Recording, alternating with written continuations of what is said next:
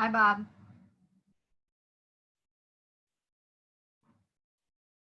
Did you hear me? Yeah, I did, Shirley. I I'm just waiting for other people to arrive. No, I just said hello, and you waved your hands. I want to know if you heard me. I did. Okay. Okay.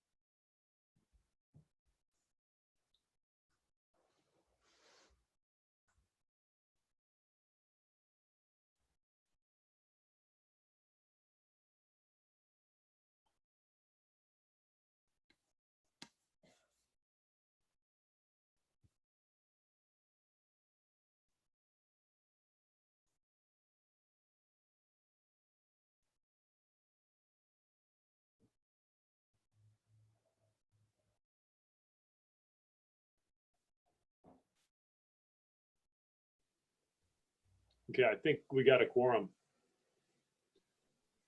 And there are a number of members that are going to be missing tonight. So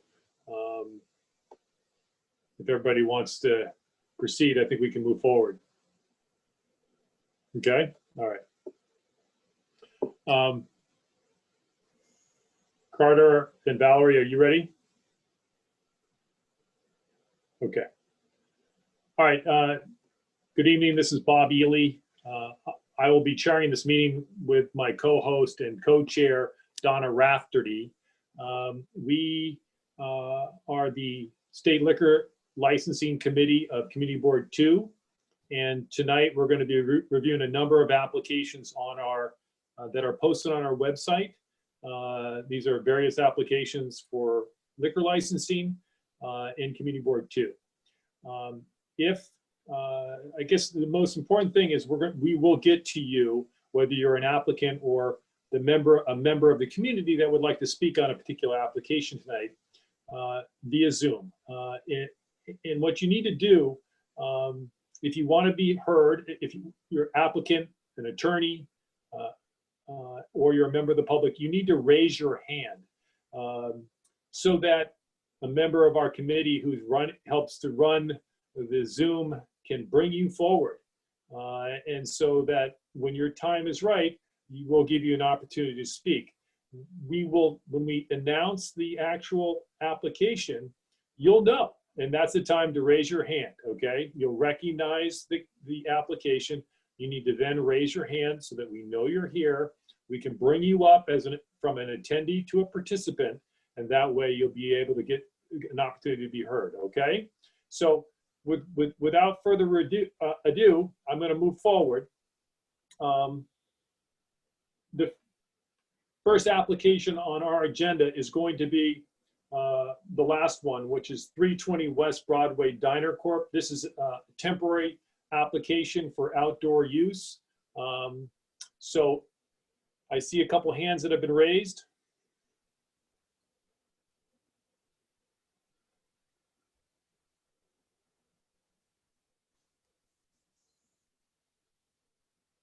I see Ellis, Peter,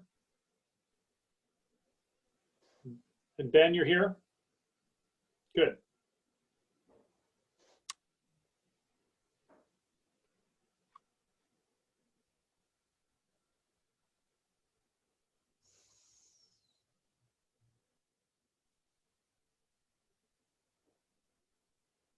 So I got Michelle, I got Peter. I'm here, sorry. There we go. Okay, so Ben? Sorry, some problems with the internet. No, well, take your time. Let's get everybody together before we start. Do you have, how many folks are on your application and presenting?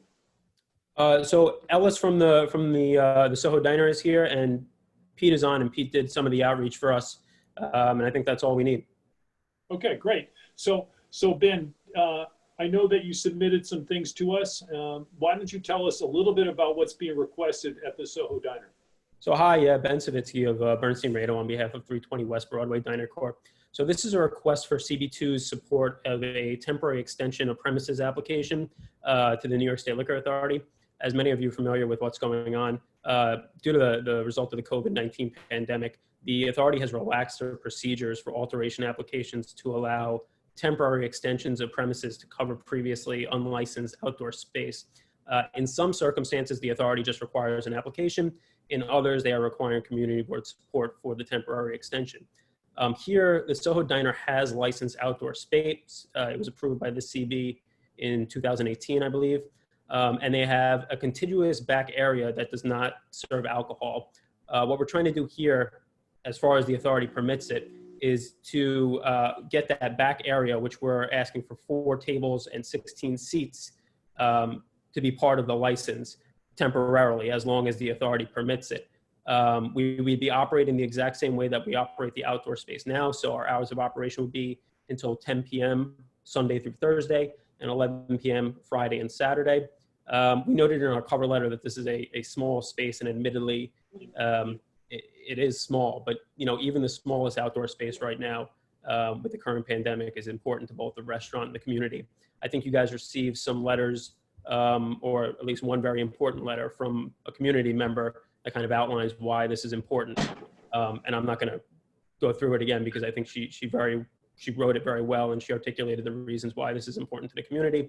And Ellis is on the line if you want to ask him, why this is important to the restaurant. But I think that with social distancing and that we have to cut out tables and that we're not allowed to serve anything on the inside, any additional seats that we can get outside are very important. Okay, and just so we're clear, the hours of operation are essentially the hours of operation that currently exist, but you're looking to reduce the hours in the morning. Is that correct? No, so we would be operating the area, if we are able to get this temporary extension for the back area, it will be operated exactly the same as the outdoor area right now. It goes until 10 p.m. during the week and 11 p.m. on the weekends.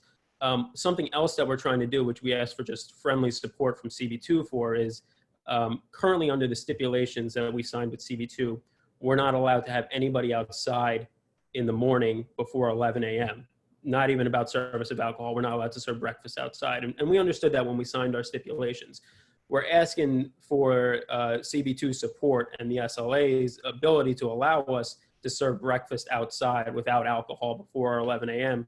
just to give people in the community another place to go for breakfast and to give hotel guests at the hotel next door a place that they could sit and they could have breakfast without alcohol. We're not sure if the State Liquor Authority will allow us to do it, but if CB2 says that, they would support us opening as early as 8 a.m., we're hoping, to allow people to have breakfast without alcohol, we are going to try to ask the SLA to allow us to do that. Okay. Is there anybody from the committee that has any questions? I don't see any. Nobody raising their hands? Okay. So in terms of, Ben, in terms of what you need from us, do you need from us a resolution which could take, or do you need something quicker? The resolution could take a couple weeks. Yeah, if we could get something quicker, just a letter addressed to probably Deputy Commissioner Adam Roberts that we could submit in along with our diagram and just say this is what we're planning on doing, I think that would work. Okay, and we do have a hand being raised.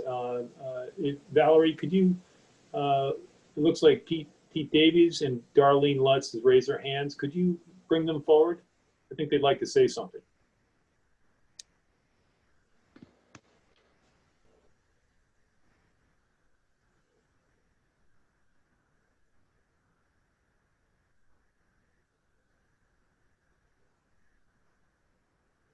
Hi, this is Pete. Somehow Hi, Pete.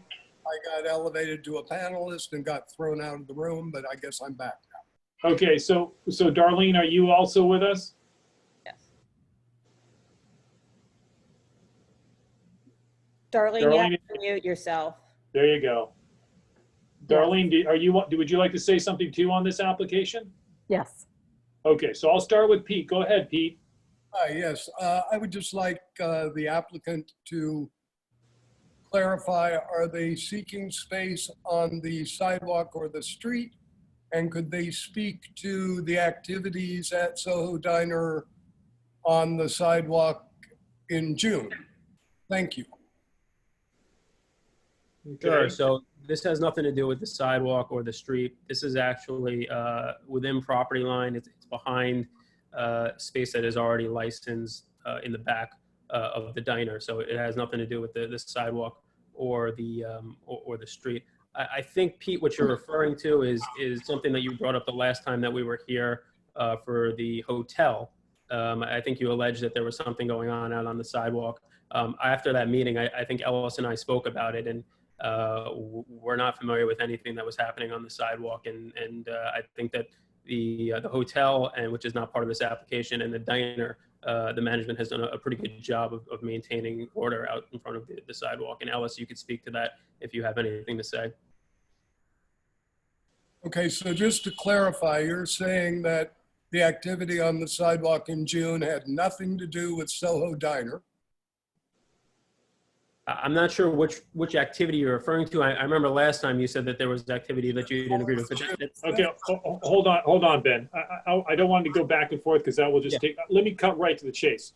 Was there any service of alcohol or any service of food to patrons that were either frequenting the hotel or the Soho Diner before they opened up the outdoor dining sometime in the later part of June? I think that's what is being asked. Right. You're right. That's what it was. No, and I spoke to Ellis about this after the last meeting. He said that they weren't open.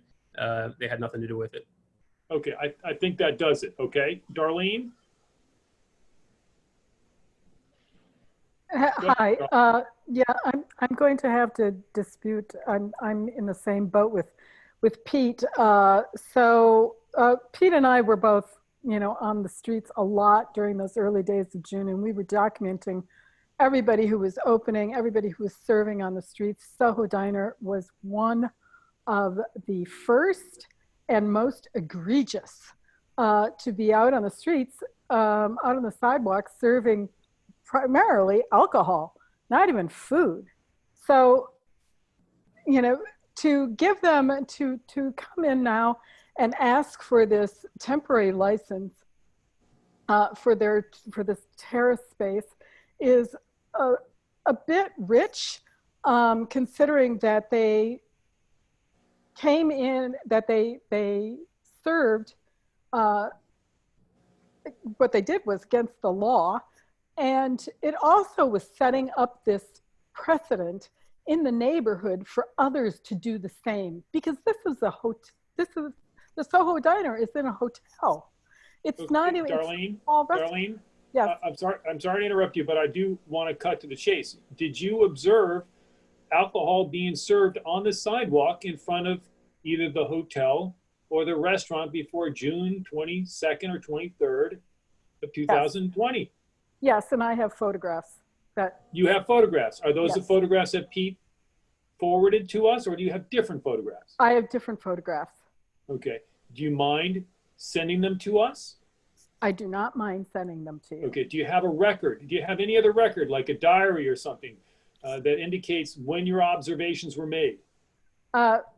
Pete and I have a pretty hefty text message thread, so I'll check that and see the dates Okay, on it. but Pete did forward us photographs, and we've seen those. Mm-hmm. Do you have anything to add besides those photographs? I have more photographs. Okay. Pete took some, I took some. Okay. Were they taken at the same time or at a different time? We were photographing pretty much during the same days. We still do. Okay. Thank you. I cut you off. Would you like to finish? No, that's it. Okay. Thank you very much, Darlene. And thank you, Pete. I'll give you an opportunity, Ben, if you'd like to respond, or anyone that is with you, at least in terms of this application. And then I'll just follow up and see if any committee board members have any questions. Yeah, sure, Bob. I don't know anything about this. I remember last time we talked about it, I asked for you to send me those pictures over. I didn't see any, and from what I understood, we were doing to-go service, but they didn't have any seats and tables out there. At least that's what Ellis has told me, and they weren't serving people alcohol just to drink on the street. All of their alcohol service was along with meals that were being served from the restaurant. I haven't seen anything, and the SLA hasn't come to us and said that they have a violation pending. So as far as I'm aware, they've been fully compliant. And Ellis, I don't know if you want to add anything to that. Ellis, you need to unmute yourself if you'd like to speak. There you go. Yeah. Well, basically, like what Ben said, I am not aware of, any violation either. Again, I did not know, there was, any serving alcohol out there. There was no tables, not that I know of. Well, Ellis, have you seen the photographs that Pete had sent? No. Okay, all right. We didn't get any photographs from Pete. Okay, because I forwarded those photographs on to you, Ben. I did not receive those. I apologize. Okay, all right, that's fine. Maybe I forwarded it on to somebody else. I can't remember at this moment, but that's okay. So is there anybody else from the community that has any questions on the outdoor dining? I don't see anyone raising their hands. I'm gonna leave it at that, and thank you very much for coming down. Thank you, guys. I appreciate it. Bob, if I could just quick, I apologize. Oh, hey, Peter, go ahead. How are you tonight? Hope everybody out there is safe.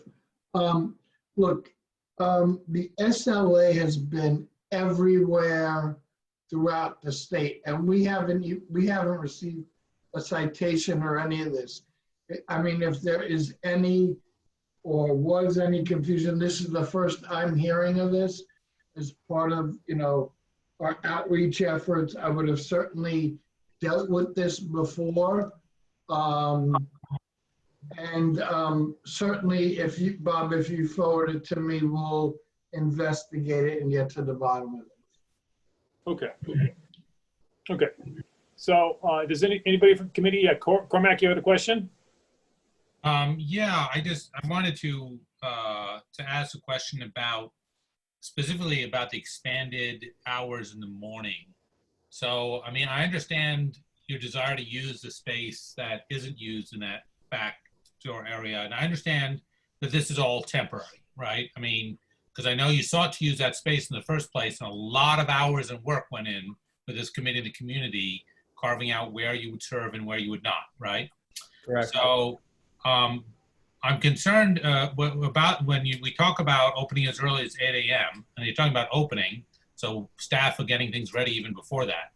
Has there been discussions with the people who are directly adjacent about noise issues with that? Because I remember that was, that was a concern that's been raised before about this location. I think with the previous, when there was the application for 24-hour diner situation here, is that early morning noise. Have you sort of talked to anyone in the community about that specifically? So we did community outreach and we did talk to people about us opening up earlier. And I think the support was for a breakfast option, absolutely nothing to do with alcohol. The diner's been operating for a while now, and we haven't received any complaints from anybody about any noise, and they've been operating outside and they haven't received any complaints about any noise. The closest residential, I don't think that they can hear anything from there, and I don't anticipate it would be a problem. The request for the morning service is really kind of just a friendly request to the SLA. 8 a.m. was what we suggested just because it seems like a reasonable hour to start serving breakfast. But if the community board said, we'd rather not have you out there at 8 a.m. because of people setting up for service earlier, we could set up for service at 8 a.m. or start setting up for service at 8 a.m., something like that. We're amenable to pretty much anything. What we're just looking for is the ability to have people eat breakfast without alcohol out there in the morning. Okay, thank you. Okay, so Ben, I'm going to forward the photographs to you right now, okay? And you could show them to Ellis, and if you folks want to take a look at them, and then if you want to hold off, I'll put you back. You can go on mute, and I'll call you if you'd like to say anything about the photographs that make sure you got them first, Ben, okay? Sure. Okay, here we go. All right, so Carter apparently has some photographs and can present them, okay? So I think that was June 4th, and then I've got a couple other ones, but that's the one. Yeah. Can't seem to get them up that quickly. But you can see that was well before the outdoor dining was allowed. And that, when I think we had shared this with your office, Ben, when you had come for something else before, hadn't we? So Pete brought this up the last time. We said we didn't know anything about it. I asked for the photos. This is the first time seeing of the photos. And Bob, I did just get your email. Yeah, and okay. It might have been on my office that it went into my quarantine folder. Yeah, no problem. But I mean, these are the photographs that Pete took in early June. So before June, I have, according to Pete, June 4th and 5th. Okay, and if you'd like to look at the photographs, and I'll call another application. If you'd like to respond to the photographs, be more than welcome to do so. If you could go to the next application, and I'll speak to Ellis and the management guys and find out what's going on here. Yeah, but you just stay on and mute yourselves and stay on, and then I'll recall you in a little bit, okay? Okay, great. Thank you, guys. All right, so next up is going to be APQ Union Square, Le Pan. I'm not going to say it. I can never say it. That's right. Quotidien. Okay, Quotidien. 801 Broadway. I see some people raise their hands, so hopefully, yep. We got Ryan and Mario.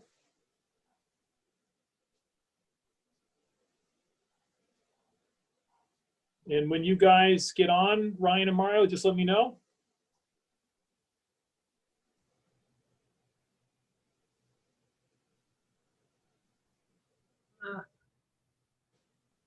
I I think see Mario.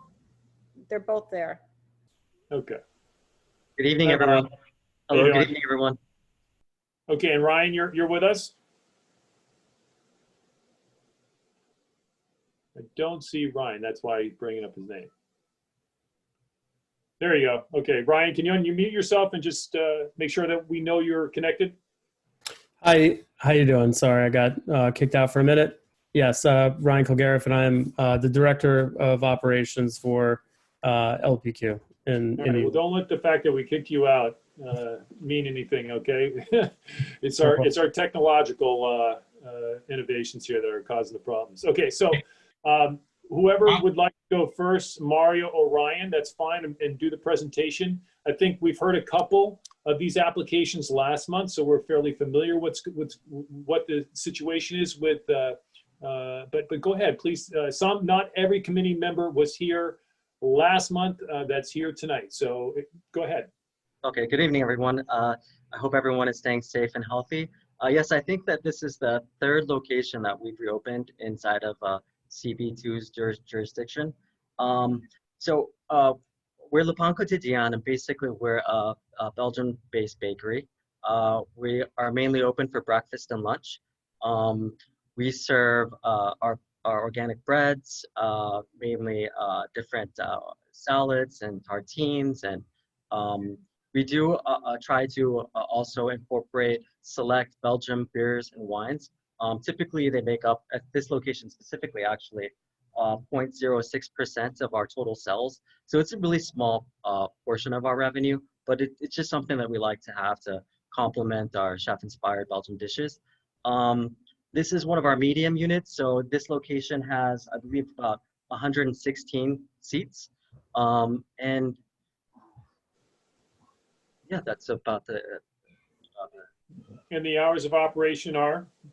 So basically, everything that we're doing has been done through a lens of safety. And so we decided to operate, we normally operate from 7 a.m. until about 7:30 p.m., but most of our locations are starting off from 8 a.m. until about 6 p.m. And this will be one of those locations. So we'll start off from 8 a.m. until 6 p.m. Monday through Friday, and on the weekends, 9 a.m. until 6 p.m. Okay, and do you have any outdoor areas? I can't tell if this is Sidewalk Cafe here.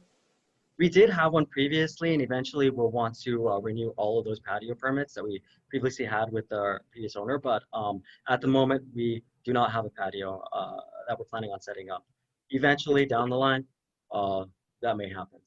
Well, I bring that up because you know, the service of alcohol to the Sidewalk Cafe is something that if you're not applying for it now, you'd have to come back in terms of an alteration to the current license if you didn't include it today. And so I guess my suggestion to you is maybe you should include it with your application today so that we acknowledge it and give a recommendation to the State Liquor Authority. Does that make sense? Yeah. Yes, so we'll go with that recommendation. Yeah, Eli. You don't have to have a Sidewalk Cafe in the future, but you had one in the past. And although you do have to get permits from the city, you know, in terms of the Sidewalk Cafe, in terms of the service of liquor, that's something different. And so the goal here is not to clog up our calendar with additional applications, try to take it all in early on, so that you folks don't have to come back and we don't have to hear you again. Okay. Eli? Is it ahead. possible? I'm sorry. Is it possible I could just check with our counsel on that? I just want to make sure we're following the steps that she has, and I definitely want to tell her what you just said, making sure we're not coming back to clog up your agenda. And we appreciate all your guys' time. We did have that patio on 11th Street. It's really blocked up right now by construction. You know, with the reopening, we would most likely be applying for a variance to be able to get seating outside. Potentially on Broadway, but the 11th, where we currently have the patio for this transfer that we're applying for with the liquor authority, it hasn't really been able to be used for the past year due to the construction, and so I think we would be looking to put the seating on the other side for temporarily. Okay, so then my suggestion to you is that you hold off, because that does involve an alteration, because now you're going to be doing something entirely new that's not even on your diagram. Okay. So now I'm kind of reversing course here and indicating to you that you go with what you currently have in your application. And if you need to add that seating later on, you need to come back for an alteration, okay? All right, understood. Okay, and that's certainly something you can consult with your lawyer about.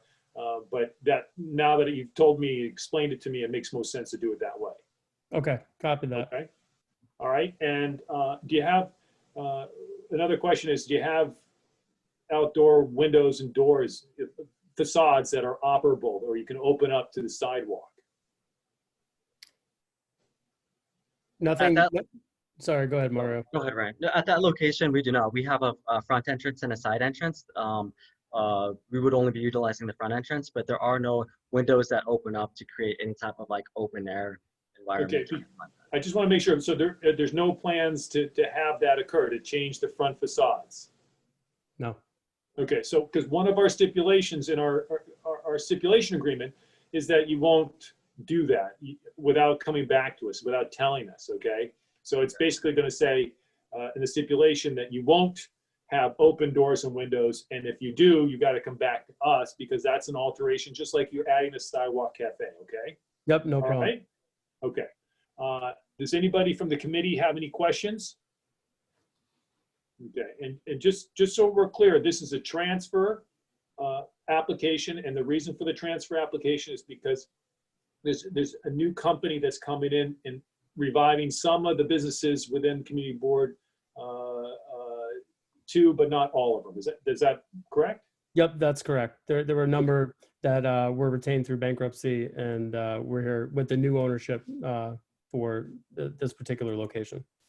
Okay, and anybody from the committee have any questions, raise your hand.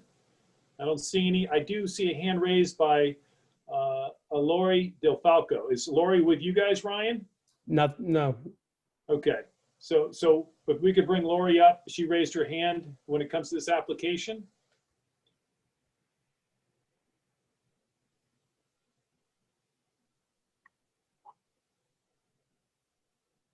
Let's see if we can find She's Lori. up.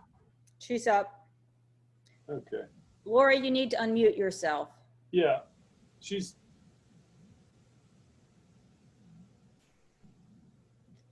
Mr. Falco, if you can hear me, there's a way with Zoom to unmute yourself and also to allow for your computer to have a picture so that we can see you as well. So we'll give you a minute, Ms. Del Falco.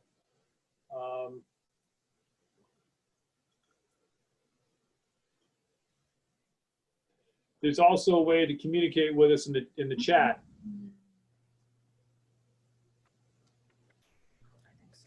Okay. I think we're going to have to move on. Bob, can we just, is there a bathroom that I see in this diagram? Is that, I'm unclear. Mario and Ryan, do you guys have bathrooms? Patron bathrooms? Yep, we have one on the first level of the restaurant, and then we have two in the sub level, which is in a hand-drawn fashion at this time for the community board. But we had some issues retaining all of our records through bankruptcy, so that was just provided to give you a layout of the basement. And then we have two in the basement. We are allowing patrons, obviously controlled and mostly escorted, to come in and actually use our bathrooms. Even though we're just doing takeout, we are allowing people, customers, to come in and use the bathrooms. Okay. And Ryan and Mario, you folks are familiar with our stipulations at Community Board 2?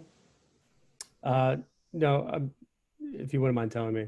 Yeah, so we have stipulation agreements, and in the stipulation agreements, the two applications from last month, we sent stipulation agreements to those, to have those be signed by principals on the liquor license. And basically, it's an agreement that you are going to be what you say you're going to be. You won't be a bar or a sports bar, those kind of things. And there's questions about, you're going to have background music only, and there's not going to be operable doors and windows, things of that sort, things that are consistent with what you've told us. And that needs to be signed by a principal and sent back to Florence Arenas, who's the person that you folks, I believe, have been communicating with. So it needs to be signed, notarized. It can be scanned back to her, to our office, but we're going to need it by next Friday, okay? The 11th. Yeah, no problem. All right?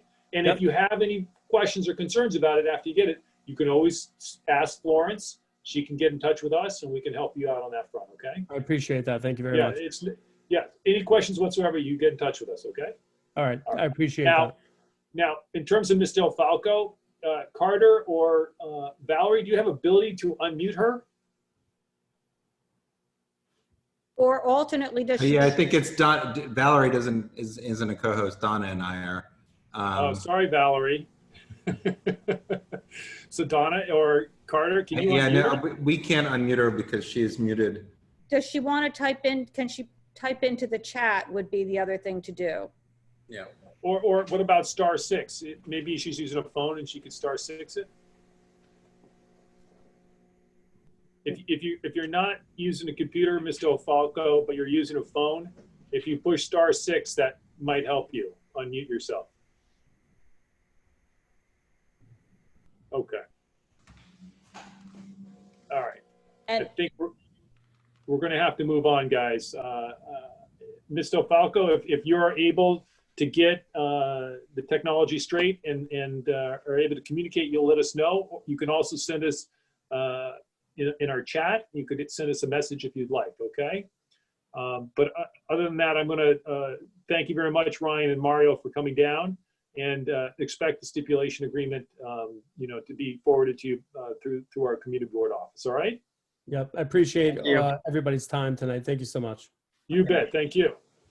And Bob, the other thing, I think we just want to say that Saint-Tropez Soho is laid Oh. over, Oh, and Ruby's United, the Happiest Hour, is also laid over.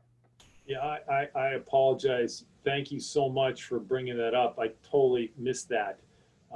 So there are a number of attendees here tonight on that those particular applications, and I'll say them to you again in case I didn't get that out to other people. The Ruby's United, the Happiest Hour on 121 West 10th Street is not going to be heard tonight. That was put over to next month. It was laid over at the request of the applicant. The other one, where I know there's interest from the community and we've received emails from, is Saint-Tropez, which is a upgrade application on Spring Street.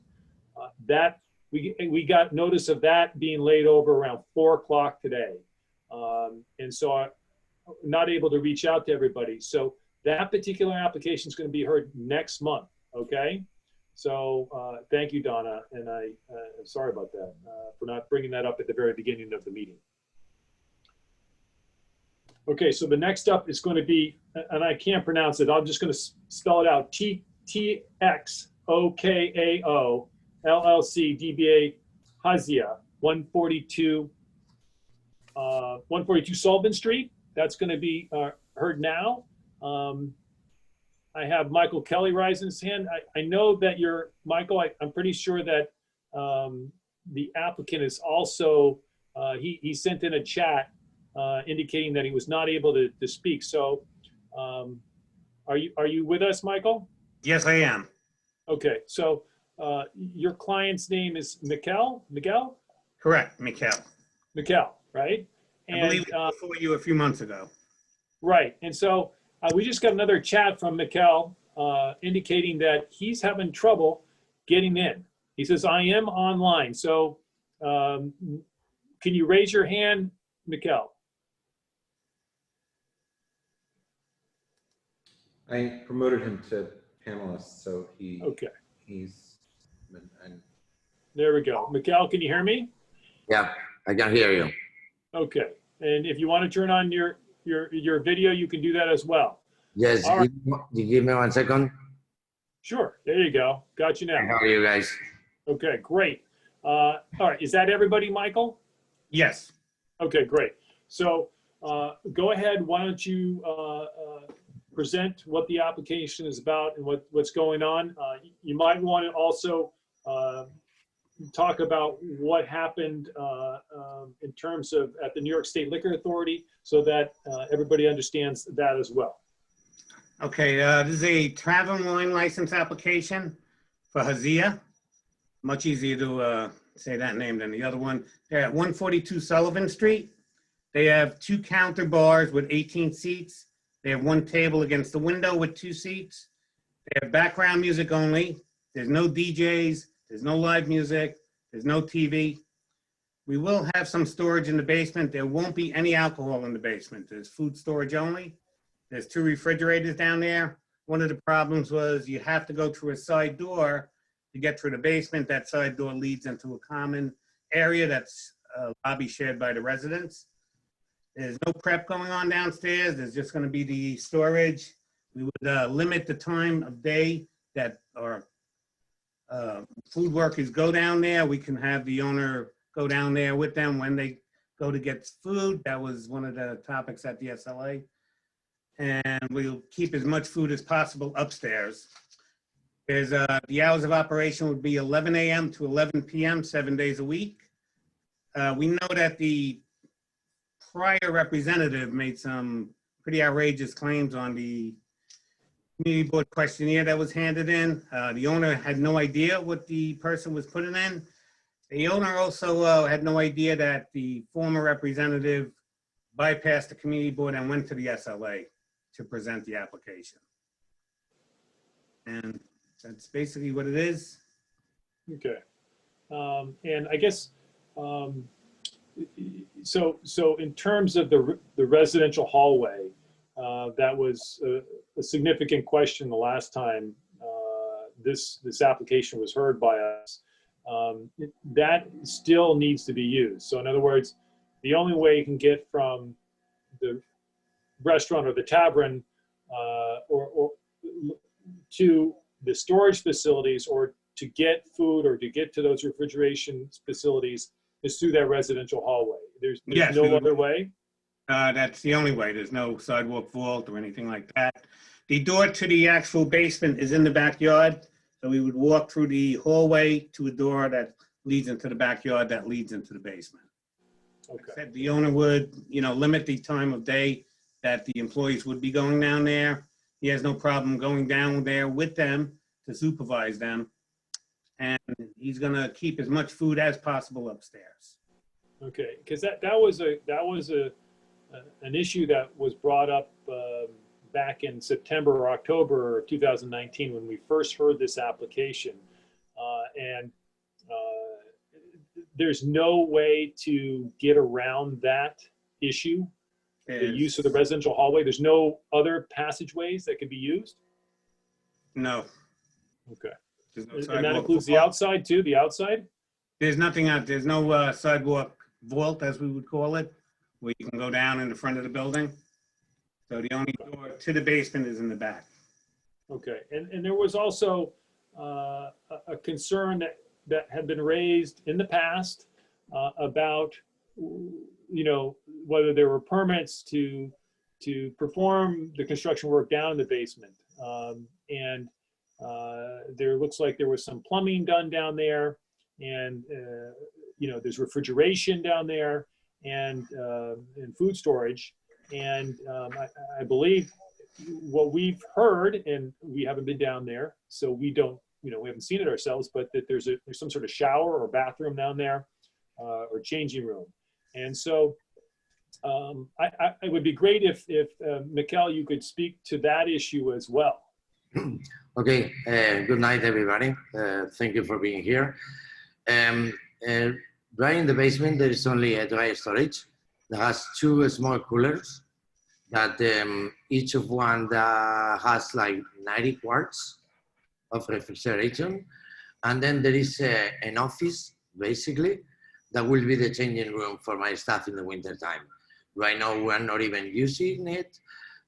Basically, as Michael said, we just use the hallway to go downstairs probably 2 times a day. I have an amazing relationship with my building. I didn't have any complaints so far. And beside that, the there is nothing else that I can say about, you know what I mean? I have two grease trap, one that is connected to the back part, just because the fire department requests me that. I have the general one when it was before. I remodeled everything and I placed the basement like really decent, at least my area. Everybody can see it.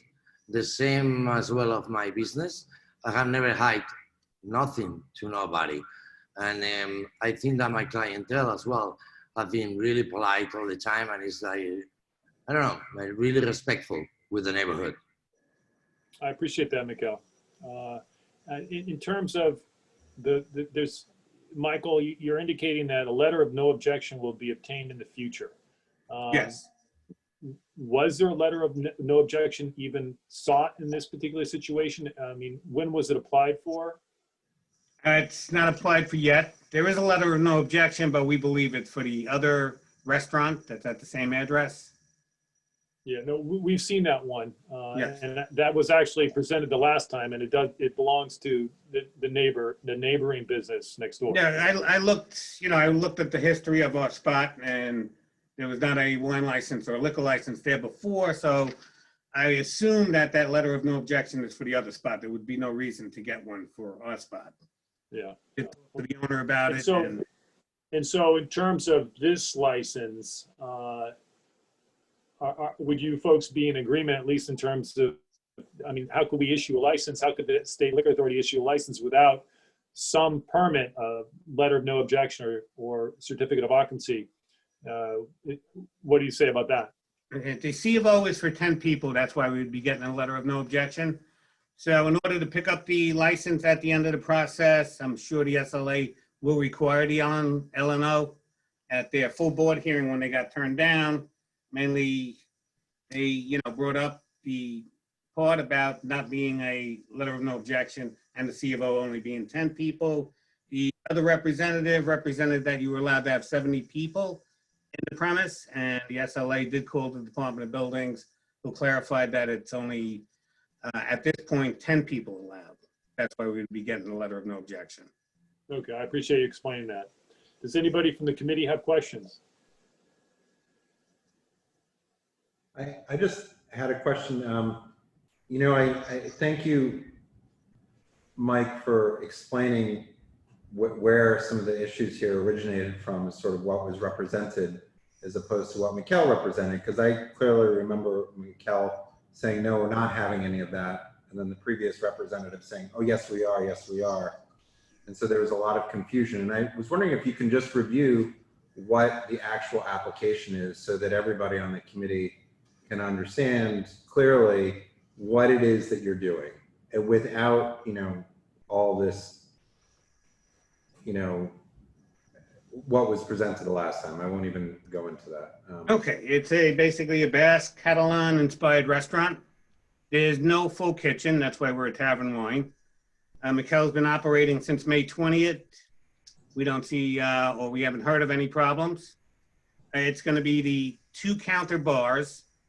It's not a bar per se, but it's where we can have more seating than we would get if we put a couple of tables there. So people would be sitting at these counter bars. Both of them would be licensed. One would be a regular bar license. One would be an additional bar, instead of having a server run back and forth, because it's basically a railroad flat. The hours of operation would be 11 a.m. to 11 p.m. 7 days a week. I know past application, somebody presented that it would be 4 a.m., which is a little ridiculous for what he's trying to do. And that's basically what the application is. And how about music and, that? Background music, what was presented before with the DJ, live music, TVs, was, I think, brought up by the other representative as trying to influence the board to maybe drop those, which I don't do, and I'll never do it. But there won't be anything like that. It's just background music. There's 3 speakers, one in the front, one in the middle, one in the back. This way the music can be kept low. And when we had heard testimony the last time from somebody who lived right upstairs, who had said that the previous operator here closed much earlier, that they could hear everything. And there were some discussions about whether or not soundproofing has been done, et cetera.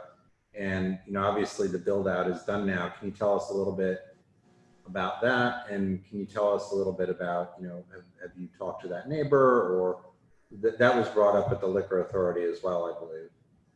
Yes, I think Mikkel. Can I talk right now, please? I will answer you. The previous neighbor is no longer there, obviously. I have a good relationship with everybody, as I told before. Even there is an old woman that comes every day. Either myself or my staff knows that she's knocking our door in the restaurant, and we open the two other doors from the building. I tried to talk to the guys upstairs. They are all young people. Basically, I didn't find anybody for a couple of days. I tried to do it today, and they were like on the phone, probably working because everybody's in the house. And that's the one only thing that I can tell you. I have no complaint at all. My music is pretty low all the time. I don't know. I think that I'm welcome in the neighborhood, and I don't have enemies, and I don't want to have enemies anywhere. No, I was just asking specifically about right upstairs. That was... I don't know the old neighbor that you are talking about, but if you know the name, I would love to talk to him, and that's what I can tell you. I don't have the name in front of me. I was just curious, because that, to me, I thought those were the main open issues, and then what Bob brought up. I understand that, but you were talking about the previous tenant. I'm talking about the current people who live upstairs from your restaurant. I understand, but you were talking about the previous person or tenant that was in the space. Not myself, right? But did you do any soundproofing in the ceiling, or did you? I did not, because as Mike told you guys, there is only background music. There is no DJs. There is no I don't know. There is no way to kind of bother anybody. And actually, my staff is really polite and also responsible. And we are never trying to make any noise or bother anybody. I just mean, this was the discussion we had in the beginning, just being in a tenement building, as far as the tenants upstairs, generally working with them, even if it's on where speakers are placed, little things like that go a long way, because it's generally, they never anticipated having music in, even if it's background, in the spaces. And so that's more of where it's just making sure, if there are issues, that they're worked through. You have outside dining right now, it's not really, it's obviously hard to figure that out, but that was what Chairman Bradley and Commissioner Finn were discussing in the beginning, and they said, well, how do you do a sound test if there's nobody, if you don't know who you're doing it with, and so that's why I was just following up with that. Because that seems, as we give a recommendation to them, we also want to point out the differences and why they might want to reconsider their decision. And so that was one of the outstanding issues that was important to them. So that's why I'm just bringing it up now, because this is a better place to have that discussion. Yeah, I appreciate that. But as I told you, I don't think that I'm damaging anybody, and I will try to do the best for the neighborhood. And if I need to avoid having these speakers or whatever, I will. I'm sorry about that, man. There you go. All right, thank you. So Dr. Smith, I'll get to you, but I think Cormac, did you have a question? I did, but Carter asked them all. Okay, great. Dr. Smith, go ahead. Yes, hi. Mikkel, how many seats are at those two bars? There are 18 seats in total. And what is the occupancy of the? Totally, the occupancy would be 20. Okay, thanks. Is that it? Okay. Just talking about the talking about the music, I did talk to Michaela before, and I also had his assistant post something in the building. If there's any problems, to give him a call, talking about us going to a hearing again on this. And we would stipulate to completely have no music if it started bothering any of the tenants. Okay, so is there anybody from the public that would like to speak on this? If you are, could you raise your hand?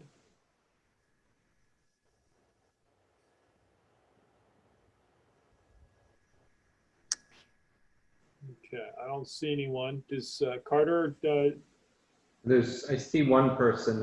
you do? Okay, good. I'm sorry. Thank you, Donna. So you want to bring that person forward?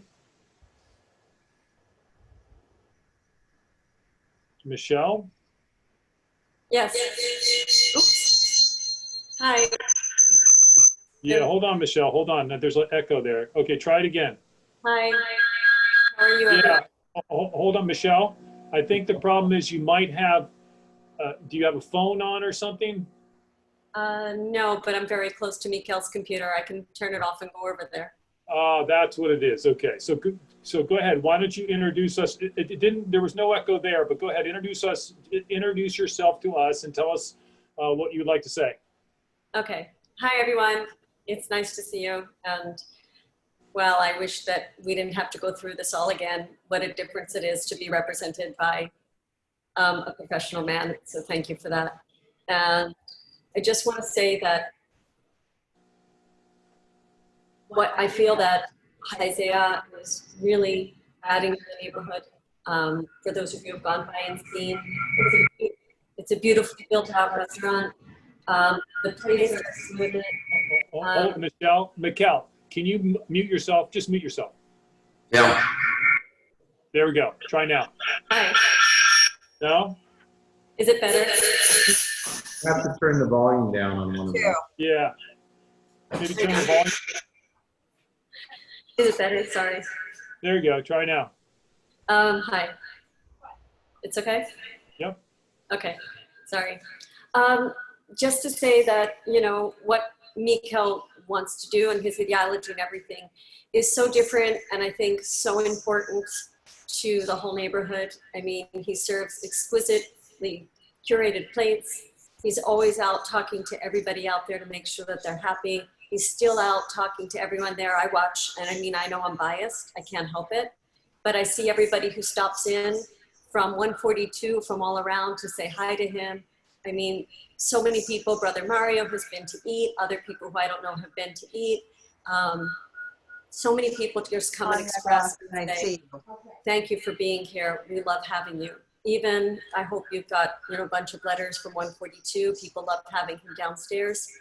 And it's so important to just be able to serve wine and beer. It's all he ever wanted to do. I mean, as a cultural thing, to have anything without like a beer or something like that is just not part of who the Spanish are. And I lived in Spain for 3 years. I know, and it's Basque, but so I just want you to understand that, and you see what kind of guy he is. He's a stand-up guy. He's not trying to do anything underhanded. We unfortunately were just super inexperienced and, you know, actually apologize for everything we went through with the other person, because it was stressful for you and it was actually really stressful for us, but we didn't even know the half of it.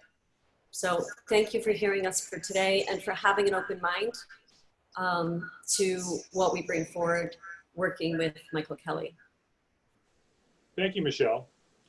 Does anybody from the committee that have any questions before we wrap this up? Can you just clarify sort of so Mike was clear with the issues with the music, so that was one thing. And then the other is the use of the hallway and the hours that would be used. What is, just to clarify for us, so everybody on the committee is clear. Can I specify about the hallway? Like, they had a door built on the side, which is directly in front of the outdoor.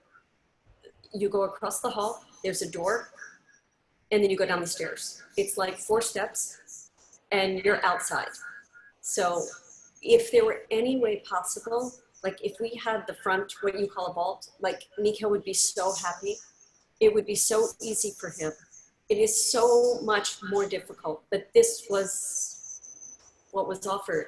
In the least, there was no other way to do it. So they literally do 4 steps out the door, down, and then across into the space. Get what they need and get back. Believe me, they don't even want to go up and down 1,000 times because it's backbreaking to go up and down those stairs a lot with whatever they need to do. So it's purely out of absolute necessity to do what it is. So nobody's trying to create any extra mess or any interference at all. Thank you. So I guess in terms of what Carter is saying, Michael, I suspect that if we made a recommendation, you folks would abide by our recommendation as to the hallway and as to the music. Does that make sense, or? Yes. Okay. Absolutely. Yeah, I just want to make sure that there's not an issue, because this isn't the first time with the residential hallways, but I think this has a bit of a unique scenario in that, as is described, it's not a very long passage, but what we've typically heard is complaints in a number of other places is the hours, when that movement starts too early in the day and the movement goes into the evenings. And so that's more of what I think is the issue. And I think that brings the issue as well. And the reason I raise it is sort of, if that's used as the employee area where they're getting ready for work and ending work, it means that's sort of the first and last place that's visited.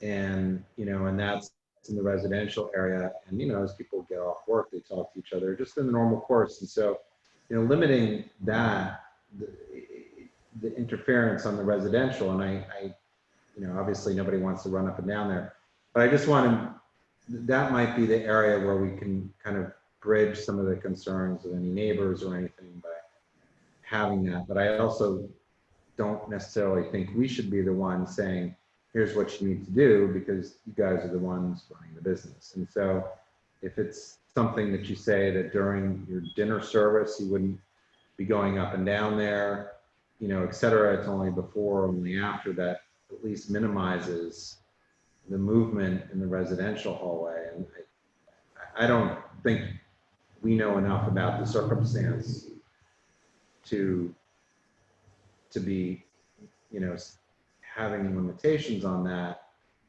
when, I don't know what you guys think about that, but I just. But when the employees come in to change with the locker room, they're obviously going to be bringing up most of the food they're going to need for the day. Of course, there's probably going to be times where you have to go down once more or so to bring food up. But Mikhail has been making friends in the building and would, I'm sure, work with the residents to avoid any problems with them. Okay, and also, Carter, we have a few people that raised their hand that need to be brought forward. Got him. I got Pauline and Wendy. I just brought Wendy up. Pauline should be there. Okay, Wendy and Pauline, can you hear me? Pauline, you need to unmute yourself. Yes, I can hear you. Wendy, can you hear us? We can't hear you yet. Wendy, if you're using a phone, you may need to push *6 to unmute yourself. Okay, so Pauline, I'll let you go first and we'll see if Wendy can get on. Okay. Go ahead, Pauline. Can you hear me? Yes, I can hear you. Okay. Wendy was talking in the chat and she reminded us about deliveries. It's going to be very easy to use the hallway into the residential area to go downstairs and bypass the front restaurant area in going forward in the future, just out of practice, because it'll be easier for everybody. So that could be a problem. That's concerning. The other thing is the precedent set about allowing the businesses to allow residential hallways. We've had a problem with this in the past because we have special things that have been grandfathered in this old neighborhood with these tiny little spaces that really were never meant to be retail, as it was noted up in Albany. And the other thing is, that I've been in that stairway going down to the basement. And I want to tell you, I wouldn't want to eat any food going up and down that stair. I don't know what it looks like now, but it certainly wasn't anything that could be even considered near food. It was just filthy. So, I mean, filthy was the word. So I don't know what's been done to clean that up. And is anybody concerned about doing work without permits on the basement in the beginning? I mean, does anybody care about that? So those are the things I'm bringing up. Okay. And in terms of the hallway, Pauline, what you're saying is that there will be carts that will be needed to get into the hallway. Is that what you're saying?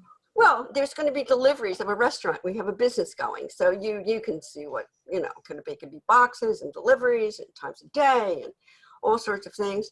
Plus the only way to get it into both the restaurant and the downstairs is going through the hallway to get it to the basement to store it. So, you know, that, I mean, coordinating all of those things just once or twice a day is not going to be very easy. I mean, let's face it, we're in New York and we've got delivery problems on every level. So that's something to think about. And I'm worried about the precedent especially. And then the stairways, somebody's got to have a really good cleaning crew to come in to clean that up. Thank you, Pauline. Wendy, can you hear me? Because we can't hear you. So I did see your chat, and I think anybody on the committee can see it. They can access the chat. She's talking about hand trucks, and there was a tenant that used the residential hallway for food trucks in the past, which was disturbing. So I think we can all read those messages.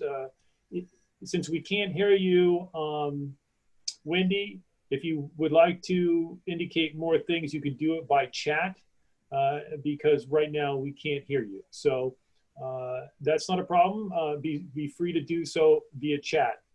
And you can't hear me. All right, I see your, so let me respond to you, Wendy, because you can't hear me. All right, give me a second.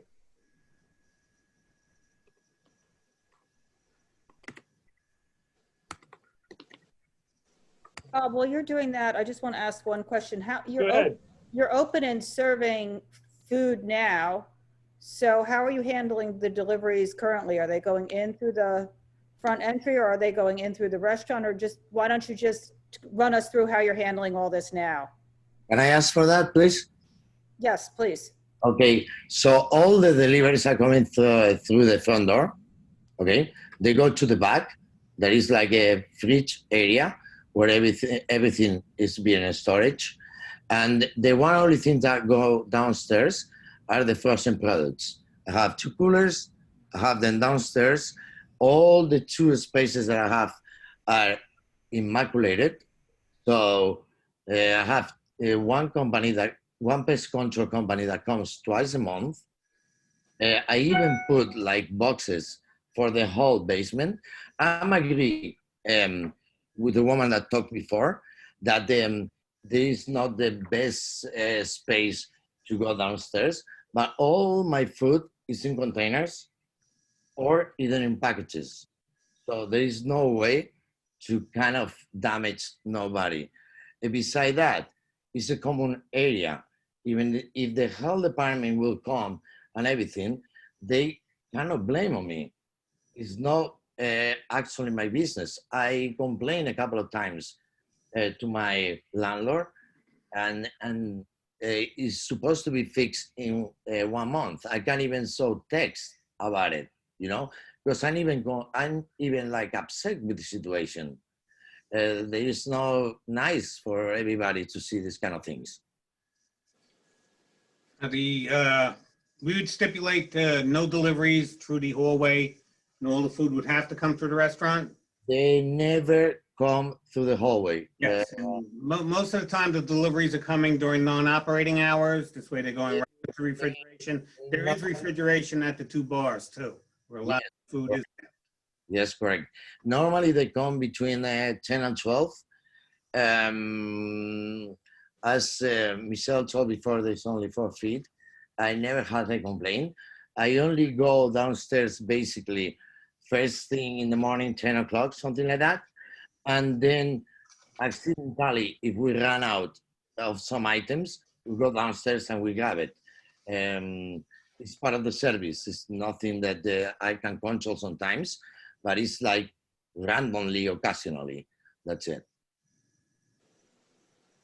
So the reason that I was asking is we're trying to bridge a gap here between some different concerns. And so I don't think it's unrealistic to have some, you know, that we know the common concerns, and I think that would help people move past that, you know, as far as, I think, Michael, that's a good start. And just really in the earlier in the day and later in the day, that you don't have people just in the hallway making noise. I mean, that's you know, it's pretty simple. And Yeah, I don't know how to put that into something in writing, but I think that that might help us move forward in a way that everybody can support this. And so that's just why I bring that up. And it also can demonstrate some uniqueness to this so that it is different from other buildings. And, you know, if this issue comes up in the future, we just want to put forward, you know, what the uniqueness is here, that the access is very direct, and so that we just have that in place. I think it's important. I mean, maybe I'm speaking out of turn and the committee thinks differently, but those are the primary issues. And so I'm just asking you guys for some input, you know. Okay. I think we got it. Okay, Michelle, you want to say one more thing? Go ahead. You have to unmute yourself though. Yeah, hi. I just want to point out that I think perhaps in the pandemic, it's a really good time to use it as a microcosm to look at it, because people have been home so much, home all the time, working, doing whatever. So I think that if there were objections, we would have heard them from the people inside, because, you know, it takes a little while to get your feet wet and to figure stuff out. So I think that it's a great view that you can see that so far we haven't heard objections from the people in the building. So I think he's doing something right about the way he's talking with people or bringing things in and trying not to disturb, but to be in harmony with the building. And also Mikel is a neat freak and a clean freak. So he wants to make sure that everything is clean in his space, outside his space, in front of his space. He's always been that way. So you can be sure that he's always going to keep everything spotless. And like you said, he's been after the building itself to clean it up, even though it's a shared space, and everybody else and the residents add to what that, you know, everything that's downstairs outside. But he's been the first one on them saying, hey guys, keep this clean, keep this neat. So I just thought that, and he has very few employees. So it's not like you're talking about a teeny weeny sliver of a space. There's only a couple people that can be in there. So there's not like this whole huge traffic of people that are going to be up, down, change room out. There's really just a couple people. So I just thought they were good observations. Thank you for your time. Okay.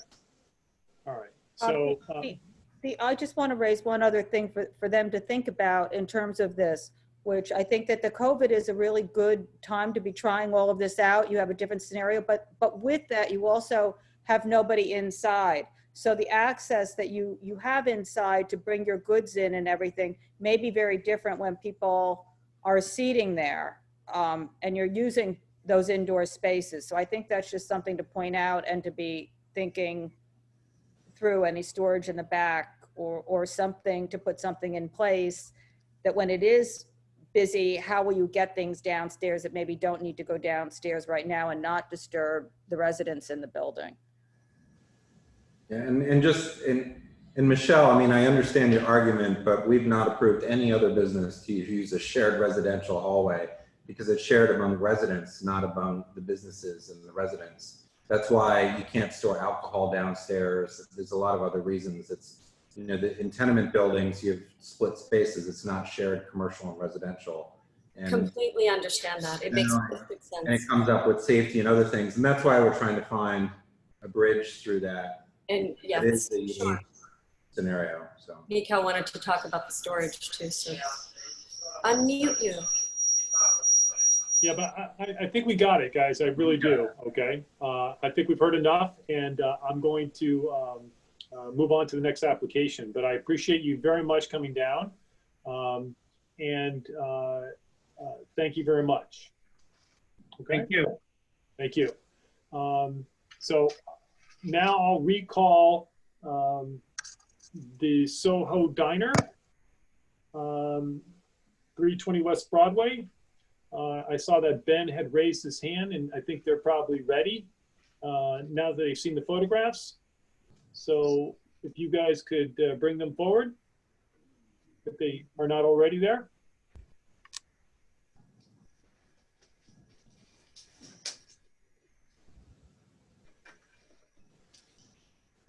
Okay, I see Peter and I see Ellis.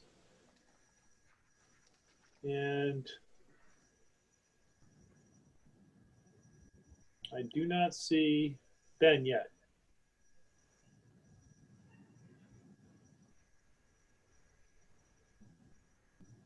I don't, oh, here.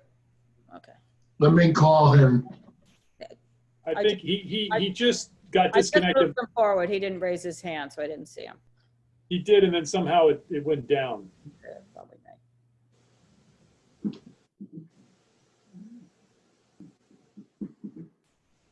There we go. Hey, Ben. All right, so now that what you guys want to talk about the photographs that were shown? Yeah.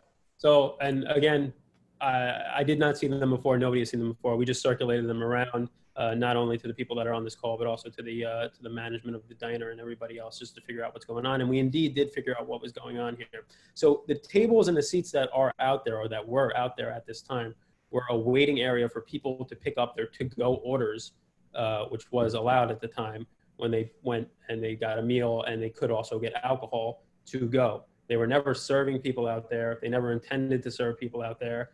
They never actually did serve anybody out there. Somebody would place an order either by phone or walking up to the diner, place an order, and then sit down and wait for their order. When everybody was socially distanced when they were in the waiting area, and when the executive order came out on June 18th, saying that, listen, you're going to be responsible for anything that happens outside your premises, they immediately stopped doing the to-go service because they said, listen, we can't control whatever people do when they walk away from our premises. So this was not an issue of people being served outside on the sidewalk, and it wasn't an issue of people of the diner letting people drink and eat outside when they were not supposed to. As soon as the permit became available for the Department of Transportation sidewalk seating space, they went and they got it. They wanted to be able to use that space.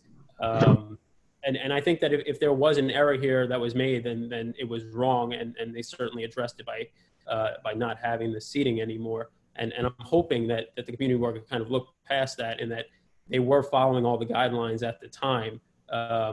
They weren't serving people outside, even though I see those pictures. It makes it look like it's a moment in time of people sitting outside. That's not what was happening in these pictures.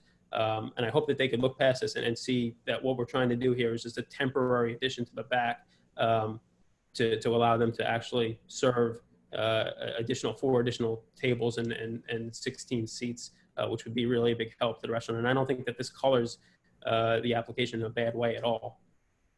Thanks for bringing back up the pictures. So that is Gilligan's, which is on the other side of the hotel. There is a takeout table right at the gate there where people would go and they would place their orders. I mean, I count 5 half-filled drinks there, but I do understand that that's Gilligan's. We don't know. I don't know where those drinks came from. I don't think in them, but Carter, I don't think you could say that those came from Gilligan's. Not in a court of law, but anybody who walked around the neighborhood at that time, it was pretty obvious that it came from Gilligan's. Oh, the people were just out drinking on the street. I mean, that's what was happening. Respectfully, there were a lot of restaurants in Soho that were doing to-go service, and drinks could have come from anywhere. The drinks sitting on the Gilligan's table right there. I saw people walking on the sidewalk with drinks. I mean, I don't think it's worth getting into an argument about they were outside of the diner. There was tables that were meant for waiting for picking up to-go orders. Yeah, I'd rather not go back and forth as to what the photos depict, but if there are any questions specifically. I think Cormac has his hand up. Yeah, no, I see that. I see that. Thank you, Peter. Go ahead, Cormac. So I want to make sure that I'm understanding, because what I'm seeing in the pictures is that there are tables and chairs, right? Not like in the Gilligan's, it's just some chairs, but on the diner side, there are tables and chairs out in front, set up along the sidewalk as in an open restaurant sort of situation, and people sitting at them, you know, with food and drink. Well, your point is that you guys didn't go out and serve them at the table. They bought their food and things inside and brought them out, you know, and maybe sat at the table, right? Or, you know, right? Is this what I'm hearing?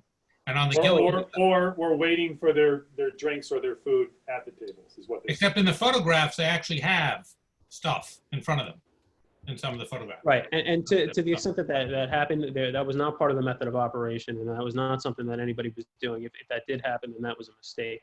At the time, though, it was takeout service only, and the people were waiting for their food.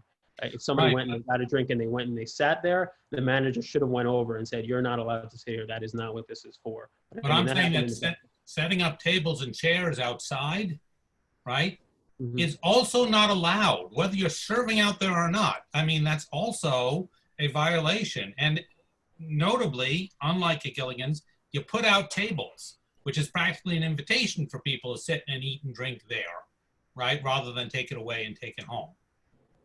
Right, completely inadvisable. But right now, what we're trying to do, though, is within the guidelines set by the SLA, and I'm hopeful that because we are following the guidelines and we are trying to do this the right way, that the community board would appreciate that.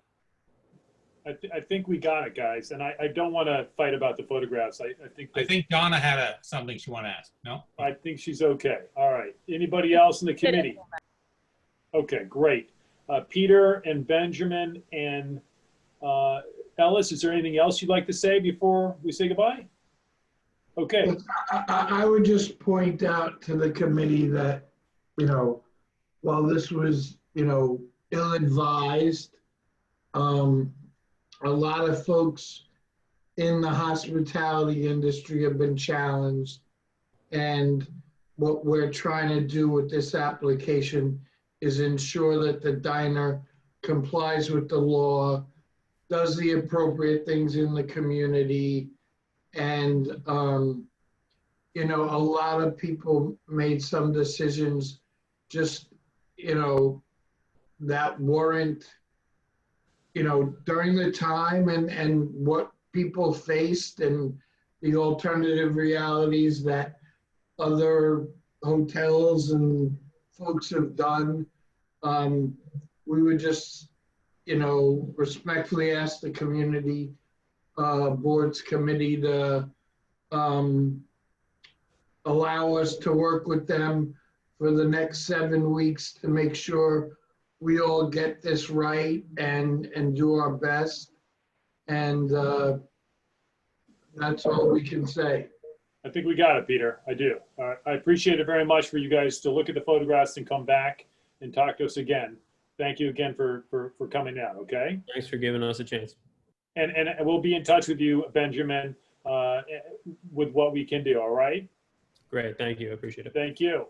All right, so just for purposes of where we're at, we're closing in on 8 o'clock. We need to get moving here. We got a number of applications, and I'd like to get moving on the application. So next up is going to be Bell LLC, DBA Now or Never Coffee, 30 Grand Street.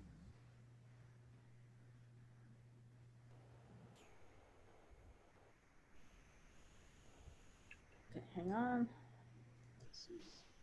Promote. Promote.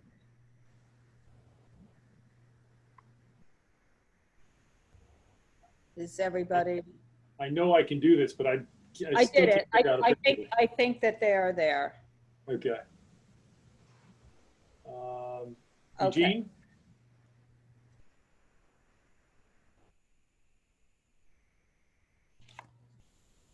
Sawan, is that, I'm not sure how you say that, your name. There we go. Okay, you got to unmute yourself. have to Unmute unmute yourself yourself. on Zoom. There you go. Can you Hello, hear me? everyone. Yes, Okay, I can hear you. Okay, we're still missing Eugene. Is Eugene with you? Is he with this application? Yeah, he's with me. Okay, so Eugene, you need to Okay. unmute yourself. There you go. Okay. We got Okay, you both. you hear me? Okay. Yeah, anybody else on Excellent. your application besides you two? It's just No, that's it. Yes. You want to go, Donna? Yeah, okay. So why don't you tell us a little bit about the application? Sure. So we are seeking CB2 support for a beer and wine OP license for Now or Never Coffee, which is currently a cafe that my client C1 is operating since April of 2019. Currently, it is operating as a coffee shop with food, breakfast inspired items, lunch inspired items, and in the interest of income enhancement, he's seeking to serve beer and wine, and the hours of operation currently are 8 to 9 on weekdays, 9 to 9 on weekends. That wouldn't change. And he's just looking to, again, seek some income enhancement by selling alcoholic beverages, obviously just beer and wine. And he's also looking to perhaps expand the menu in the hopes of, getting the clientele to eat some different foods than he currently has on the menu. Okay, so the first question I have is, with the application, I didn't see a floor plan, certificate of occupancy, or a letter of no objection. So I'm sorry, we did have a floor plan. My co-counsel, I thought, sent that to you. In full disclosure, I'm the one who makes appearances, and I have a co-counsel who also works on these files, and I thought would have sent this to you by now, but apologize if they didn't. I have it here in front of me, and I will get it sent to you first thing in the morning, if that's okay. But currently, it is the maximum capacity is up to 18 people. It's a 600 square foot space, and from this diagram, I can tell you that. And maybe, Sawan, maybe you can go into a little bit more about the space specifically. Okay. I could just go by the diagram, but you'd have a little bit more of a intimate knowledge of the space. So yeah, the space-wise, it's going to be a proposed occupancy will be 18 people, and maximum occupancy will be 20 people, and total number of tables will be 8, and total number of seats is going to be 14, and other seats like armchairs and sofa will be seating 4 people in total. So it's going to be like 18 seats in total, where the maximum occupancy will be 20 people. Okay, and where is the bathroom located? Bathroom, if I may? Yes. Yes. It's I'm sorry, and again, we apologize. We didn't send this to you earlier. We should have. I thought, again, my co-counsel would have done it, but if you could see it right here.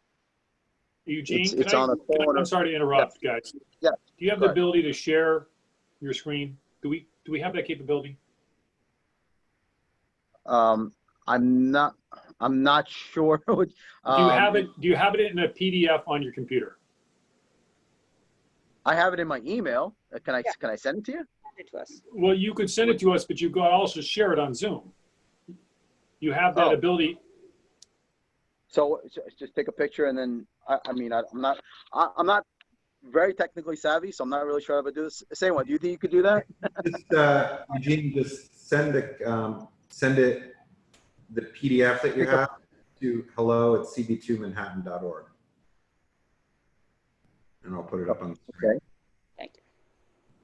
And do you want to call the next application until we get it, or can we get it pretty quickly here? Yeah, if he sends it now, I'd be happy to do that. Do it right now, because otherwise we're going to have to hear another application, because we need that diagram. All right, you need that, CB2? okay. Yeah, All right, CB2. let me, all right, go to the next people and let me see what I can do here, okay? Yeah, All right. we'd like to resolve it tonight, and that's the best way to do it. Okay, Bob, can I just, Shirley had her. Sorry, hand- Donna. Dr. Smith had her hand raised. Do you want to? Donna, thank you. I was just going to ask, I can wait till they come back. Is that, Okay. they're back, right? Yes. You. Okay. Okay, so let me get working on the diagram and we'll go from there. Okay, sounds good. So then the next application will be the Village Square Pizza. If you want to raise your hands.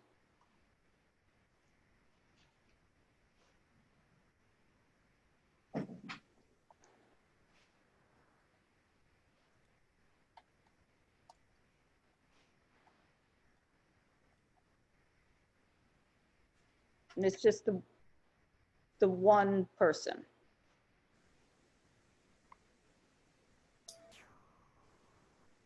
That's it, I think. I got Jane Wing. Yep. You have to unmute yourself.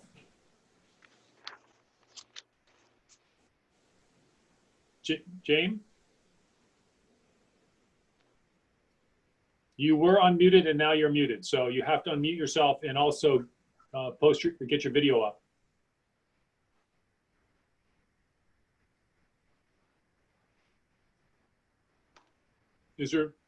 Can we unmute or? Okay, maybe this one. Okay, mute. There we go. Now, if you go to the video. Video, yes. You can see me, yes. There we go. There you go. Okay. Yes. Okay, so go ahead. Why don't you tell us a little bit about the application? Yes.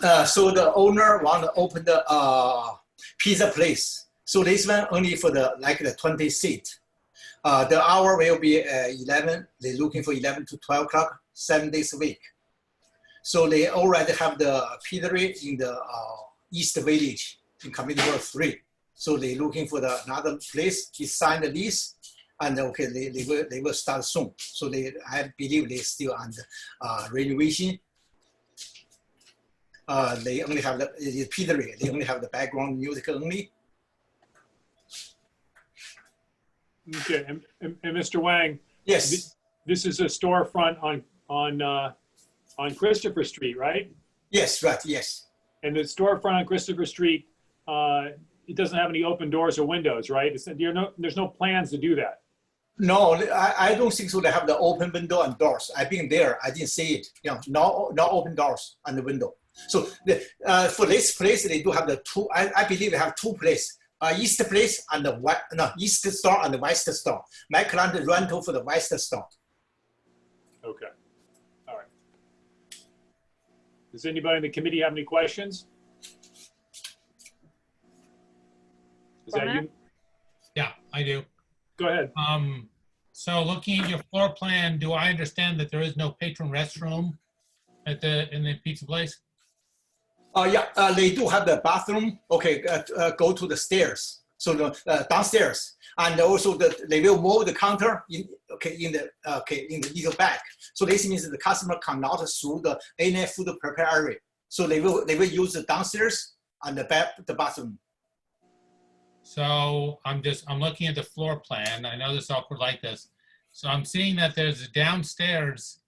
There's stairs. So I'm trying to understand how they get downstairs. Okay, so yeah, I gave the floor plan is for the pre floor plan. So they will move the counter to close the kitchen. So they will leave the space for the customer can get in the staircase. Then they can go down to downstairs.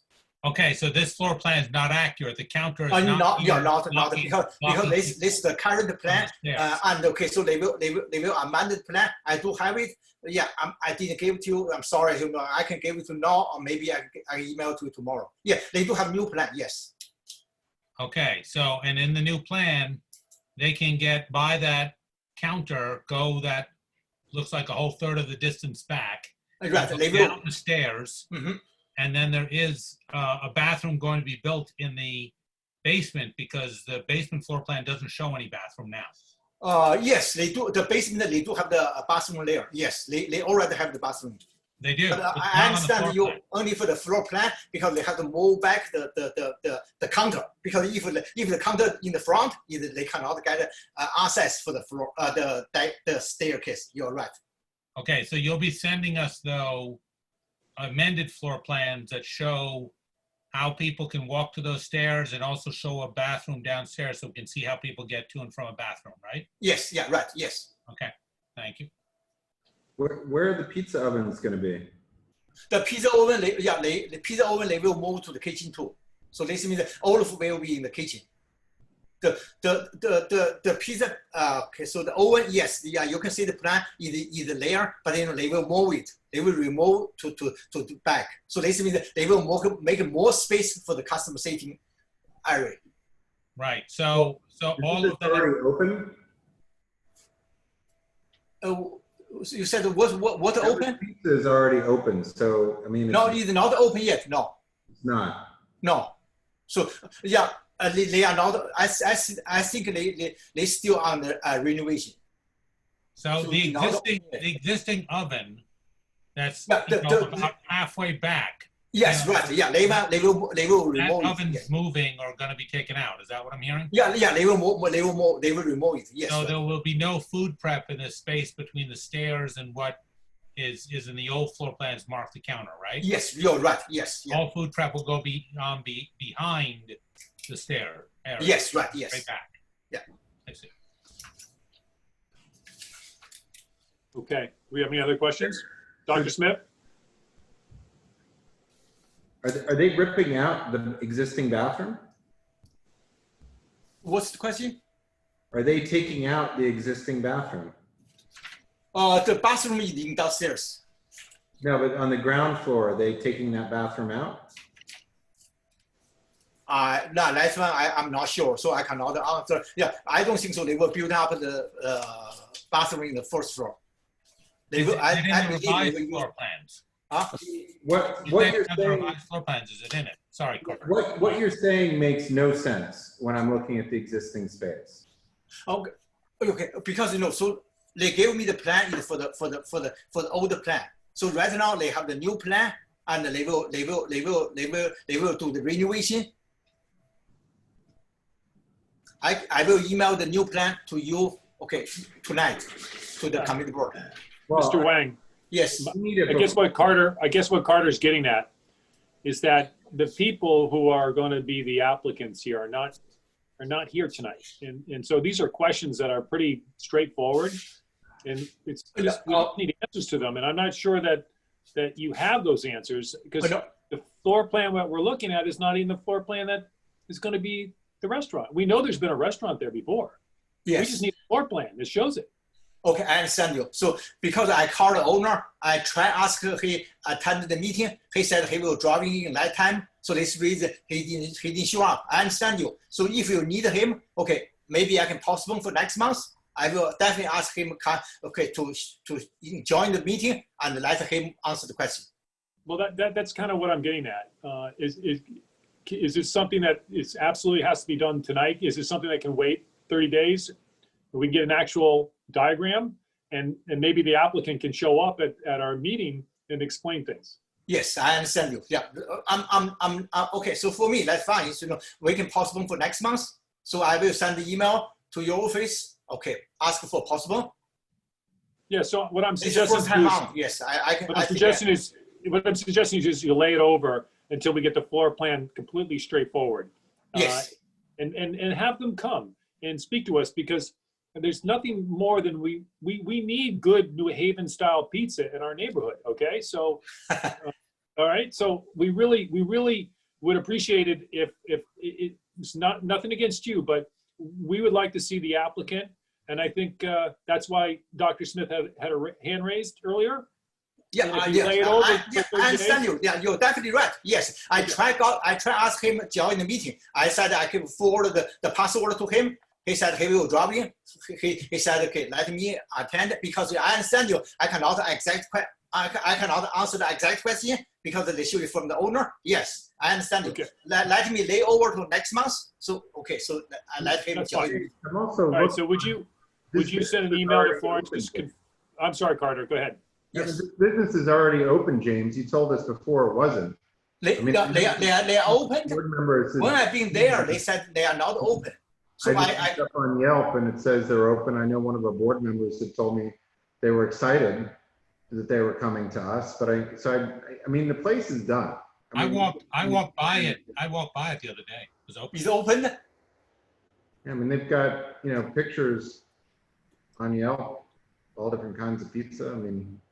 Okay, so so lay over to next month. They will answer your question. And also, if they are open, okay, so yeah, they should give you the exact plan. And also they have to answer the question. Yes, I understand you. But I've been there too. So when I coming down here, he's not open yet. But maybe they recently opened. Okay, so Mr. Wang, you'll send an email to Florence just to confirming that you'll be back next month with the applicant? Yes, I will. Okay.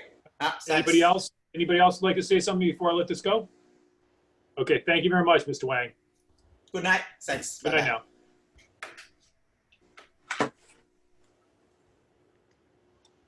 Okay. Next up is going to be ReBoot West Village, 2 Boots West Village Pizza. If you want to raise your hand.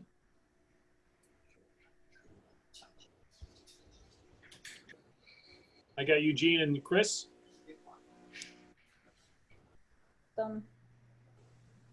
Okay. They should both be there. No, I'm actually, yes, this is Eugene again, but I'm actually here right. for Now or Never Coffee. We did send the diagram, I checked my emails. We did send the diagram to Florence 6 days ago, and I'd be happy to resend it to the panel tonight. I just need an email address. I did send, I did ask, sent over in the chat, your email address. I can send it to you right now. 2 seconds. And the email is hello@cb2manhattan.org. Hello? Is that what you said? Correct. Okay. HELLO@cb2manhattan. I'm going to send it right now. All right. Thank you. And thank you, Eugene. Florence has been out. She had somebody in her family pass away, and so that has created certain complications. So we apologize as well, but we really want to resolve this tonight if we can. Okay. As do I. Okay, so I'm going to send it to you right now. Okay. Thank you. Okay. Thank you. All right. So the next up, I'm sorry, is we have Ms. Hoffman. Ms. Hoffman, are you here on the ReBoot West Village? I'm here on ReBoot West Village, yes. Excellent. Okay, is there anybody else with you? And I see Chris Bartle is here as well. He's the. I see Chris. I got Chris here. I think you're breaking up a little bit, Ms. Hoffman, but go ahead. Tell us. I know. I think we're all familiar with. My internet connection is less than ideal. Okay, I think we're pretty familiar with 2 Boots West Village. So tell us what you're looking to do. I think add a beer and wine. Yeah, so this is actually, we're asking for 2 things. We're asking for community support for 21 one-day permits. The state liquor authority is allowing, during COVID, they're allowing applicants to request up to 21 one-day permits instead of the usual 4 if there is support of the community board. So sort of on the short term to apply for one-day permits for, there wasn't really a process at the community board for this, but we have applied for these notices for these one-day permits for a few consecutive weekends. And so that would be sort of in the current sort of outdoor space, that's the temporary space. And then the actual application that's in front of you, yes, is to add a beer and wine license to the existing 2 Boots, which has been there for, over 25 years. But I did want to, we submitted an updated questionnaire to Florence, which updated the seating a little bit. They had answered the questionnaire as if it applied to some of the temporary space as well. And so the hours of operation for the permanent space are not correct. Obviously, 2 Boots under normal circumstances does not close at 9 p.m. And so the updated questionnaire, I don't know whether you all got it, has the actual hours of operation, which I think are Sunday through Wednesday till 11, Thursday till 12, and Friday and Saturday till 4. Yeah, so And that's what their hours have been. We mistakenly put the COVID era times on it. And you've got the times that we're currently operating in. And if we ever get through this COVID period, we will go back to the regular hours. And I'm sorry, so there's never been a beer and wine license for 2 booths at this location? No. Okay, and so you're looking Correct. to add beer and wine to an existing restaurant, right? Correct. Okay. And in terms of, correct, you said we did not get the amended questionnaire. So one of the questions I had was, this looks like this is a large establishment. I know it's not that big. So what's the number of patrons that you guys handle? Do you want to go ahead, Elke? The number of what? Sorry, you cut out. I'm sorry. It says here an occupancy of 135 on the application that we have. Is that correct? No, that's the C of O, which is an old. That's the C of O maximum occupancy. The hold on, let me try to. The seating for this, I'm probably also not technically savvy enough to share this. I can send this to you. The maximum occupancy. Yeah, the total number of seats that I have is 20, including seats at tables, and then there's a counter with sort of bar stools. Or there's a series of counters, actually. It's 3 food counters. If you walk in, there's a counter to the right, there's a small counter to the left. The quote bar is just a very long sort of service counter with bar stools. And So there's you've no got a sidewalk total number cafe, of 20 seats. right? This application doesn't do with a sidewalk cafe. Correct. Only the request for temporary permits is for the sidewalk, for COVID era sidewalk, but not typically. No, there's not otherwise a sidewalk cafe. Okay, so we're resolving a beer and wine for an existing business in our community. We got that. That would be for interior. And then you would have exterior, which would come along with that license because currently everything is exterior. And so you're looking for a temporary permit or some sort of letter from us on a temporary basis to approve the service of alcohol until the liquor authority gets our resolution and is able to make a decision. Well, it's correct, but it's capped at 21 days. So they're looking at a series of weekends that are sort of more likely to be the busier weekends while the weather is still nice. So the liquor authority won't consider more than 21. So it's 21 one-day permits for that. So Elke, let me get this straight. So even if we agree that there can be a liquor beer and wine license at this location, and even if we agree there can be service to the exterior during COVID, the state liquor authority will not accept a recommendation from us on a temporary basis before they actually decide the license itself. Right, because that goes exactly because the permits unit acts separately from the licensing unit, and we can, the licenses are now taking 6 months. But we have this opportunity to apply for a series of one-day permits, which sort of goes to a different part of the liquor authority. A different department handles that, and they will consider that with the support of the police precinct. They treat it like an event, so that needs the support of the police precinct and the community board to exceed 4. Yeah. Bob, So go ahead, Donna. I'm sorry. Bob, it's similar to WNYC when they came for that space.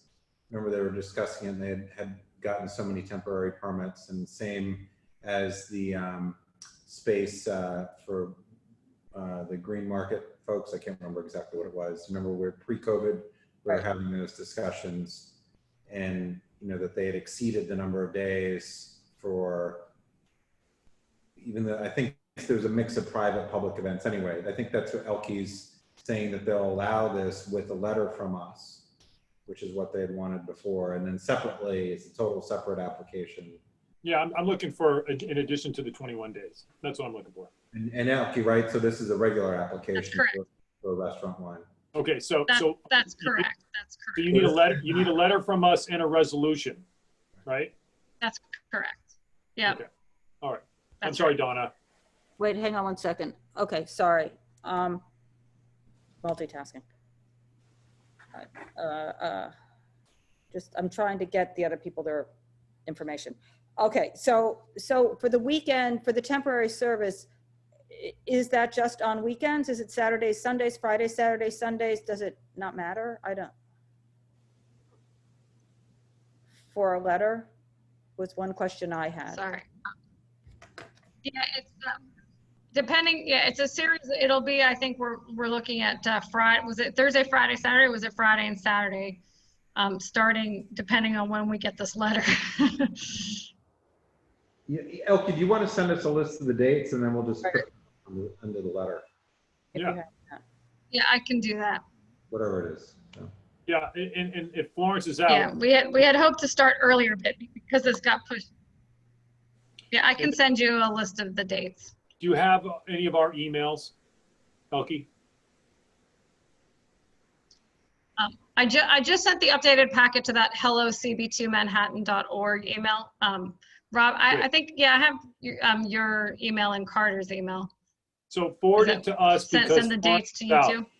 Yeah, and that way we can get this done. And if you just be specific as to what you need, then we can easily write the letter. Okay. Then the other question I had, the application, I believe, says there's one television inside. Is there sound with the television? How big is the television? What's it used for? At the moment, the television's not even operative. It's not even 40-inch. Maybe it's 36-inch.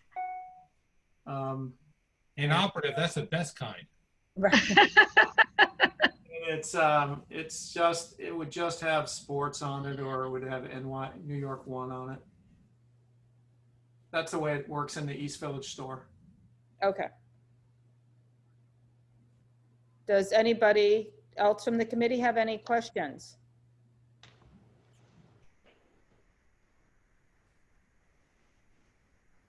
Does anybody have any questions?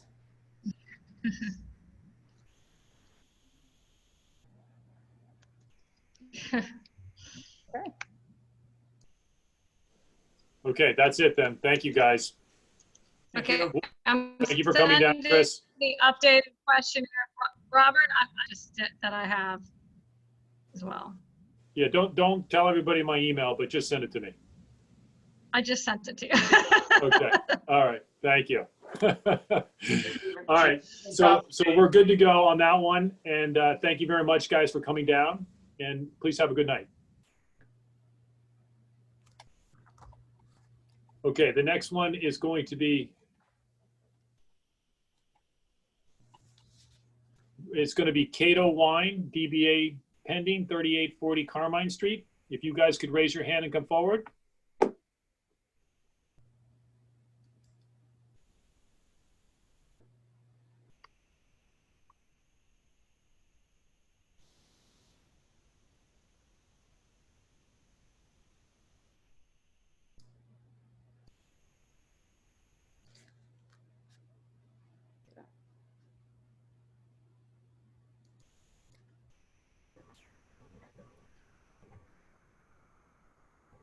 Okay, we got Devin and Karen, Miss Hayes. I can't say your first name, sorry. And then Heather. I got 3 people. Heather, are you going to take the lead? Yeah, I can take the lead. I think we're waiting on, you said Devin was here. I think we're missing Jonathan. Jonathan, let me see. Jonathan, you're there. I'm here. Okay, awesome. I got Jonathan too. Jonathan's here. All right. Hi, everyone. It's very nice to see all of you. Hope everyone's doing well. So I'm going to do a brief introduction of everything for the space. This is CATO Wine LLC. It's going to be a DBA of Temperance Wine Bar. I'm here with Devin and John, who are the owners of the space, and they'll do some introductions themselves. This is 3840 Carmine between Bedford and Bleecker. This was previously licensed with a beer and wine license. It was Bata Garden LLC, Karma Asian Tapas. So just to give you guys a little general overview, you should have the questionnaire in front of you with the diagrams. It's a 2-floor space. There's only going to be seating and food service and everything on the ground floor space. There is one bathroom that's accessed downstairs for guests, as well as one upstairs. Otherwise, the downstairs is just going to be employees only, storage, an office, things like that. It's 7 tables, 32 seats. There's one bar. It's like a U-shaped bar. It's going to have 15 seats. There's also going to be a counter with 5 seats. This space does have a backyard that was also part of the previous applicant's license. The space in the backyard is going to have 22 seats.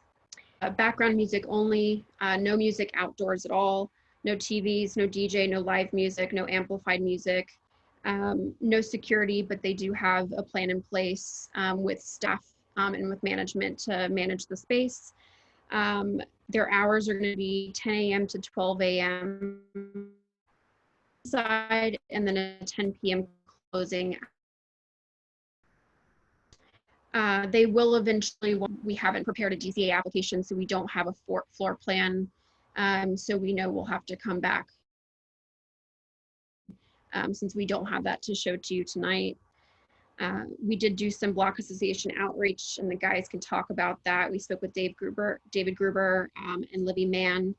And then I'll let the guys do some intros, and then we'll answer your questions.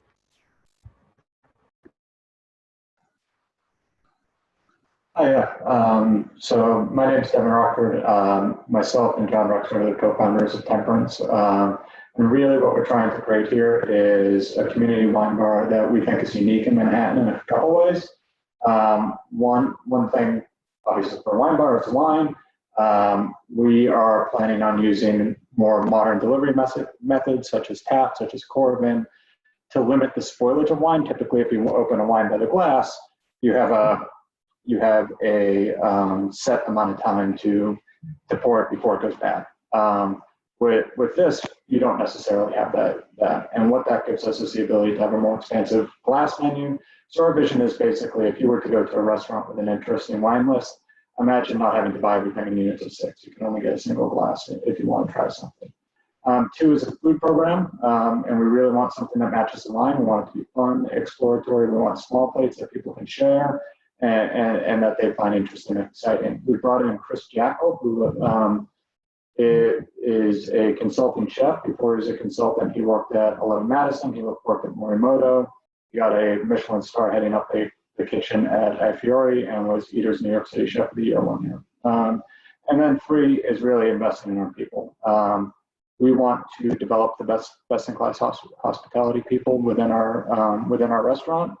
And in order to do that, we've brought in Corinne Hayes, who's on the call with us this evening. She was formerly the general manager of Via Carota and Buffet, both West Village restaurants. She knows the neighborhood.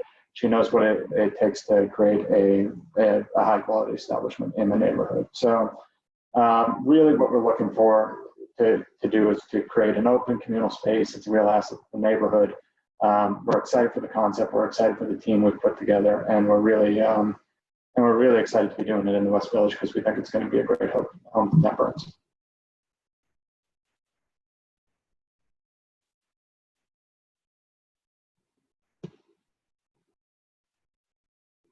Robert, I think you're muted.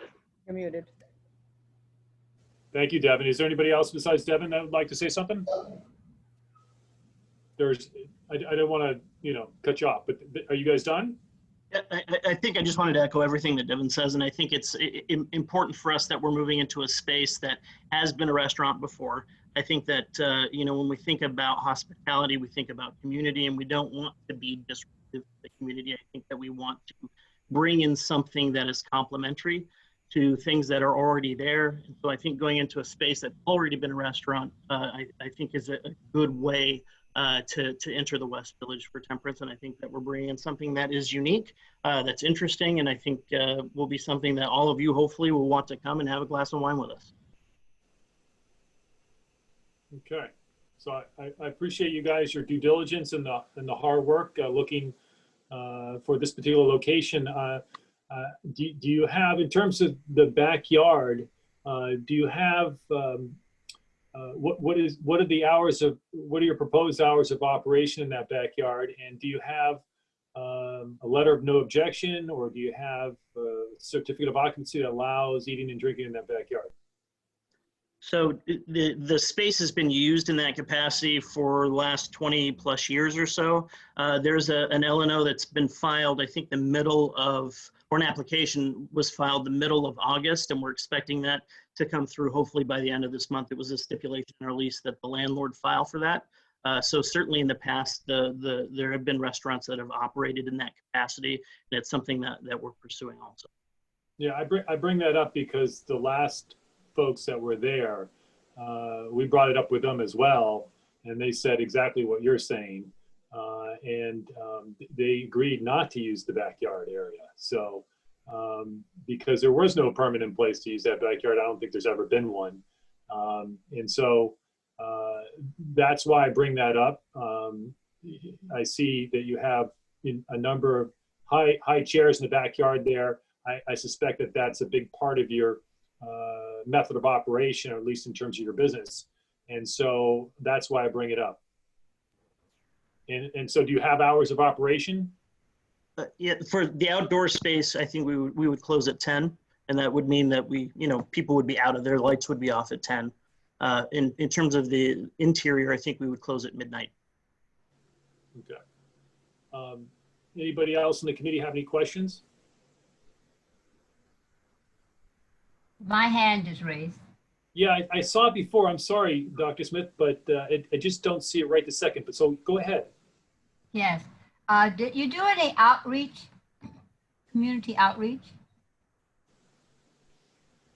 We did. We talked to David Gruber, and we talked to Livy also. COVID's made it difficult for everyone other 2.5-year-old, and so we've kind of transplanted ourselves to be with grandparents for the last few months. So it's made it difficult to get out to the community, but certainly we talked to David Gruber, we talked to Livy, and had some good conversations with David, who actually mentioned that he was going to talk to you, Robert, about the fact that he spoke with us. We got some good insight from him, and he seemed, interested and supportive in general of the concept. So that gave us some hope. Okay. And in terms of, I'll give you the hypothetical. Say in a month or two, you get the letter of no objection. It doesn't say you can use the backyard. It doesn't acknowledge that aspect of your business. So then what are you going to do? That's a very negative thing for us. It's because the space had been used in that capacity before. I certainly appreciate what you're saying. I think in this climate with COVID, outdoor space is everything per restaurants and bars, and nobody knows when a vaccine is going to come around, and we're looking to open in spring of 2021. We really don't know what the world looks like. So I think having outdoor space is a very important element of our concept. So I think it's a great concern that you raise, and something that could be a very negative thing for us. So are you guys saying that this space has been used as a commercial business in the rear yard prior to 1938? We're saying that, you can go on Yelp and look up Karma Asian Tapas. It doesn't mean people have been using it improperly, but when there's no certificate of occupancy, the usage is dictated from prior to 1938, and it's generally from the improvement cards or the records that predate. And I looked it up, and it says it's a yard with wood sheds. It doesn't indicate any commercial use, and you're also in an R-zoned neighborhood, which would mean any pre-existing non-conforming uses can't be expanded after 1938 without an amendment filing an alt 1 to the C of O. And we're not doing this to be downers, but we were trying to explain to you, I know it is a downer to you, but we were trying to explain to you that, you know, this backyard has never been properly licensed. So now we're being confronted with it, and we appreciate that, but it's something you need to know as well. Sure, of course. And something that honestly we thought we had performed our diligence on. So, you know, either we got bad advice or No, we didn't do enough No, diligence. it's understood. What you're saying is that it has been in use. But yeah, the issue is if it's been in use illegally, that's not really helpful, right? Well, and we don't want to do anything illegal. So that's not how we want to run a business. Yeah. So I think those are the issues with the, I don't think there's issues with regards to the interior use or the wine bar in the neighborhood. I think that would be welcomed. And we really appreciate the fact that you're even trying to do this at this point in time. And we also understand that the outdoor space being important. There is a big difference though between a backyard in a sidewalk cafe or a front yard which faces the street, at least in terms of, I've been back in that area myself, and it's kind of there's buildings that go straight up from there. And, you know, I guess I have some concerns because you're a wine bar. It's not necessarily going to be an Asian restaurant. So, you know, you're going to be popular. That's what I'm thinking.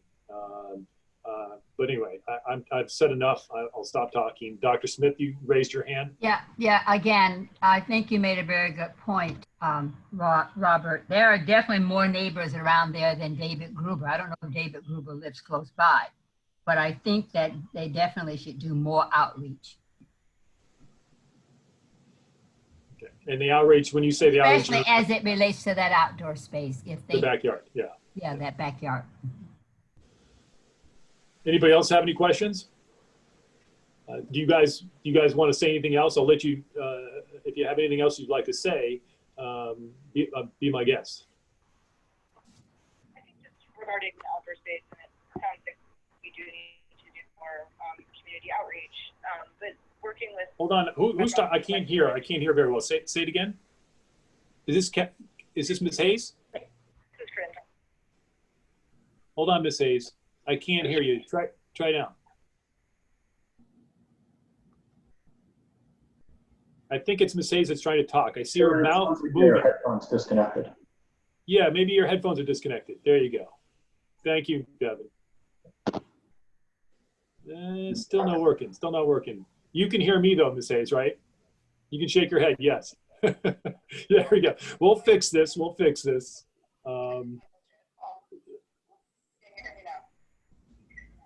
The volume's very low. Yeah, is it possibly muted on your phone? Yeah, maybe disconnect it and then go right with your computer's audio. No. I think to the point that Corinne was saying in regards to community outreach, acknowledge the fact that we haven't been able to do as much as we would hope or want to. It's something that we regard as ongoing. We've been planning on sending postcards to the surrounding buildings that border this backyard area because we know that that's a potential issue for concern for people. And we want to raise it and speak with them as soon as possible, way before we open, and be good neighbors because these are also potentially our clientele. The only thing that we haven't been able to do is get all of the addresses to send the postcards to in order to open those lines of communication. But really with what we want is we want a separate avenue that they can go to, that they're aware of, so that they can contact us directly, not just the manager or somebody on site, but talk to me and John, because that's not something, we want to be a member of the community. We don't want to be a nuisance to people. Creating a ruckus in the backyard. That's just not what we're about or what we want. No, I totally understand that 100%. Nobody would want that because then you just get a bunch of complaints. No, I appreciate that. Anything else before we move on to the next application? I don't see anything. Thank you very much, Heather, Devin, and Jonathan. Hold on, Eugene, did you raise your hand because of this application? Eugene's coming back. I think they're just coming back. Okay, you guys, thank you very much. And please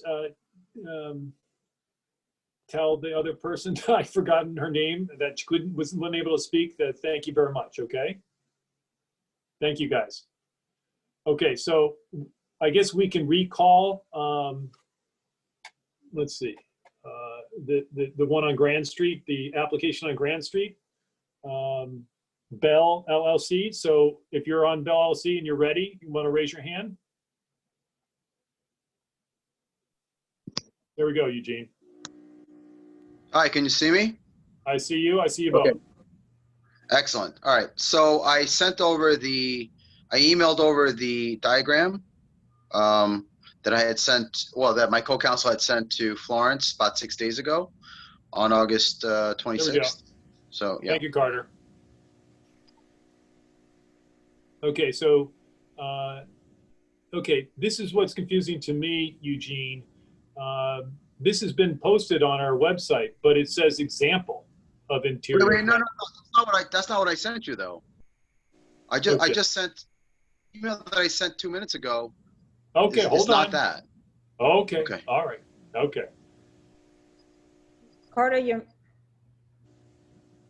We'll Carter, get you're muted. Which page is it of the package that you sent to us? Because that's just. I sent over. Oh goodness. Yeah, I mean, I'm just saying. I sent over an email. Yeah, you just sent it over. I got it. I forwarded. I simply forwarded the email that we had sent to Florence on August 26th. I just forwarded right to that email address. Got it. I'm looking at the package, and that what I just put up on the screen was the included. I'm just scrolling through here to make sure I didn't miss anything. That's what was included. All right, hold on. Let me just skip to the bottom because it's obviously a lot of pages. What's going on here?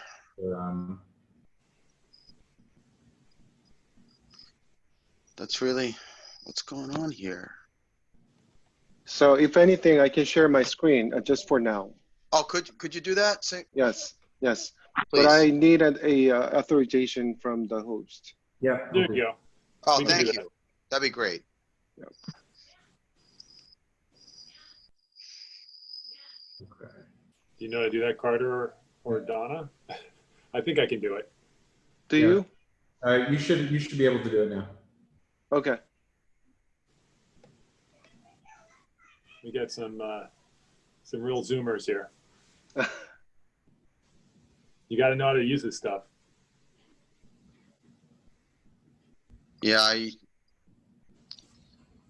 Are you guys seeing it? No. Not yet. So if you click on the bottom, it should say share screen with a green arrow, and then you have to pick whatever window. Oh, I see. So if you pick, you don't want to necessarily share your desktop, just share whatever the application is that you have it open. Yeah, the PDF or whatever it is. Oh, there you go. You got your whole thing here. Okay, there we go. You got it? Yeah. Okay. Do you want it to be a full screen then? Sure. Why not? Yeah. Okay, so the bathroom, I guess. That's right. That's right here. Right, and where is the front entrance? Right here. So that's Grand Street, okay. And that bathroom is accessible to patrons? Yes. Okay.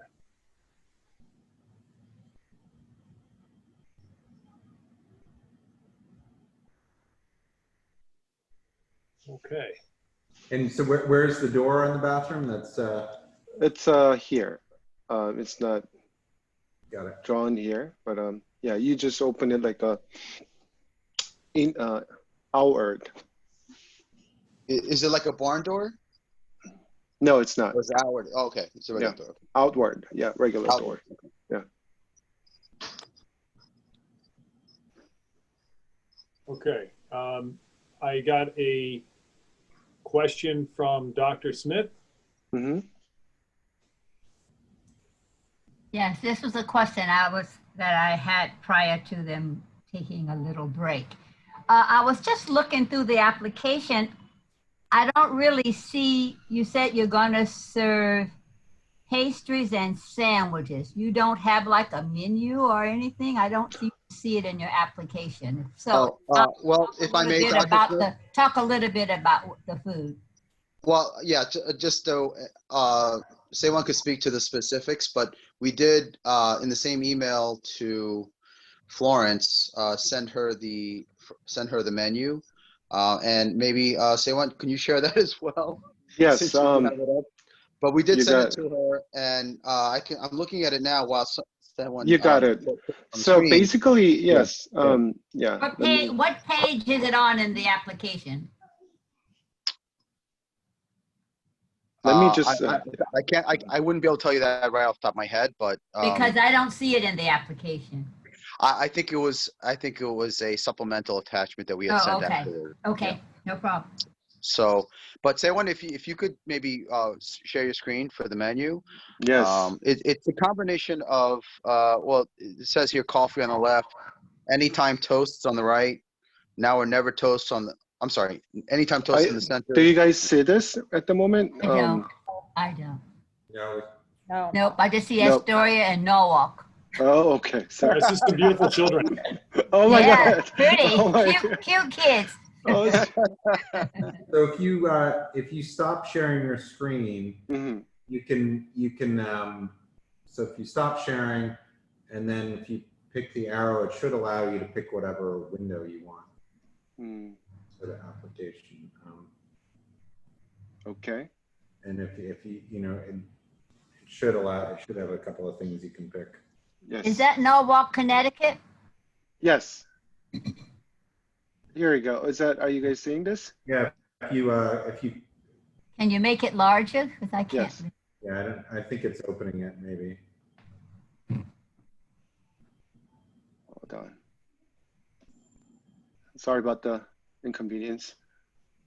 Yeah, I apologize as well, panelists. We were I thought you had all this already, and so I was just prepared to speak, basically, to go over what you already had in your hands. So I do apologize.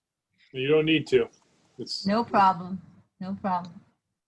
So just talk. So you just let us know what's on it. Yeah. Yes. Yeah. And let me know price points. And let me know price points as well. Yes. Go ahead. Say one. Yes. So we basically have a toast and the sandwiches, and then anytime toast is basically like very typical toast, like where we can just munch on for breakfast or the snack items. But the now or never toast that we have is like a bulgogi toast. I don't know if you have had it before. And also it's a spicy pork sandwiches, and it's like a tonkatsu, like Japanese style that we have. So it could be like a light dinner items as well. But at the same time, we have cheese plates where you can select on like whether it's a small or the large, and you can also have it like with the meat plates also. So it goes pretty well with the beer and wine selections. And during the daytime, it's obviously coffee shop where you can also have like a pastries and stuff. Thank you. Yep. Okay. All right, then I have Darlene Lutz would like to speak on this. So if you could bring her forward, that would be great. I have a question in terms of certificate of occupancy.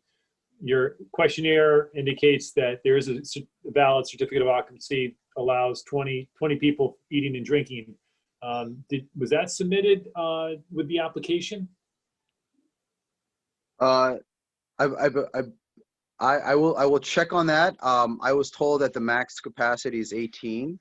So, but I will check on that. I thought it was actually a little lower than 20. But okay, I know there was a letter.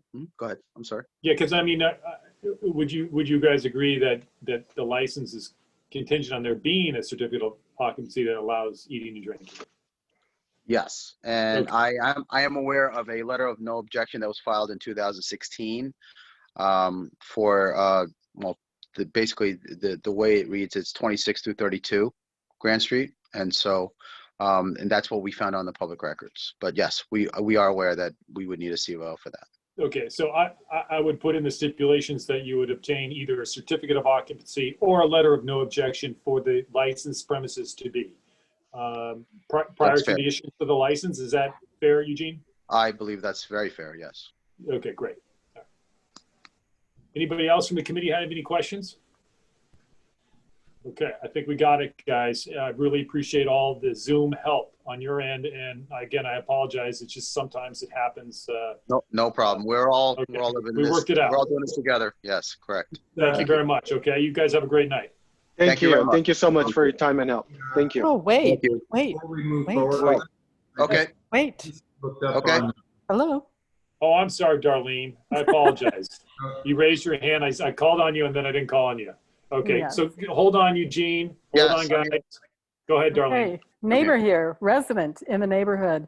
And I know this street well. This is right across to give everybody an idea, this is across from the James Hotel. And it's also right next door to a restaurant that the CB just gave a full liquor license to, Takashi, a small Yes. Japanese restaurant. Mhm. So this is literally next door and is about the same size. I am very confused by the drawings. This looks enormous. I know this to be a very tiny and excellent coffee house. Thank you. Coffee bar. Amazing coffee. You have some nice breakfast treats in there. I don't know about the rest of the food. That's really not in my bandwidth during the daytime to go see your other menus. But what I did notice is that you have given over your space, your curb space, to Takashi right now. So they have, almost that entire block is taken up now by outdoor dining for Takashi. Is that correct? That you've given over your space to them? No, not really. It's not it's not really true because it looks like identical. That's why, and they helped us in terms of building the structures. But like with the DOT, we had different inspectors, and then we follow different procedures in terms of like, keeping the boundaries and all this stuff. So we had an agreement, like if there was like a moment, they actually asked the question to DOT if it's okay to, use some more chairs on tables where time to time where, they had like people waiting or people like needed a table or something like that. So maybe that happened one or two times, like from my knowledge, but it's not really Takeshi taking our space over completely. Okay, and well, I never allowed it, okay. to it. I give you a thumbs up because you're one of the only places that has a ramp to get up and down over the curb. So good for you. Thank you so much. I look forward to a more expanded menu, but is there, I'm not aware, do you have a kitchen at all there now? Yeah, because it's not a full sized kitchen. We didn't really think that we had it, but we have like enough space to like have a, burners and stuff so that we could just cook, simple items and cook it on site, following all the procedures and regulations by, the Department of Hygiene. So yeah, we had a A grade not long ago, so we're pretty confident that we're following all the rules and regulations. Okay, that's great, guys. I just remind everybody we're now hitting 9 o'clock. And so I need to move on. But thank you very much for answering all those questions. And thank you very much. And working this out, okay? Okay. Thank you very much. Thank you. Hold on, Donna. Now, Donna, you got something? Just Carter, do you have something? Yeah, I was going to say, where is this? I don't see any record of any pre-existing letter of no objection for 30 grand. It's a separate building, I think. And it's it was in the email that my co-counsel had sent to Florence 6 days ago. Can I forward that to you once we get off? Because that's where. This is zoned M15B, and eating and drinking use isn't allowed as of right on the ground floor. That's a pretty important document. I agree. That is in fact the case because it's not allowed as of right, and there's no C of O there. So I know, and it says that there are two separate buildings on this lot. I will I'll confer with co-counsel and we will definitely have an answer. It's sent to the same email. It looks like a bunch of stuff we didn't get as part of that original package. I know that's where my confusion lies, because I don't know what you have and what you didn't get. Yeah. So and then the menu too as well. And the menu, you know, is of extra importance now because you have to serve something on your menu to anybody who's sitting down in your outdoor. Indeed. Correct. Right. So Seiwon is intimately aware of that. So he definitely plans on expanding that menu because of this request of getting beer and wine license. Yeah, you can count us for sure. Yeah. Great, guys. All right. Is that good, Carter? I didn't mean to cut you off. That's it. Donna, are you good too? Okay, great. Thanks, guys. And sorry for all the delay, but we're glad we got through. Okay. Thank you. Take care. Good one. Bye. Okay, so next up is going to be a corp to be formed by Halima Hadia, 95 7th Avenue. If you guys could raise your hands and come forward.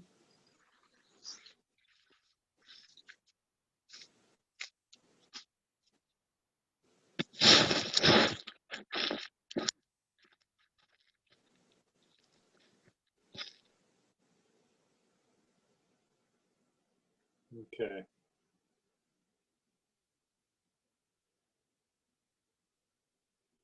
I think that's it. Miss Quinn, could you put down your hand until we go to the attendees after we, thank you. Well, we got you, Miss Quinn. Yeah. Okay. I won't do what I did to Miss Lutz.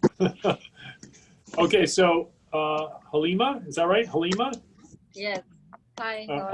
Are you on your own or are you with somebody else tonight? I am honored. Take your time.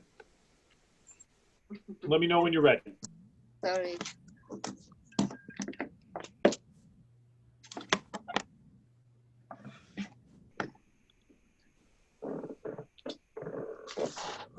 Go ahead.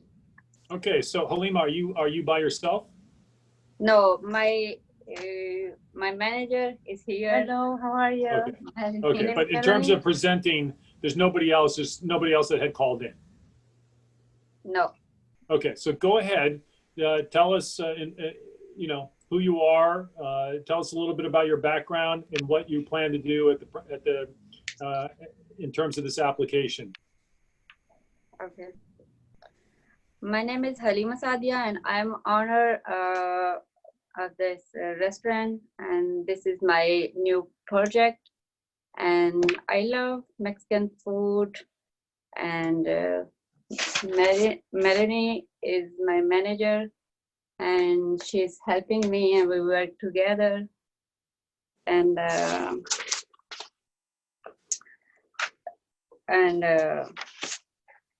I'm operating my business myself.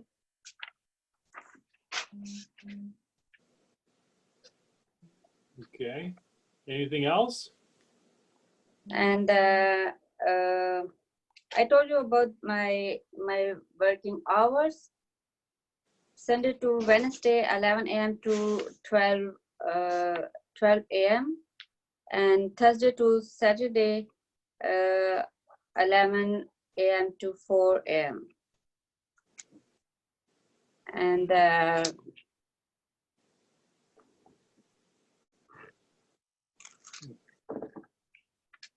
and how did you come to decide those hours for your restaurant? The hours? How did you come to decide those hours for your restaurant?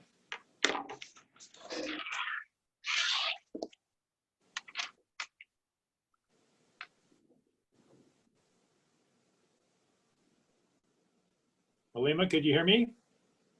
Yes, I hear you. I'm a little nervous. Can you speak a little? Yeah. How did you come to decide on those hours for your restaurant? What made you do that? Because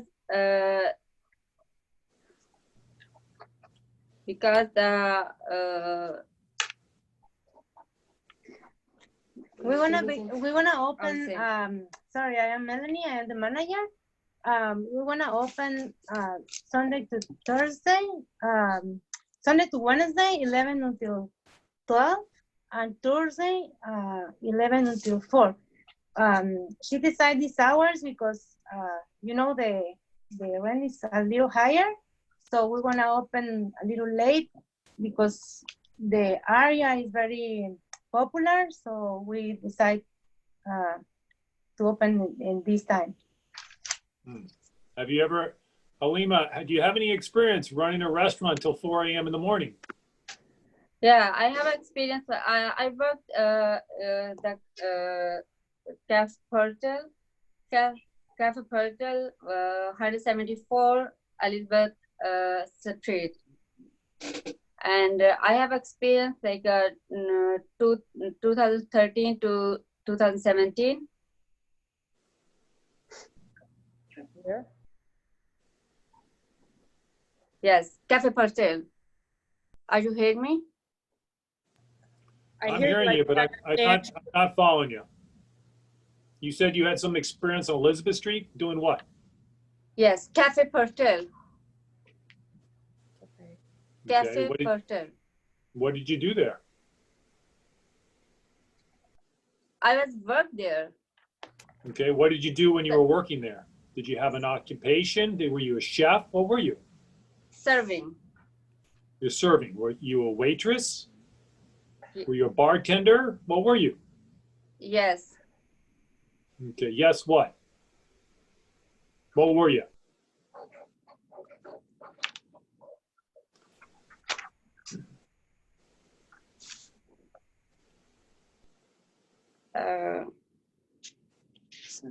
You don't know? Yes. What was the address? Who was your boss? Portal, 174th Street. Who was your Elizabeth boss? Did you? What he said? Who was your boss? Your boss.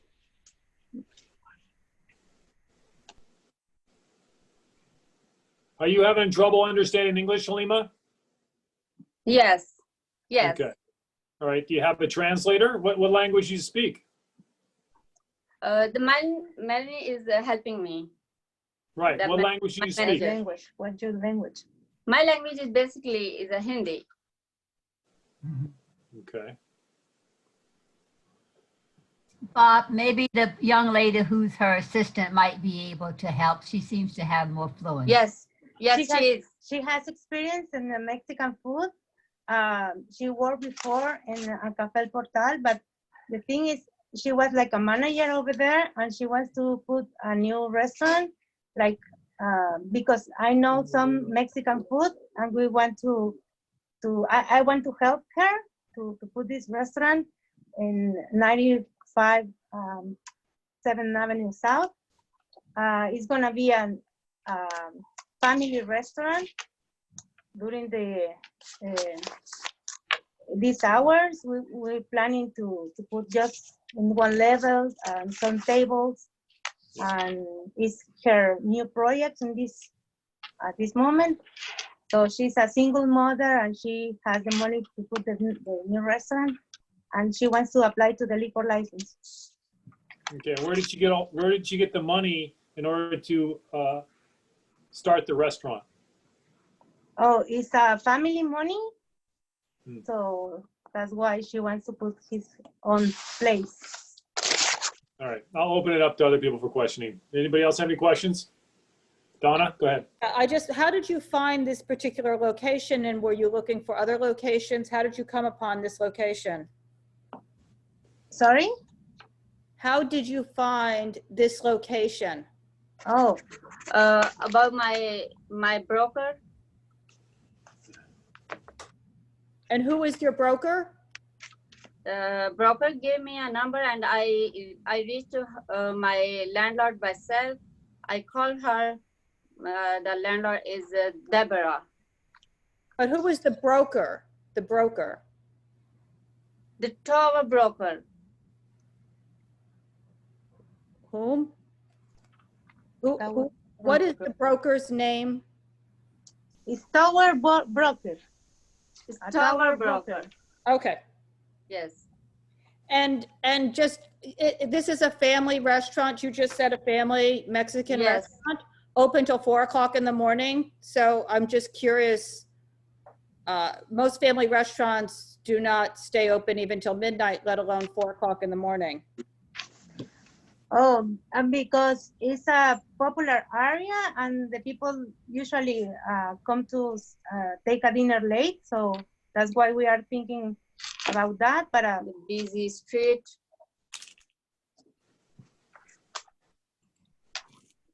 That's all I have for right now. Yeah, and it's Bar? going to be to family and couples, a couple restaurant.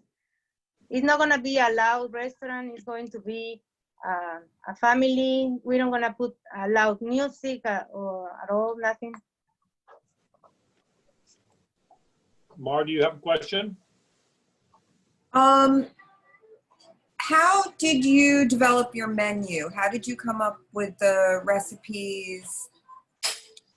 Because I know a lot of Mexican food, so I cooked before, and I like the Mexican food. We wanna put just the tacos, burritos, quesadillas, and enchiladas, you know. But it's gonna be like gourmet place, and we are planning to put brunch as well on Saturday and Sundays to take a breakfast, like tostadas and chilaquiles in the morning, you know, something like that.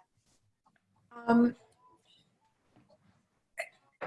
do I ask this? So you developed this menu, you created it yourself?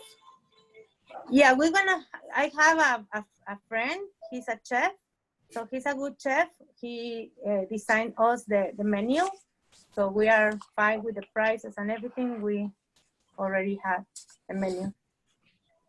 Are you aware, are you aware that we have heard other Mexican restaurants have come,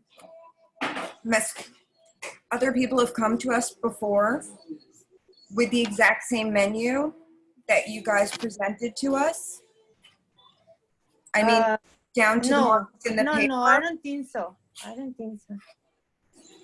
know. It's the same photograph from the last person who hopes to open in that space. Oh. Okay. Yeah, that's what I know. I don't know.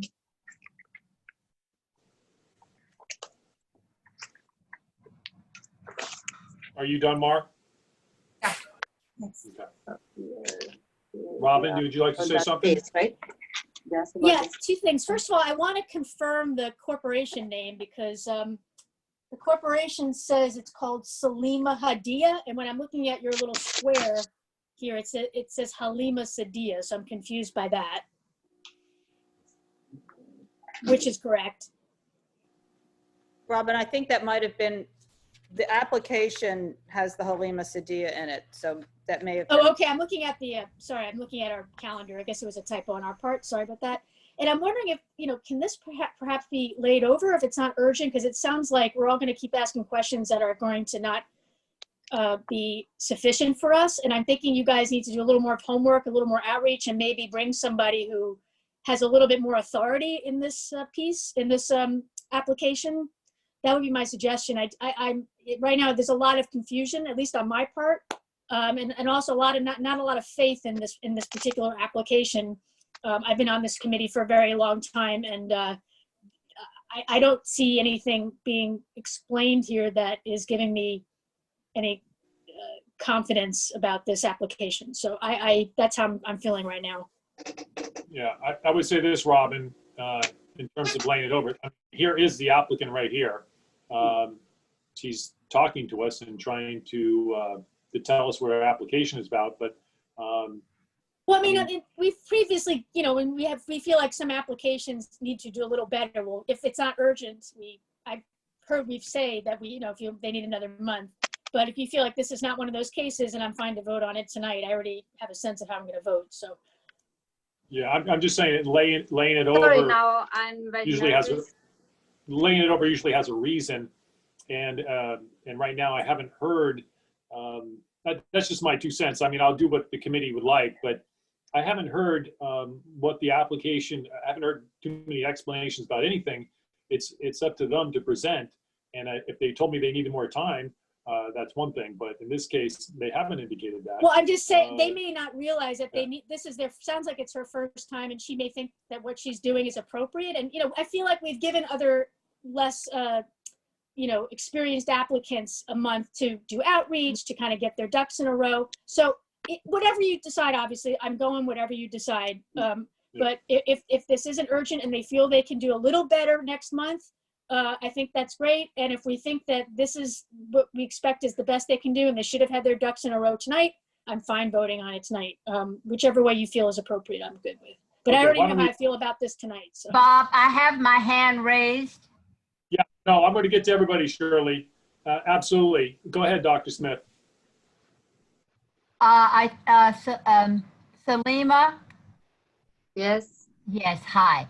It looks like you might need to have someone who has more experience in this kind of situation to help you be prepared. So what we might do, Bob, is suggest, I mean, I don't know if it's for us to suggest to her who a lawyer, but it might be a good idea to get an attorney or someone who can help you with the process. And then they can help you so that when you come to us, lay it over. And when you come to us next time, within a month, you have a chance to be better prepared. And I know it's not, you know, you have to know the process. And I'm sorry that you really don't know it, but I think you need to find someone, and maybe Bob or Carter can suggest, maybe have a suggestion as to who can help you to prepare you to you know, to bring forth what it is you want to do so that we can have a better understanding. Yes, I think I need an attorney. So I had a couple questions just before. Do you know Umar Malik? No. Because I think you presented the same food menu that he presented. No. And number two, what's your favorite dish on your menu? What's your favorite house specialty? What is my favorite? Your favorite, especially in the menu. In the menu? Tacos.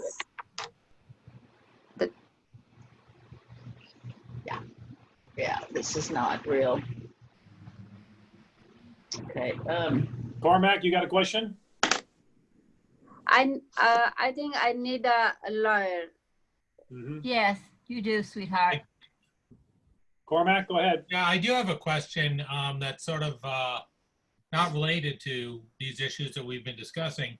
I see on the application that you say that you plan to make changes to the exterior of the building and to the facade that you will, you know, get landmarks permits for, but we don't have any drawings or elevations. Can you tell us what you're planning to do to the building exterior? No.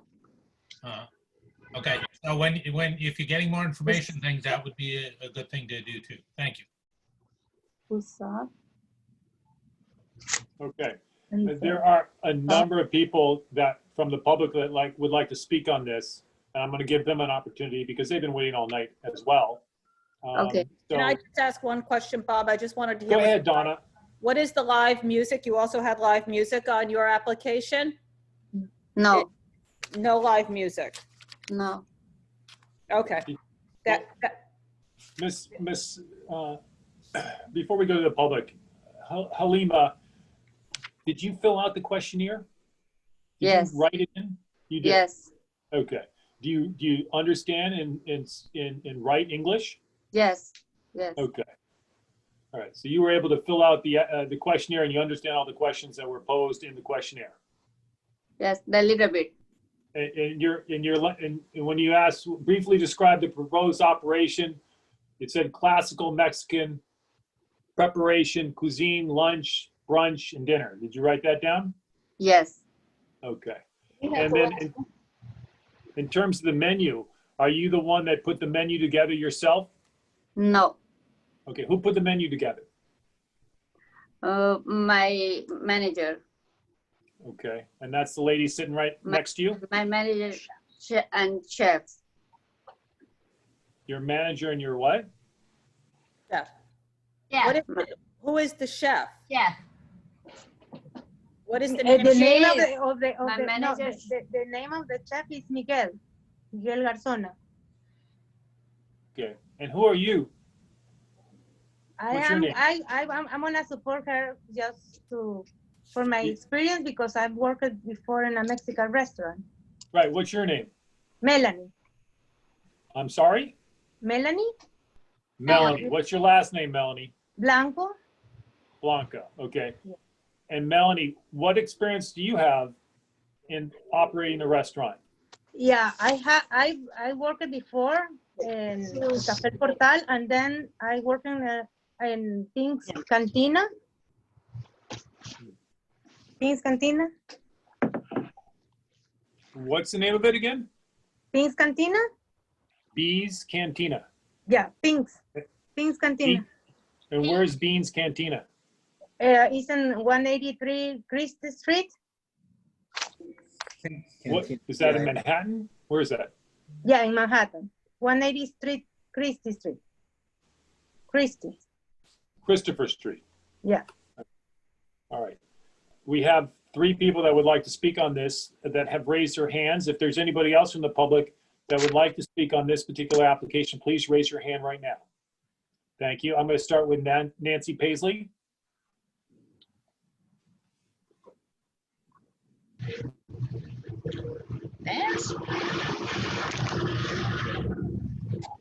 Nancy, are you there? Yes, I am, Bob. I lost the picture for a minute. And thank you for patching me in. This is the same bleeping application, pretty much word for word, that we have seen 3 times, 4 times, 5 times. I've lost count. I don't mean to humiliate Miss Sadia, but I do not think this is for real. I do not think that the people on this application have any experience that's going to be relevant to running the place. I don't believe the application really shows any familiarity with the premises. For instance, it says, the part that I have seen says, do you have French doors, accordion doors, or windows that open? The answer is no. Yes, of course, they have windows that open, and under the late unlamented proprietorship, those were open blasting. This application is for, as Ms. Raftery said, a family restaurant open till 4 in the morning. No, it's for a bar. With live music, no doubt at what is euphemistically called entertainment level. Far too late. This is just not an appropriate application or applicant, and I would urge that it not be laid over, that it be simply rejected, and someone could tell whoever is behind all of these. Well, I'm just kind of surprised that no one seems to show any imagination whatsoever, that we get the same thing over and over and over by people who, again, I just don't see anything in Ms. Sadia's background that would qualify her for this kind of an operation. Thank you. Thank you, Nancy. Edward Yukowitz, go ahead, Edward. You need to unmute yourself, Edward. There you go. Okay. I've got a lot of questions. The first one is to the manager. Can she repeat the name and address of the restaurant at which she worked? I just put it in the chat so we can just skip that part? Yeah, Edward, if you have questions, that's fine. We'll ask the questions, but we give you an opportunity to speak your mind. We don't want to go back and forth. So if you have Fine. other questions or I other do. statements, I why don't you do. finish up? Go ahead. Yes, and frankly, after 3 hours, and this is about the 6th meeting that I've attended for the same address, I have to say I'm tired, but I do have 2 questions. One, what was the name of the broker? The broker name is Tower. I'm sorry, can you spell that out or write it out? She said Tower. She said Tower Broker. Tower Broker, and what is their address? What the address for broker? I don't Yes. know. I don't know. What is their phone number? I get the internet.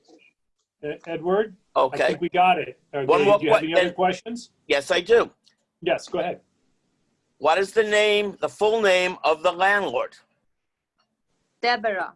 Deborah what? Deborah. Edward. The Deborah Okay. Setwell. All right. We keep Halima. Okay. We can't go back and forth. Okay. These are not questions for you at this moment. Please wait until Edward is done, and then we'll ask the questions. Okay. Go ahead, Edward. That was my last question, is the full name of the landlord. Okay. Thank you. Do you have anything else you'd like to say? And I appreciate you staying the night with us. Yeah, this is getting tiresome. I don't even know why this. Okay, that's it. I'm done. I think we got you loud and clear, Edward. Yep. Okay. Ms. Clark? Thank you. Can you hear me now? Yes. I would just like to second what Nancy Paisley said, and I have the really sinking feeling here that this applicant did not really fill out this application herself. She doesn't seem to be aware that, in fact, she has written down on the questionnaire that there is going to be live music. I find it deeply troubling and that it's the same menu exactly from the last time and probably for the time before. And I am, as a resident of this area, I live within sight of this location. I remember how badly it was run before, and I'm having a very hard time not coming to the conclusion that she is acting on someone else's behalf. And therefore, I would like you to deny this application. Thank you. Thank you, Ms. Clark. Next up is Catherine Quinn. Go ahead, Ms. Quinn.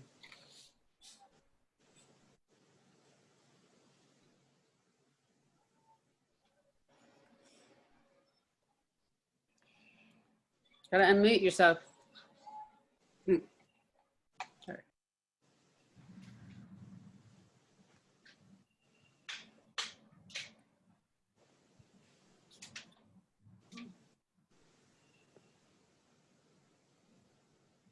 Ms. Quinn?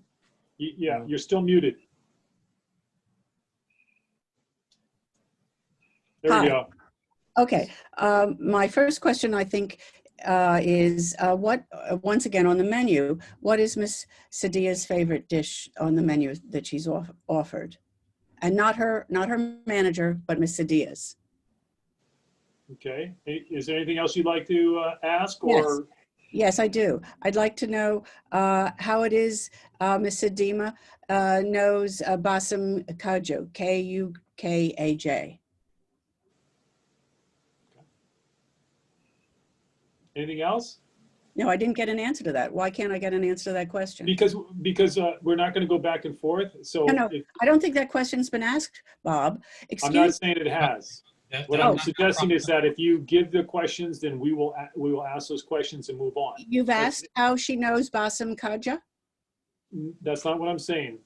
We may or may not, but that's in our discretion. You don't get to ask the applicants. Oh, okay. Well, thank you very much. But all we're saying is if you could complete your statement, we'll try to. That was my question. How does she know him? Is there anything else? No. Okay. Is there anything else you'd like to say about the application? No, absolutely not. Okay, great. Thank you very much. Okay. So, Halima, you need to unmute yourself now. Yes. There you go. Okay. So, Do you know who Basim Kaja is? That's spelled B-S-I-M, first name, last name K-A-K-A-J. Do you know that individual? No, Okay. Have you ever heard of him before? no. Okay. And what is your favorite dish on the menu? City tacos. What tacos? City tacos. I didn't understand that. Digi tacos? Yes. Okay. Is that a type of taco? What is that? What is it made out of? It's a chicken tacos. She said chicken tacos. She said chicken tacos? Chicken taco. Okay.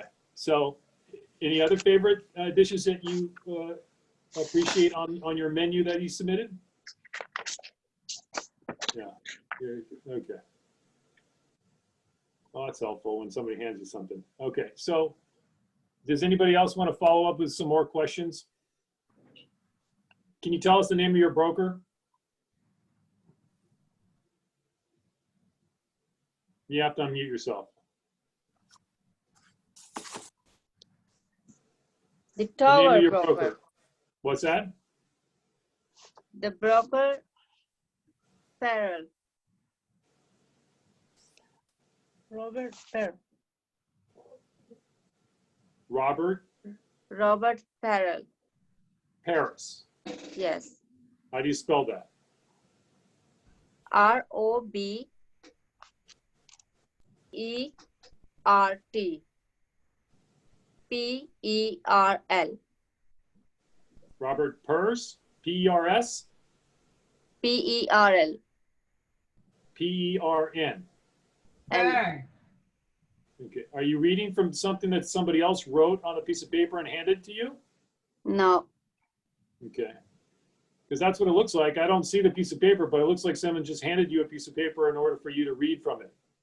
That did not just happen? No. Okay. And when did you first meet? Did you ever meet the broker? Have you ever spoken to him on the phone? No. I found the website. Oh, you found this on a website. Yes. Okay, so that's how you did your due diligence. You located this particular advertisement for this location on a website? Yes. What was the website? I don't remember with the. Okay. All right. Does anybody else have any other questions? No, I think that's it. Unless anybody else has any other questions, I'm going to move on to the next application. Thank you very much, Halima, for coming in. And you have a good night, okay? Good night. Thank you.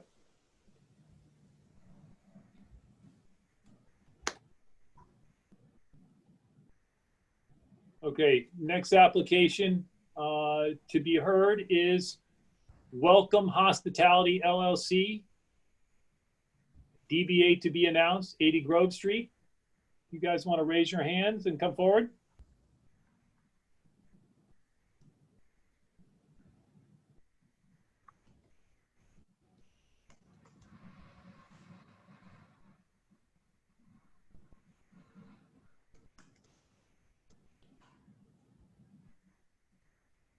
Okay, Frank, is that you? I'm a panelist. All right, Frank, how are you? Good to see you. We Guys, don't see you yet. We don't. Hope you're healthy and well. Yes, you have to turn on your video though if you want to see, if you want us to see you. How's that? I'll do that. Is that start video? Yes. Hey. Yes. There you go. And are you with somebody tonight, Mr. Perlello? Yes, Andrew. There you go. Mr. Castelli. Andrew, if you're there, you need to unmute yourself and so. There we go. I put a tie on. Okay, so it's just the two of you tonight? Just the two of us. Okay, great. Why don't you go ahead, Frank, when you're ready? And thanks for, waiting so long. Appreciate it.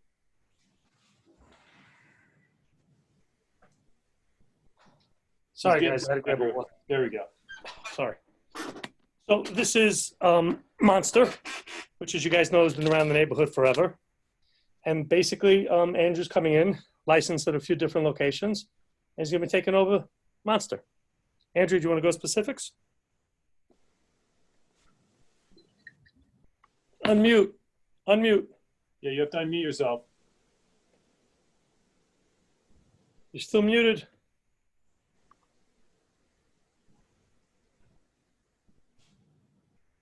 No, we can't hear you. Andrew, you're still muted. There you go.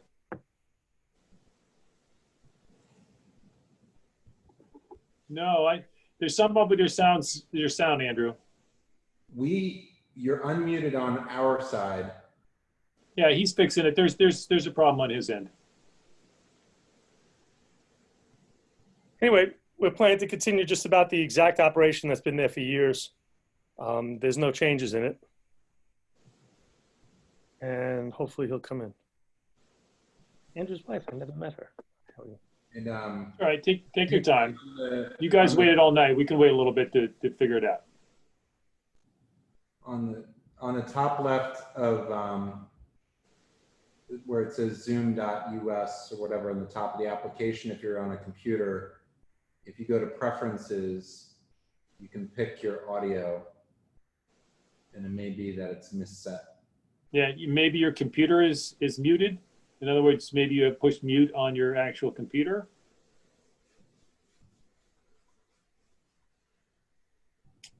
I'll tell you what, we can't hear you yet, Andrew, but we're going to figure this out.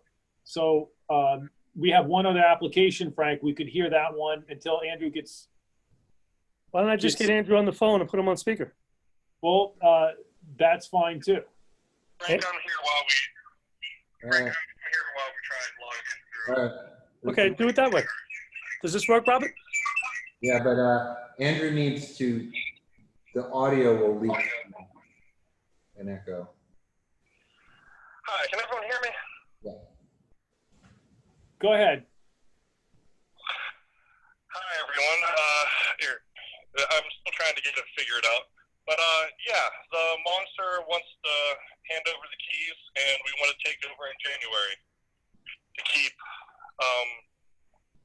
We'd like to keep it mainly the same, with a little bit of updating on decor and food menu.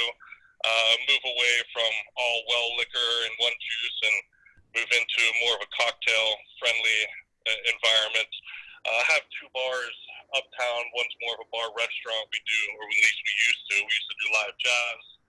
The other one does not have any live music, but we've been award-winning cocktail bars in the city at both places with award-winning bartenders. We pride ourselves in taking care of our employees.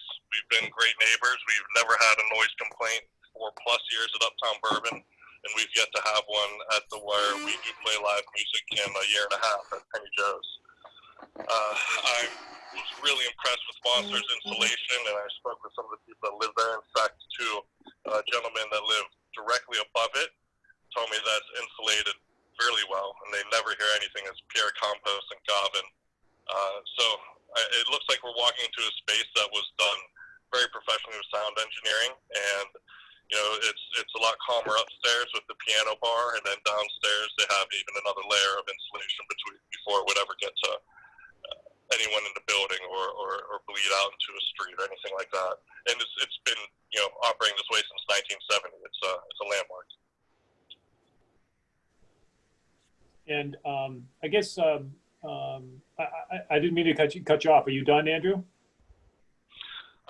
For an intro, I guess. I'm so sorry I can't appear before you. Or can you see me on the phone? Is that what's going on? We can see you, and don't let it get to you. Okay. Okay. Thank you very much. It's not that much of a treat anyway, seeing you. Okay. But it's a very nice suit. There you go.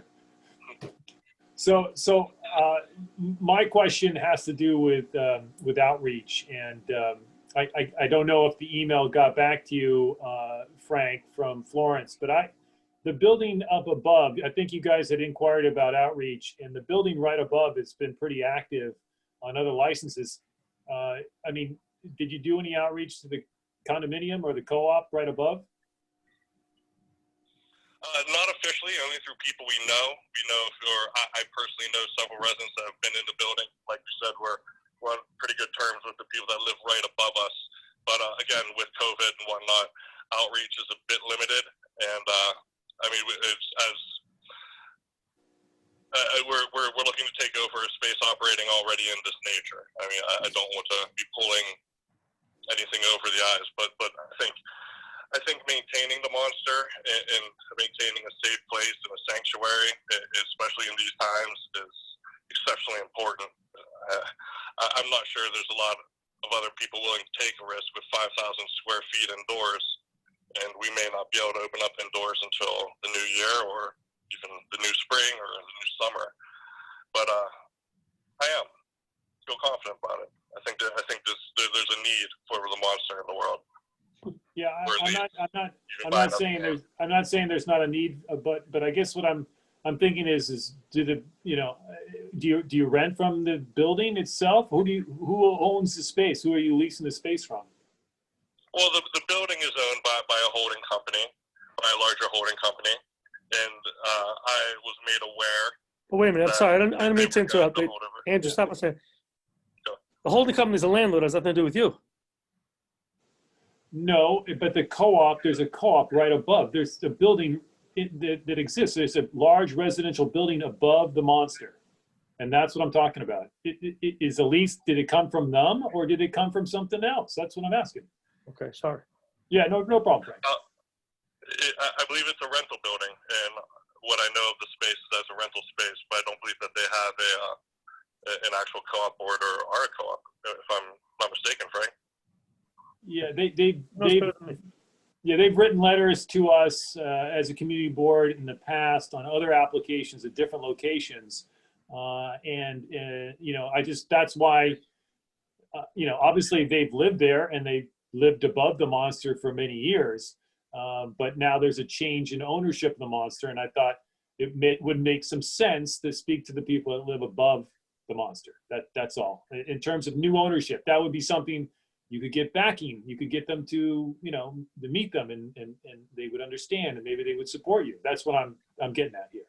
I think the guy that you are talking about lives across the street. The person who's come to us in the co-op that is adjacent to.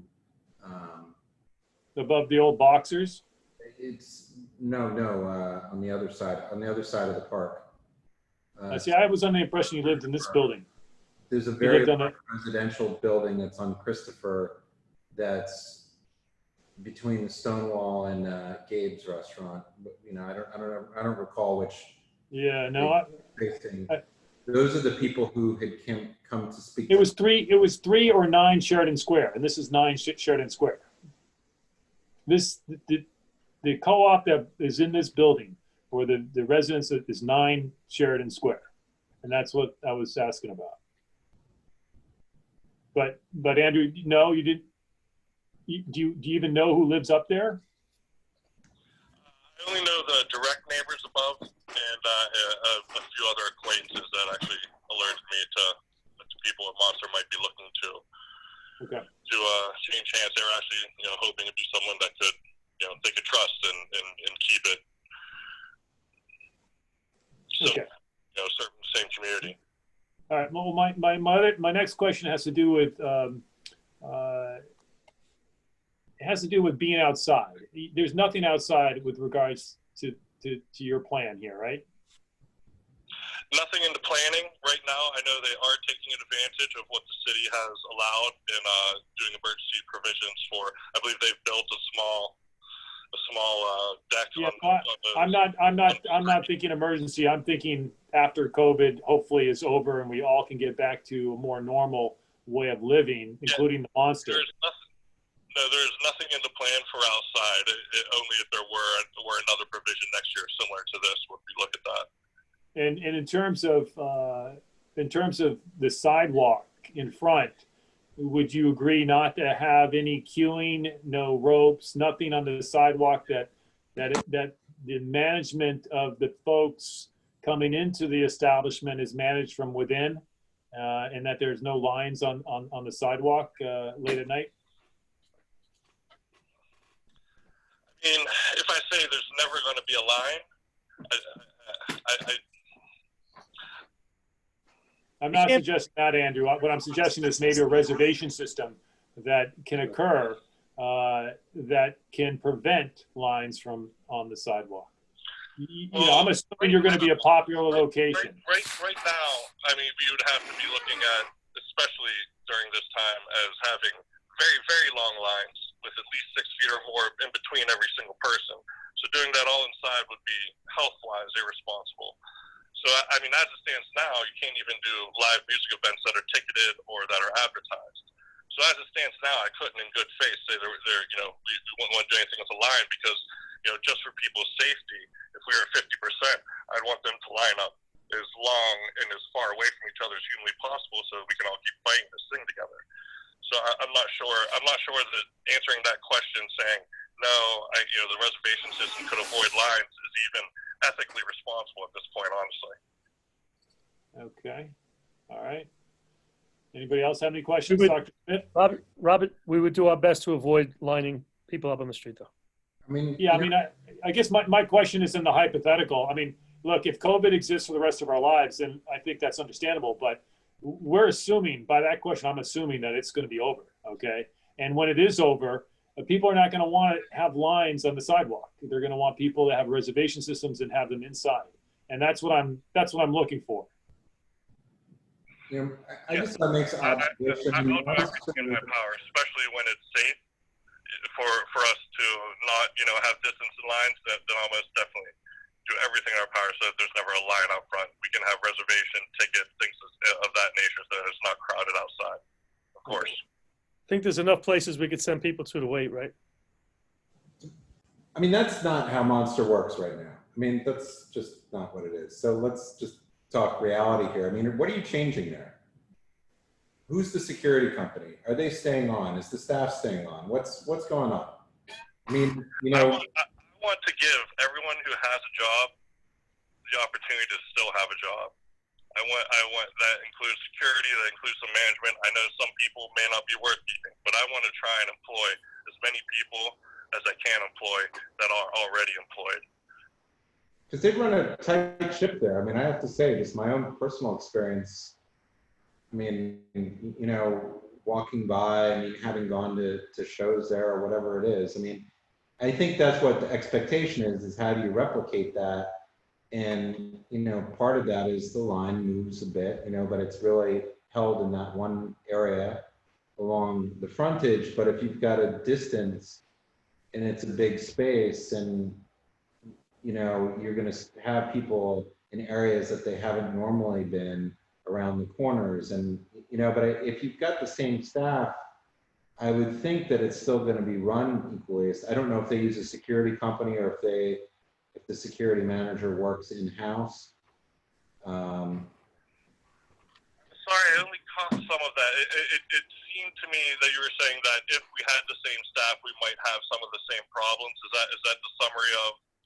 No, what I was saying is that the security staff there does a pretty good job, I think, all in all. Does do a pretty good job, you said? Yeah, and I'm just wondering, are they in-house? Is it a company? I mean, places like Monster may actually hold their own security license. I don't think it's the norm these days, but Frank, you might know more than that. I believe they do have their own security people. I believe they are licensed and bonded. I do intend to keep, especially hearing from you, that's a great recommendation as well. That makes me want to keep them even more. But yeah, security is very important. I mean, the last thing we want to do is be a bad neighbor. Like I said, I've never had noise complaint in 5 years of operating, and I don't plan on getting them. I think what I originally said before Andrew could come on was that we're planning to replicate the exact operation that's going there right now. It's been successful. It hasn't been a problem in the neighborhood to the best of our knowledge. We're going to stay in that vein. I mean, is it going to be named Monster or is it going to be renamed something else? I'm not exactly sure if we'll be able to secure those rights or not. It might be something similar. Also, Monster had 2 or 3 other locations and a lot of different owners, so it might be more complicated getting actual The Monster. But at this moment, be very recognizable as the same theme, as the same place where people can feel comfortable and know that it's a sanctuary, a place where queer culture can exist unfettered. I mean, a big part of that is their staff. You know, I mean, that's. I agree 100%. I mean, that's the security guys that know people who go there. I mean, you know, that's what. 100%. I have very little turnover at my bars now, and I think it's one of the keys to our bars. I guess I'm just confused because if it's not Monster and it has to be reinvented as some other name, you know, how does that all work? And I guess that's the concern of what changes through that. And you know, often that involves when you reopen it looking very differently than the conversation that we're having now. And so just trying to, you know, understand that a little bit more clearly. As in, like, what is our like marketing plan to try and transition and try and make it seamless? Is that the question? Yeah, I mean, you know, it's a big spot. You know, if you're filling it 7 days a week, Monster does, it's a lot of different things going on. There's a lot of programming involved. And so if you have Monster, which is known for what it does, you know, people have been going there on certain nights for however long, you know, I mean, decades. And literally since the 70s, yeah. And so you're coming in. Almost all continuity. I mean, especially any continuity worth it. I mean, there could be one night I was looking at maybe replacing, but I mean, I want to speak with all of our entertainers. I want to speak with everyone that they're doing business with. And like you said, we still have several months of handover, so I've got a good bit of time to actually do that, you know, in front of these people and make deals with Lady Bunny and some of my old friends that I've known for decades since Miami, since some of the people moved up here from Miami I've known. But yes, we want to keep even that level of continuity, and some of them being, yes, the same security staff, the same staff welcoming you, the same themed nights on occasion. I'm that committed to keeping it similar / continuous. I guess, and you know, and the other challenge is because you're not in a position to be applying for any PPP or, you know, working with any of the existing staff, that, you know, they may be off doing other things, just given the nature of you know, what's happening now. There is a lot of complications, but I'm working through a lot of them now, and I'm trying to figure out the ways. I mean, there's no playbook for any of this, but I mean, I'm going to put my best foot forward, and right now we've been pretty successful retaining almost our entire staff at both other bars, and I'm hoping with that technique and the way that we treat our employees, that will translate to retaining a lot of the staff at the Monster. I can't promise I'm going to offer them good jobs. I know there's 30,000 hospitality people out of work, so usually people offer good jobs in the same place that they enjoy will hopefully, you know, take us up on their offer.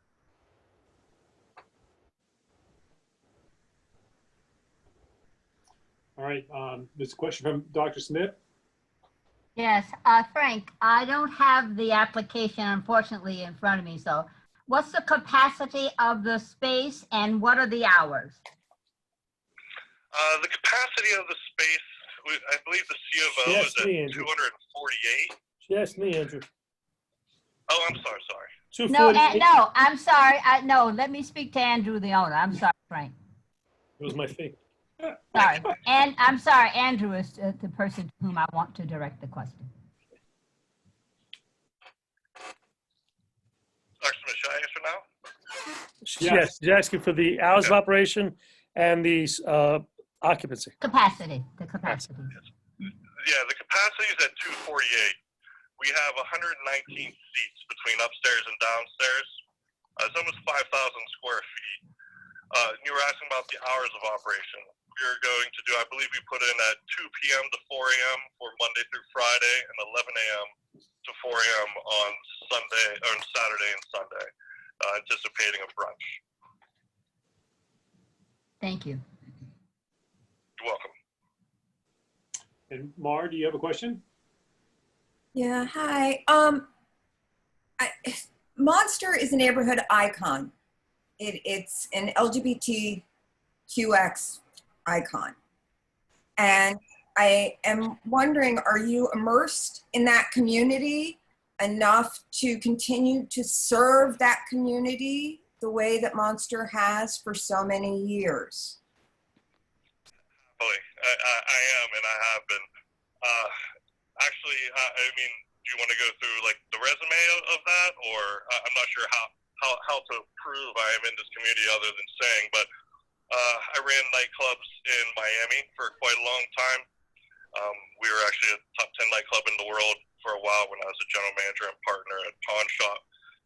We hosted every type of white party / tea party / 24-hour party you could ever imagine. I actually opened and ran cafeteria in Miami for a very long time. We are, you know,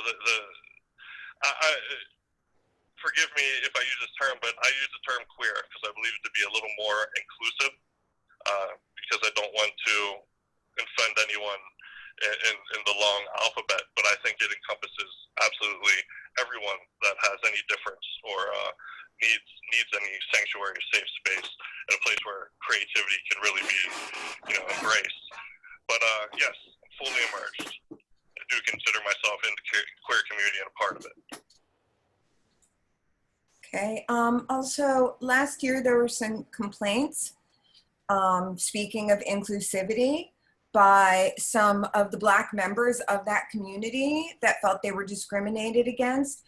What are you going to do to make sure that you embrace them fully as well, so the same thing doesn't happen? I had no idea that was a problem with that particular bar, as I've only been, I mean, I've been a customer at Monster, but not like a guest, you know, a frequent guest every weekend. But I mean,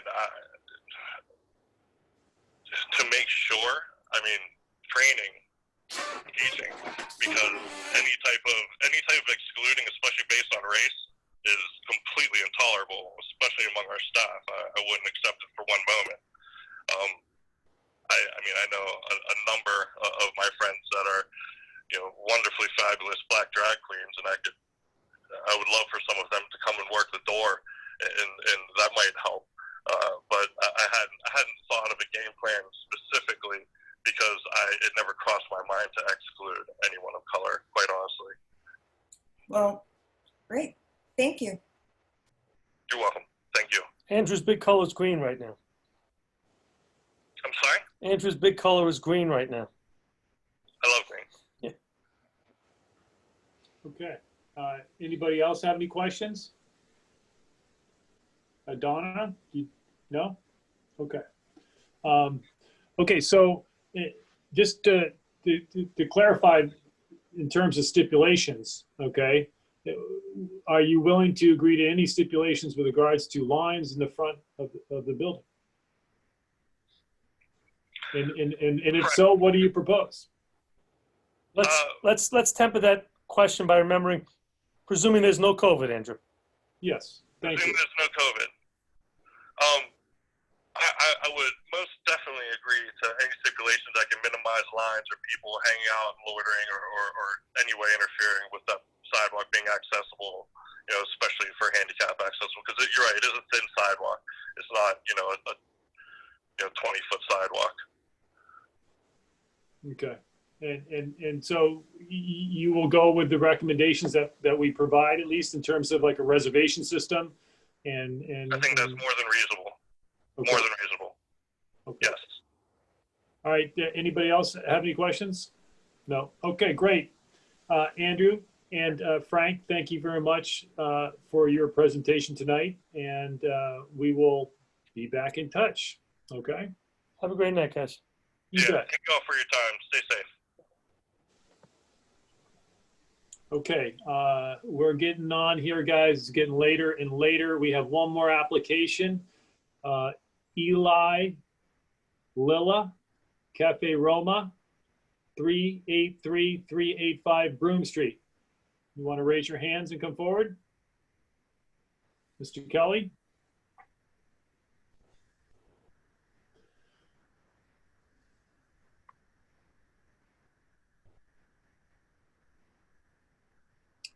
I don't see anyone else raising their hands besides Ms. Michael. Go ahead, Michael. I see Vincent. Okay, I got Michael and Vincent. Anybody else besides Michael and Vincent? No. Okay, why don't you guys unmute so we know you can speak? You have to, Vincent, you have to press unmute on the, you've never done before. You see on your computer screen, do you see unmute? There we go. Got it. Now. Now I got you. Okay, Michael, do you want to unmute? There we go. Okay, now we're good. Now we got you both. Okay, so this is an application for an on-premise license for a bakery. Go ahead. With me is Vincent Zaccardi Jr. His father is also an owner, Vincent Zaccardi Sr. Premise at 385 Broome has been open since 1891. The Sunken Restaurant was at 383 Broome in the 1940s and 50s. Cafe Ronca was at 385 Broome up to 1952 when Vincent Sr.'s grandfather took over. From what Vincent Sr. remembers as a kid, there was alcohol, but we can't find records at the SLA. We believe that when the Zaccardis took over, they did not carry on the alcohol license at the time. We have 14 tables, 58 seats, a bar counter with 7 seats, Sidewalk Cafe with 11 tables and 22 seats. The hours of operation are 8 a.m. to 11 p.m., Sunday through Thursday, 8 a.m. to 12 a.m. on Friday and Saturday. These are the existing hours, probably since the 1950s. These are on-site operators. Vincent Sr. works during the day. Vincent Jr. works at night. Vincent Jr. operated a Cafe Romer at 518 Washington Street in Hoboken with an on-premise liquor license from 1989 to 1999. But basically a bakery, cafe, mostly a dessert place. That's basically a neighborhood icon. We do have sandwiches, panini, salads, and desserts. There's no TVs, no promoted events, no performances outside promoters or cover fees. Vincent Jr. grew up in the neighborhood and he still lives there with his family. We see the liquor license as an addition to our desserts and most of our sales as Sambuca and Anisette. We believe this will help our business survive and give our servers a chance to make more tips. We have handed in 60+ signatures that are from our building and direct neighbors. There's no one from anywhere else. We believe we got most of these because we are a neighborhood icon. That's okay. Do you want to say something, Vincent, before? Nope. We're just, like I said, we've been here for a long time. You know, we're dealing with COVID now, and we're actually looking to do this even before COVID. My place in Hoboken, we basically, you know, we really weren't a bar. We basically sold, you know, coffees with Baileys or Frangelico. We make cappuccinos with hazelnut liqueurs or a double espresso with like a Sambuca, something like that. You know, we had some beers and some wine, but we were primarily still a coffee house, pastry shop. Okay, and I have, do you guys have a kitchen or like, I see you have an oven for a bakery, but do you actually have a kitchen where you make food like a restaurant? We don't really do the food yet. We're planning, like for my menu in Hoboken, we did a lot of sandwiches, we did paninis, we did pizzas. We'll probably be using the same oven to do a lot of that stuff as far as baking the bread and making the pizzas. We have fryers and cookers and, you know, stoves and things like that. So we have, you know, it's mostly for baking though. I mean, you know, we have a full bakery and it's been here since 1891. Okay, and I see that there's that questionnaire indicates that you're going to apply for a letter of no objection. It appears from your diagram you have 2 buildings that are joined together through some sort of spacing internally. And are you talking about letter of no objection for both locations, one or a combination? It's going to be for the 385, just the cafe area. That's where eating and drinking would be. The 385 is the one, if you're facing Broome Street, would it be on your right or your left? On the right, right on. If you're facing the building, would it be on your right or your left? It'd be on your right. It's at the corner of Mulberry and Broome. Okay, yep. Broome And where that's the one with seating the seats and chairs? Correct. Okay, so why are we licensing the other building as well? Well, the other buildings there, you can see where the food prep and the oven is. That's where the food's going to be produced. So that would be more of our kitchen. So just so I get it straight, the building, give me the address off of Mulberry, that's not on Mulberry Street. What's that address? That's 383 Broome. Okay, so 383 just happens to be connected to the other building, but there's no patrons in 383? No, no patrons. Because I see benches and it looks like a table. That's got to be workshop. 385. Say it again? That's probably 385 with the benches. Okay. Yeah. Oh, okay, so 385, are there people that are patrons going to be in 385? Yes. Which address is the bakery part where all the goods are baked, Vincent? The bakery is at 383. The cafe is at 385. Okay, so at 383 where you see the benches, that's basically the benches are for the workers that are making the bakery products. When it says benches, it doesn't mean benches where people are sitting. Oh, the benches. No, those are those are 20. I don't have the paper in front of me. I apologize. Those are 10-foot marble tables for rolling out dough. And if you see a couple of it where they say benches, you'll see mixers right there. Say little mix. Yeah, I see mix. Okay, so give me the address of that building again. It's 385? 385 would be where the seating area is. Okay, you're both talking at the same time, so I'm getting jumbled. But so 385, right? Yes, 385 is the seating area. 385 is where the oven is. 383 is where the oven is. Nope. Okay, gotcha now. Okay, so I'm going to focus in on 383. Is 383 going to be part of the licensed premises? It would be because it's a prep area, but it would not have any seats or tables or any patrons in it. Okay, so you would only get a letter of no objection for 383. Vincent, is 380, which is the corner store?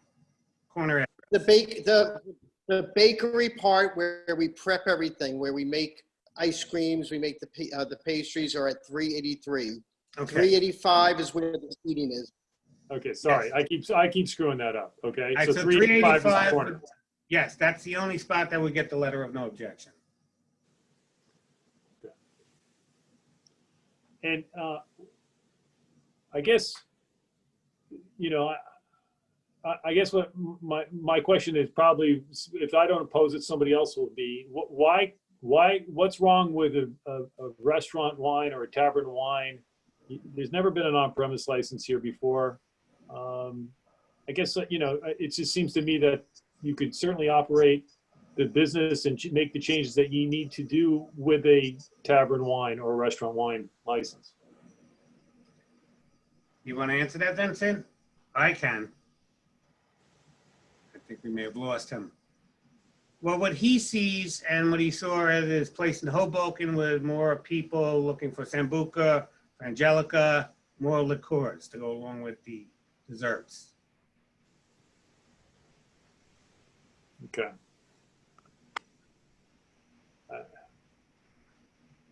If we get him back, I think we did lose him.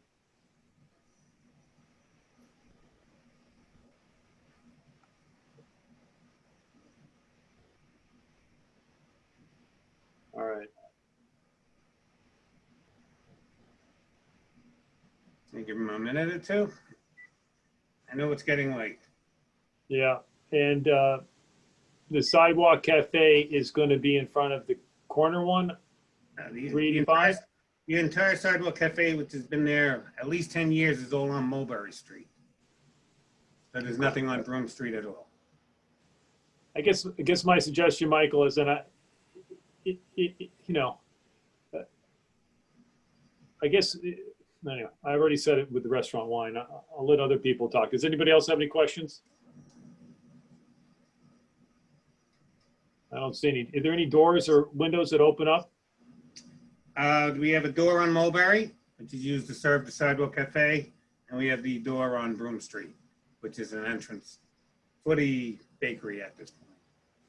Okay. There's no windows that open up. Okay. I don't see any other questions. Everybody getting tired? They don't want. All right. Sounds good. Dr. Smith, we got a hand raised. Yeah, I have a question. Michael, what is the capacity of the Sidewalk Cafe? Sidewalk Cafe is 11 tables with 22 seats. And inside? Inside we have 14 tables, 58 seats, and we have the bar counter with 7 seats. That's what it's always been. There's no changes with that. And I'm sorry, go ahead, doctor. I didn't mean to cut you off. No, that's okay. Thanks. Okay, the Sidewalk Cafe, Michael, is going to be on Mulberry Street, on Broome. Where is it going to be? The Sidewalk Cafe is on Mulberry Street. It's been there for about 10 years. Okay, is there going to be any Sidewalk Cafe on Broome Street? No, there's no plans to change that. Okay. And are there people that's, the other question is, with an on-premise license, who's going to be, with any liquor on the outside, who's serving? Are there going to be people that's serving? Or is Yes. it just get your panini and go outside? No, it's serving. There's been serving there for 10 years. There's always been service. And as you know, even if there was service and they do get a alcohol, they would have to serve anyway by law. Okay. All right, seeing that we don't have any other questions, I'm going to end it now. If Vincent comes back and would like to say something, you'll let us know, Mr. Kelly? Yes. Okay. All right, thank you very much. Thank you. Folks, it's 10 o'clock. I propose a two or 3 minute break, if that's okay, and then we'll get back. Is everybody okay with that? All right, great.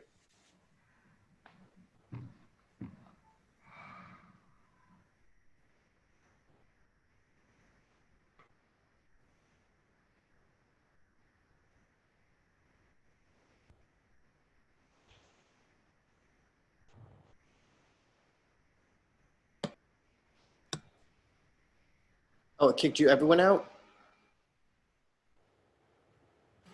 Give me 1 sec. I see it, but my video is not on. Did it kick everyone out? No, we're not kicked out. We took a 5-minute break. Okay. Is that you, Vincent? Yes, okay, yeah, we finished the application, Michael did, and now we're just taking a break. Okay, I think I'm on, Mike. Can you hear me, Michael? Yet, but... Vincent, can you hear me? You can see me. Can you hear me? Right. Because I can hear you. Can't even Vincent, see the can you hear me? participants. Stop video. Vincent, I see You can hear me. Robert. I'm unmuted. Yeah. Don't. Showing my video. All right, I got to take a break. I'll be right back.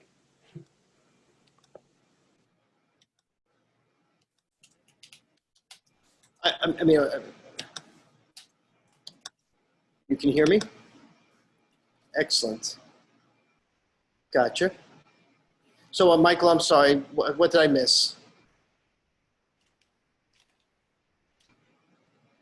I'm showing it.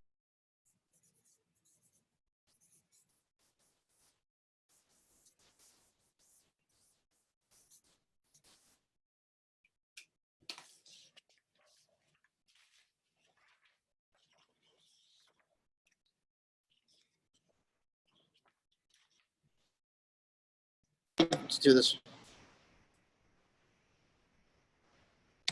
Okay.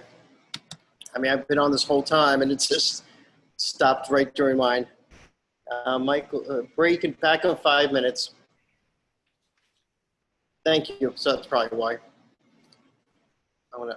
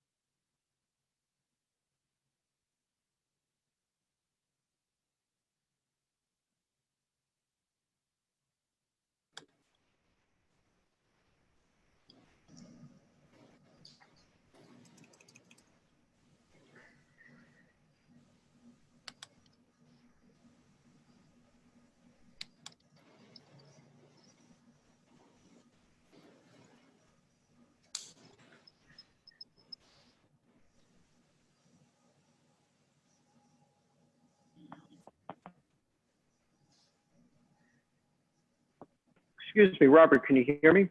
I got you, Vincent, and I just added Michael because I think he might have left. I'm here. I just on the phone with him. Yep, he's coming back in. I apologize for that. I don't know if the computer just kicked me out and I couldn't get back in. That's okay. When I went in the one way, it was telling me that the meeting is over and that, you know, I can't be accepted back into the meeting. And then I went to the link and it let me in. There you go. I got Michael now. You got to unmute yourself, Michael. Yep. Okay, so I got you both back. I'm going to take off these headphones now because I'm having some issues with the audio. Okay.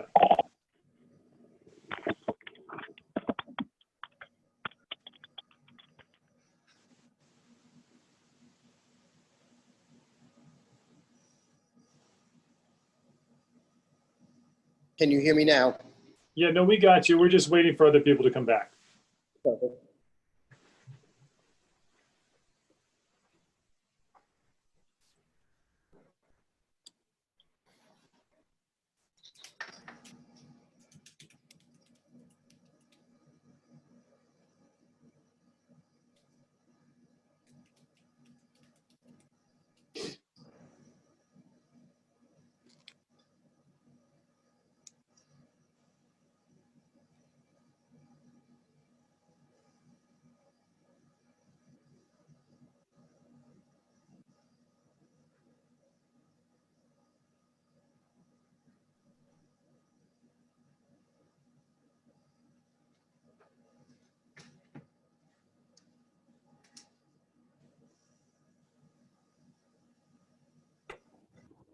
While we're waiting, just what is Katie wanted to know, a dough breaker?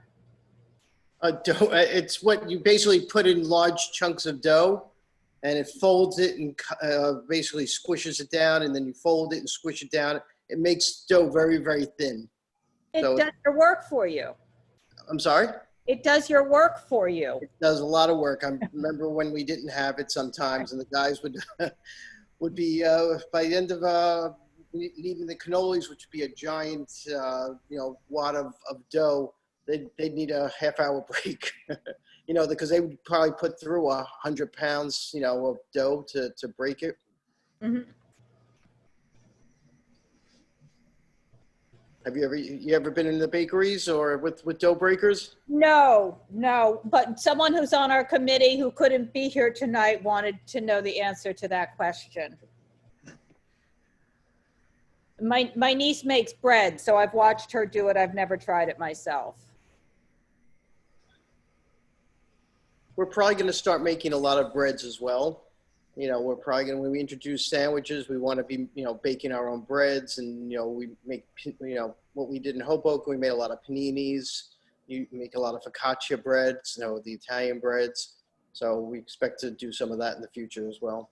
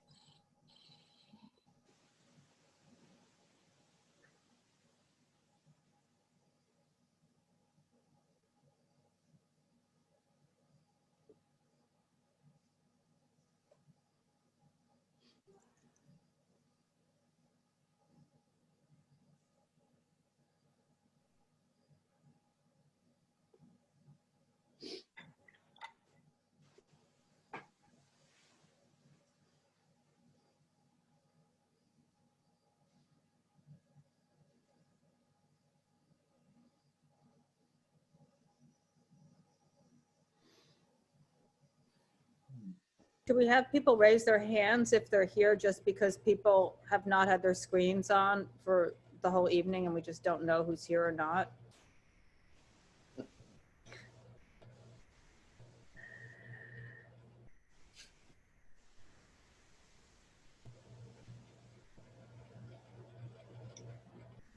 It's a long night for you guys. Can we, I think we can kind of, We got Robin. Do we have Dr. Smith? Do we have? Robin's here, Dr. Smith is here, Anthony is here, Mara is here, Susan Kent is here, Susan Wittenberg, I don't know if you're here, that's who I'm not seeing. Mara is here, Susan's here, Wittenberg. Okay. And Robin too? Robin, yes. Okay, great. All right, so Vincent, when you got cut off there, one of the questions that I asked to Michael, which I'll ask to you, is would you consider a restaurant wine or a beer and wine type of license instead of on-premise, since there's never been an on-premise at this location? I mean, that was the question I posed. I mean, it's not preferred. I mean, we were very successful with our, with the full liquor license that we had in Hoboken. Just being with our customers now, they're not, we don't gear to a younger crowd that's just looking for beers and things like that. But, our clientele is a little older, a little more mature. A lot more of what we're looking for is for the drinks that would go with the coffees. Like I said, like the Zambuca or the Anisette, or, we did Frangelico, we did Chambord. We actually made desserts with some of the alcohols and some of the liqueurs. The liqueurs are probably the most important thing for us. I mean, we did have port wines, we did have cognacs and armagnacs, and the aperitifs like the Chinar, and we would have some of the some of the drinks that people would have as digestives. Like I said, we really didn't, I mean, we had beers on here, but we also would have, some of the higher end Duvals, or we would have some of the, the Weiss beers, and we'd serve them with the Chambord poured down the side of the glass. It wasn't really a beer crowd. Even our wine list, we didn't have a huge number of wines, but, we did have wines and it did help. But like the bulk of what we always looked for was having the liqueur. We had a church right across the street, which they, within the last 2 years, just demolished. And I think that was the main reason why my dad never went for the liquor license. We could have had a beer and wine back then, but, just having the beer and wine doesn't really answer for what our customers are looking for. And do you folks own the building? How were you able to be in that location for so long? We rent, there's 2 buildings here. We own one, and the landlord we rent the other space. And what space do you guys own? We own the bakery. Okay, so 383. 383, correct. And we did we just committed to another lease with the landlord. He's been with us for about 15 years, and he's looking forward for us to work for another 10-year lease. Okay. Could I just add something quickly? We know the community board's reluctance to places, especially with on-premise liquor licenses that have never been licensed before. This place has been there over 70 years. We understand there's no proof the premise was previously licensed, just from memory, but it's something that, being there 70 years, we can't get up and go and rent a spot that was previously licensed just to have that alcohol, because it's going to lose the old time feeling that this premises possesses. If Vincent could show you, he's got his, he's in the bakery right now. He can show you a look at, if he can, the computer around, if you wanted to see it, but it's going to lose that old time charm if he would move somewhere else that had a license. I'm sure there's going to be a lot of restaurants on Mulberry that are going to close down because of COVID. Most of them make their money during the tourist season, which is past, and that money usually gets them through the year. And when we're seeing what Vincent was talking, a lot of my customers are going out of business, and this is just, there will be a lot less liquor licenses there. Yeah. You think we're going to have less liquor licenses in the far distant future, or do you just think it's the near future? I think it's going to be far into the future. Okay. I still agree. And how can we make sure that they're in the most appropriate locations then, Michael? I'm sorry? And Michael, then how can we make sure they're in the most appropriate locations? The appropriate locations? Yeah. Well, conversation for another time. Right. Another time. 25, guys. Okay. Some questions? So in terms of letter of no objection, that's a prerequisite for the issuance of the license, right? Yes. Okay. And again, like Michael said, we really, we've been in this location since 1891. But stories are that this was a bar beforehand.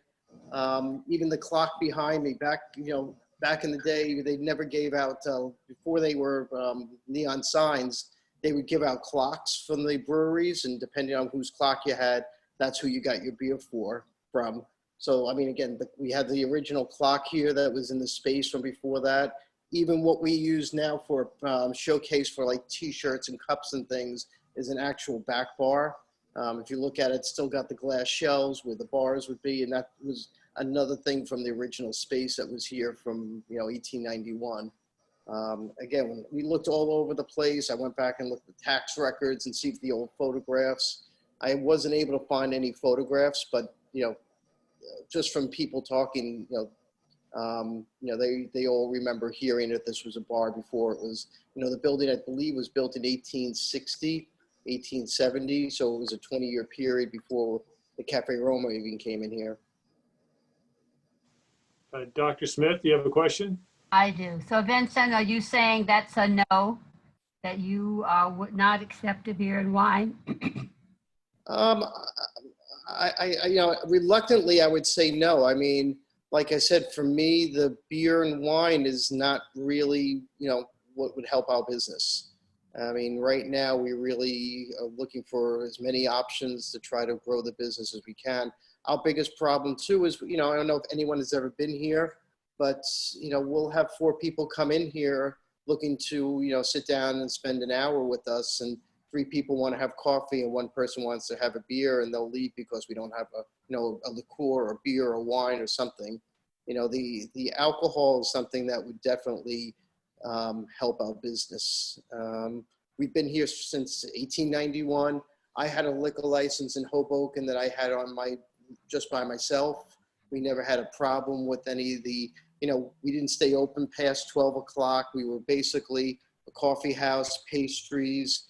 We never had any issues. We never had any problems. Like I said, we had a lot of, we were pretty popular in Hoboken, and we were, real busy from, let's say, 6, 7 o'clock until 11 o'clock at night. I'm expecting to kind of do that same type of business here. And again, we never really had loud music. We never really, we don't keep the doors open. We're just a pastry shop that has, that wants to. We got it, Vincent. We got it. You did a very good job. Okay. And one more thing, a lot of the other bakeries and pastry shops down here do have liquor licenses. So I feel we lose a lot of business to some of the other restaurants and pastry shops because we don't have it. Like Ferrara's, Bella Ferrara's, Cafe, not Bella Ferrara's, I think Cafe Palermo. Like I said, I think it would give us a little bit of an edge. Okay, I think we got it. Thank you, guys. Thank Have you. a good night, Thank you. okay? Good night. You bet. Good night. Okay, everybody.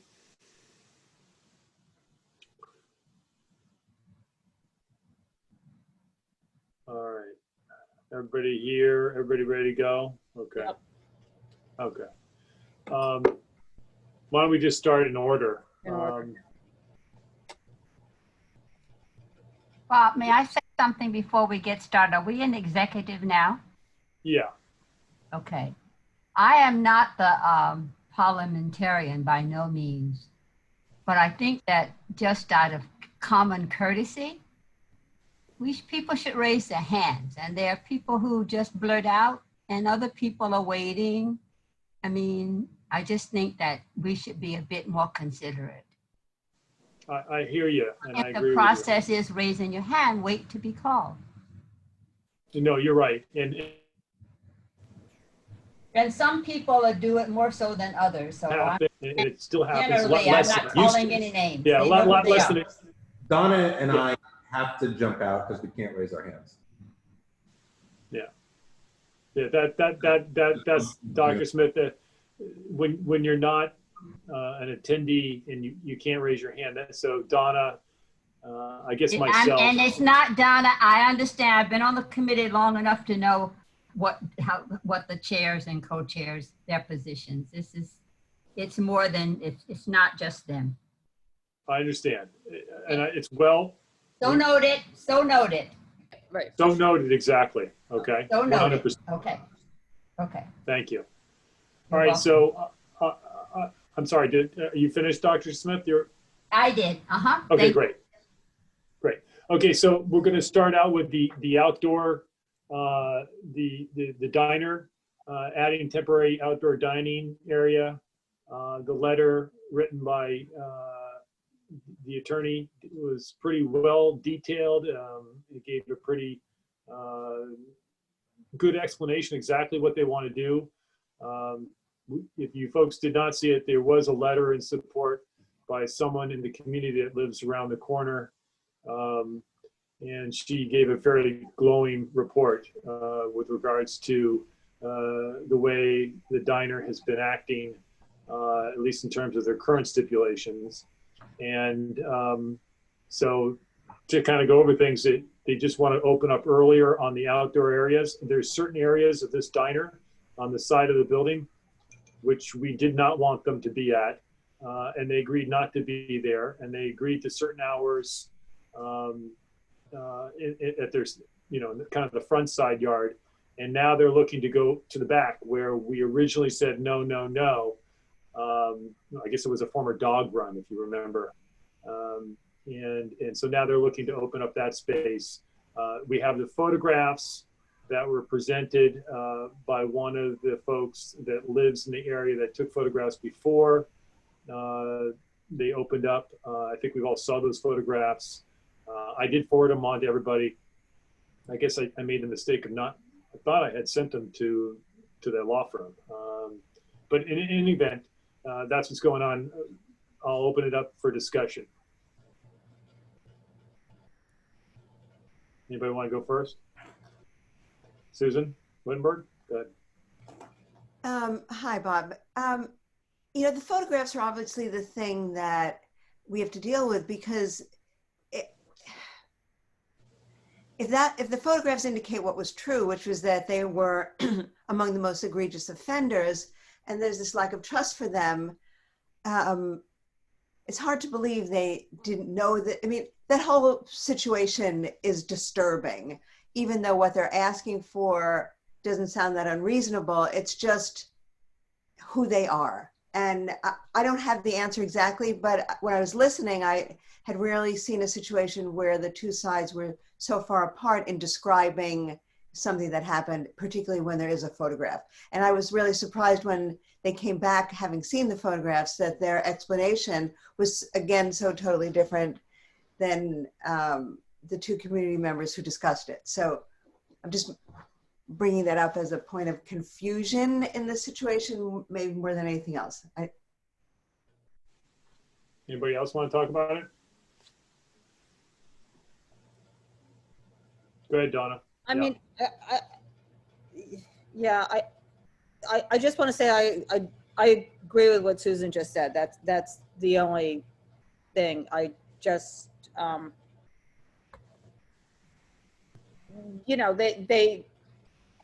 they've been good operators from what we hear now, but they were one of the few bad operators in the very beginning and set a precedent for something. So it just makes it more confusing for me, that's all. Yeah, I guess I would say that, I got the pictures in front of me here. And to me, that's, I know pictures are pictures. They're still, they don't tell what happened later that night. But I think the proof is the pictures. In other words, I didn't hear from Darlene or Pete that they visited the site at a different time of the day, that they took the pictures and they were there. Just looking at the pictures, to me, that's not an egregious situation. They were open. Sorry. Yeah, to me, I observed businesses that were open. and there are people all over the street and then the bike lanes and all over the place, and they were serving people right. I don't see that here. I see what could be considered service, but it's unclear from the photographs whether it's takeout, whether, look, should they be putting seats, probably not, because you're kind of asking for it by putting seats out there in the first place. But I'm just saying, I saw so much worse than this. But you didn't see that when people, they had chairs out. That's inviting people to sit down at a time when nothing was open for outdoor seating. That's the problem. I mean, people may have been standing around and stuff, but a lot of those people that were standing around too once the outdoor seating was allowed and the outdoor seating wasn't being enforced for sitting. That's when you saw everybody sitting around. I'd have to look back at my pictures, but I don't recall seeing a lot of people standing around until the outdoor seating was allowed, and then they never enforced that people had to be seating. This is a situation where people put chairs outside at a time where no one was allowed to be sitting outside. Why there are chairs outside when no one's allowed to be sitting outside, I find a little disconcerting. So, I would agree with you, Bob, that, I saw way worse, a lot of terrible things were going on at the time, but the fact that I was, that there were people worse than me is just never a defense that cuts any ice with me. I just feel like, I also feel like that scofflawness is not new with them. I feel like they've been difficult from word go in our dealings with them. I understand that we have the letter from a local resident who's turned all around and says that they're great neighbors, and they may well be. I also know that we had people here tonight who were saying, okay, so they only brought this one set of photos. They didn't, set up a SWAT team to photo journalists at 8 times a day. But the photos were in support of testimony they gave in which they said that they personally saw on lots of occasions this place being very egregious. So it's, to me, I just wouldn't minimize those things. Whether or not it's, in the end, it sort of leads us to a no is a different thing, but I wouldn't minimize that. And I wouldn't minimize, to me, that they were just really scofflaws. This is, and they're not like a small neighborhood place struggling to just make their monthly rent, right? They're backed by the hotel, they have money. They weren't like, oh my God, we're 3 days into COVID lockdown, we're gonna go out of business. And yet, as the moment they could, they started pushing, going way beyond what was allowed in the rules and law and putting it out there, and leaves a bad taste in my mouth, frankly. Yeah, Robin? Yeah, I saw plenty of establishments having chairs out before it was approved to do so. Now, I feel like it's a slippery slope deciding, what's egregious, what's not egregious I think doing it is wrong, period. End of story. Whether it's one chair or like the East Village, which I know is on our district, but there were just so many pictures of egregious behavior in there. I just think, I think we make a note of it. But they happen to get caught. There were so many places that didn't get caught that violated the outdoor seating when they weren't allowed to have chairs. I saw plenty of it. Some of it was just a couple of chairs, and sure, it didn't bother anybody. I could have taken pictures and shown you guys, but and in my mind, that's just as bad as what this hotel did because it was in violation. They were not allowed to do that yet. They happen not to be bothering anybody, but does that really make a difference? And who are we as arbiters to decide, well, 2 chairs or 4 chairs breaking the rules doesn't bother anybody, it's okay. 10 chairs at a place that sometimes causes problems, has pictures, they're wrong. It's just like they happen to get caught. So I definitely think we should give them a slap on the wrist, but I don't know that this should affect whether, giving them a denial because of this. I just don't think it's fair. Everybody, it was a little bit the Wild West. Next year, if this all happens again, hopefully things are a little bit more streamlined and, then everybody should just be on notice. But I think this one's a little tough. I don't know if it's entirely fair to give them a denial because of this. That's all I got. Thank you, Robin. Dr. Smith? I agree with Robin. Okay. I had something, Bob. Susan kind of lifted her fingers too. You agree too, Susan? Okay. You know, one of the Go ahead, things, Carter. one of the things too, and you know, those photographs were really when, you know, and somebody actually just said it in the chat, was right after this neighborhood was thoroughly destroyed. And, you know, when we ended up with all the broken windows and everything else. And I think that the sense on the street of just getting people out and participating in the community, there may have been a very different feel at that time, you know, what was going on. It was also well before sort of the extreme crackdown started, you know. So I think what Robin and Dr. Smith had pointed out is really, we have to be a little bit in context there. I mean, this is when the neighborhood was coming out sort of a little shell-shocked, especially right there, you know, where they're located. Yeah. Okay, so I get the gist that everyone's okay with this, but that that's going to involve a letter, right? It's a letter and not a resolution. So that's a letter that's probably going to have to go out pretty soon. So everybody is in agreement that we're okay with the temporary changes to the outside? Okay. Raise your hand if you disagree. Okay. All right, great. Thank you for everyone for speaking on that. Let's go to the next one, which is, hold on here. The Union Square La Pain Quotidien. Quotidien. Four syllables. Quotidien. Thank you. I mean, I take it this is a deny unless. Everybody okay with that? All right. I'll try to speed things up for everybody here. So deny unless, is there anybody against that? Okay, so that's unanimous. There's 9 of us tonight.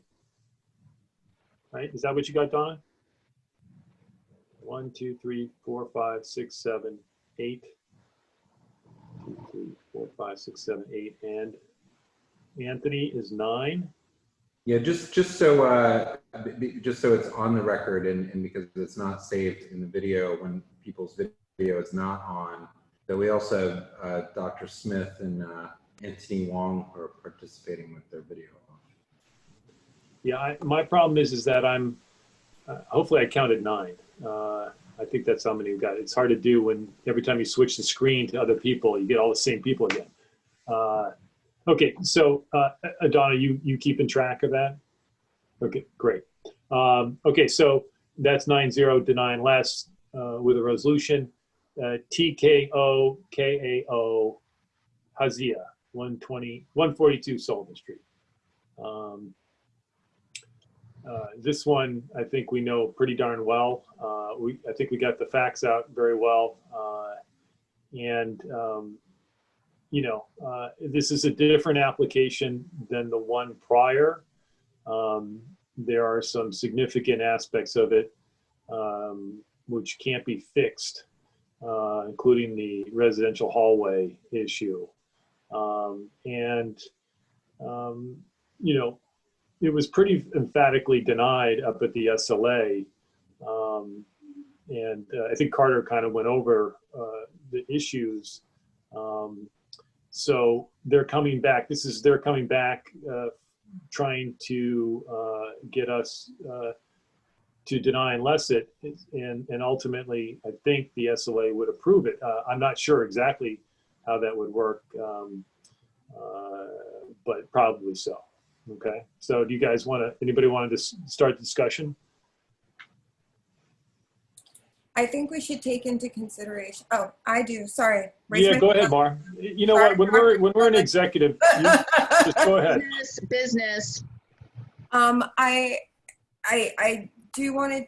really wanted to look at this as a brand new situation because I felt like the operator did not have proper representation before. And I went back and I looked at the other times he appeared or was supposed to appear, because I even saw a no-show. And I feel like he suffered from terrible representation before, and he seems to kind of have gotten himself together. I don't know about the hallway, but it would be a deny unless for me. Is there a way that we can give some stipulations where he uses the hallway a certain way or during a certain time or in a way that would be better for his neighbors? And did any of his actual neighbors that utilize that hallway? Because from what I saw, the letters that we got were from 140 and he's in 142. So is he going into 140? No, he's in 142. So, I mean, the loudest voices were coming from an entirely different building, perhaps next door, but still. Yeah, I mean, yes, the hallway, the residential hallway is not supposed to be for the business. And that was, I believe, one of the main reasons why the state liquor door, and the reason why our vote previously was negative, was the intermixing of that residential hallway. As Carter has indicated, that's come up a few times on this particular block, and each and every time we were not in favor of that occurring.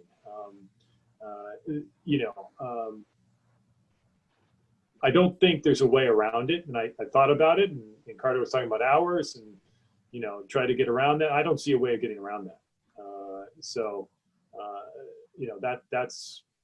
That's a real problem. And, but you're right. I think, the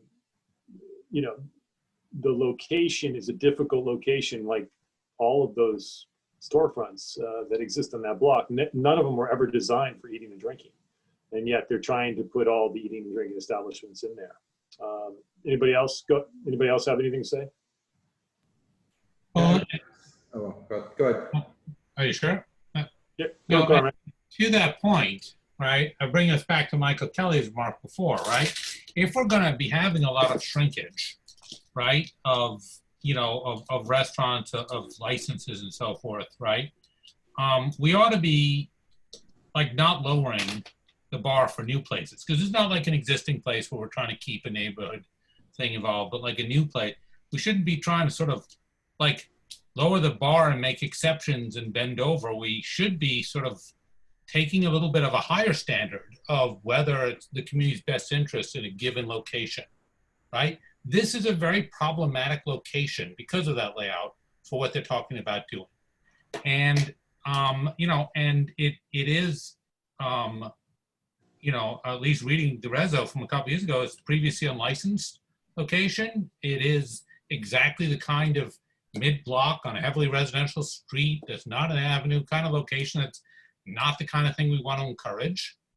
So it seems to me, it's like, why would we stretch and arrange and, give a chance and give a break and everything about it? And then maybe it's time for us to be a little bit, more, take a firmer hand with some of these things. Can I answer that? Sure, absolutely. Yeah. I might say something too before Mark jumps in, just because a lot of this hinges on what I said right during the meeting, is that, clearly you can't work around this, but what I had suggested that there is a way through it. And that was really minimizing that impact on people in the building. Theoretically, the basement doesn't need to be licensed because there's no alcohol storage there. It's no different than, in some respects having some of the exceptions that are made in different areas, but in not specific to this situation, but where the liquor law has a little bit of flexibility into it for exceptions. And one of the things here is saying, well, what are the exceptions? What makes this unique? This doesn't create a pathway that every place like this is approved. There's a guy who's already signed the lease, Cormac. He's in business. He has crossed the hurdle. He's open. We've got, we got a letter from Mike Kelly today, a couple letters and signatures from people in that building. The objections that we had were about how this came to us. It was, you know, DJs like until 2 a.m. and 4 a.m. and live music. And the applicant came and I remember, and I went back to my notes and said, that's not what I want. But he was over his attorney or his representative spoke over him and said, yes, yes, yes, that's what we want. And we were left very perplexed. And then they were supposed to come back in March and they never came back when we could have completed that conversation. But it was really, the concerns weren't just the basement. Yeah, we're losing you, Carter. Yeah, we lost you, Carter. Maybe you could call back in. You're frozen on the screen. Or cut your video. Cut your video, yeah. Yeah. Okay, well, we can wait for Carter to come back on. You want to go ahead? Let's yeah, I wanted to talk about, you know, the idea of lowering standards. I don't think it's lowering standards if, from what I've seen and what I've heard, this guy's neighbors in his building actually really like him. They all patronize his business. I've been by there on that block a few times during this time, and it's very quiet, it's very chill, it's very relaxed. It's not a wild, crazy place. He seems to have carved a space out for himself in the neighborhood, and it seems to be working out from my perspective. I don't think that that would be lowering standards to, you know, allow a decent operator to operate when there are so many bad ones out there, especially now when we're losing businesses. Also, too, to what Carter was saying, if you check to see the people who signed the petition, quite a few of them are actually in the building, are very close by. Yeah. No, I hear all of you. I just, I have a real problem with the setup. And I'm not alone. I did listen pretty carefully to, and I know the 4 a.m. or whatever it was, then became 2 a.m. And I know the hours and the music and all those other things. They were part of it, but you know, there were concerns about the work in the basement. I mean, these things came up at the first meeting. It was fully discussed with him. The concerns were brought out. About the work in the basement, the connection with the hallway and the business. And so I'm just saying, you could say, yeah, it was advice of some lawyer. You could blame it all on the lawyer. But the reality is he was there when we were talking about it. And so, you know, is this spot the right place for a restaurant or a tavern? It's not. The layout doesn't allow for it. And that is why this state liquor authority said no to it. You know, they were pretty emphatic about it. So that's all I'm saying. It almost seems like we're thinking sympathy. So this is a sympathetic reaction to something that we wouldn't agree to otherwise. So I see sympathy being a factor, because here's a guy that, whether he signed a lease, he's in there, he's trying to make something out of it. And so I understand that sympathetic part of it. The question becomes is, you know, if we allow this one, what about the next one? Because I'm sure there's plenty other ones on that block. Which, you know, I remind everybody, this is a residential zoned block. These are all locations that got the commercial spot because it was grandfathered because it was illegal to start out with.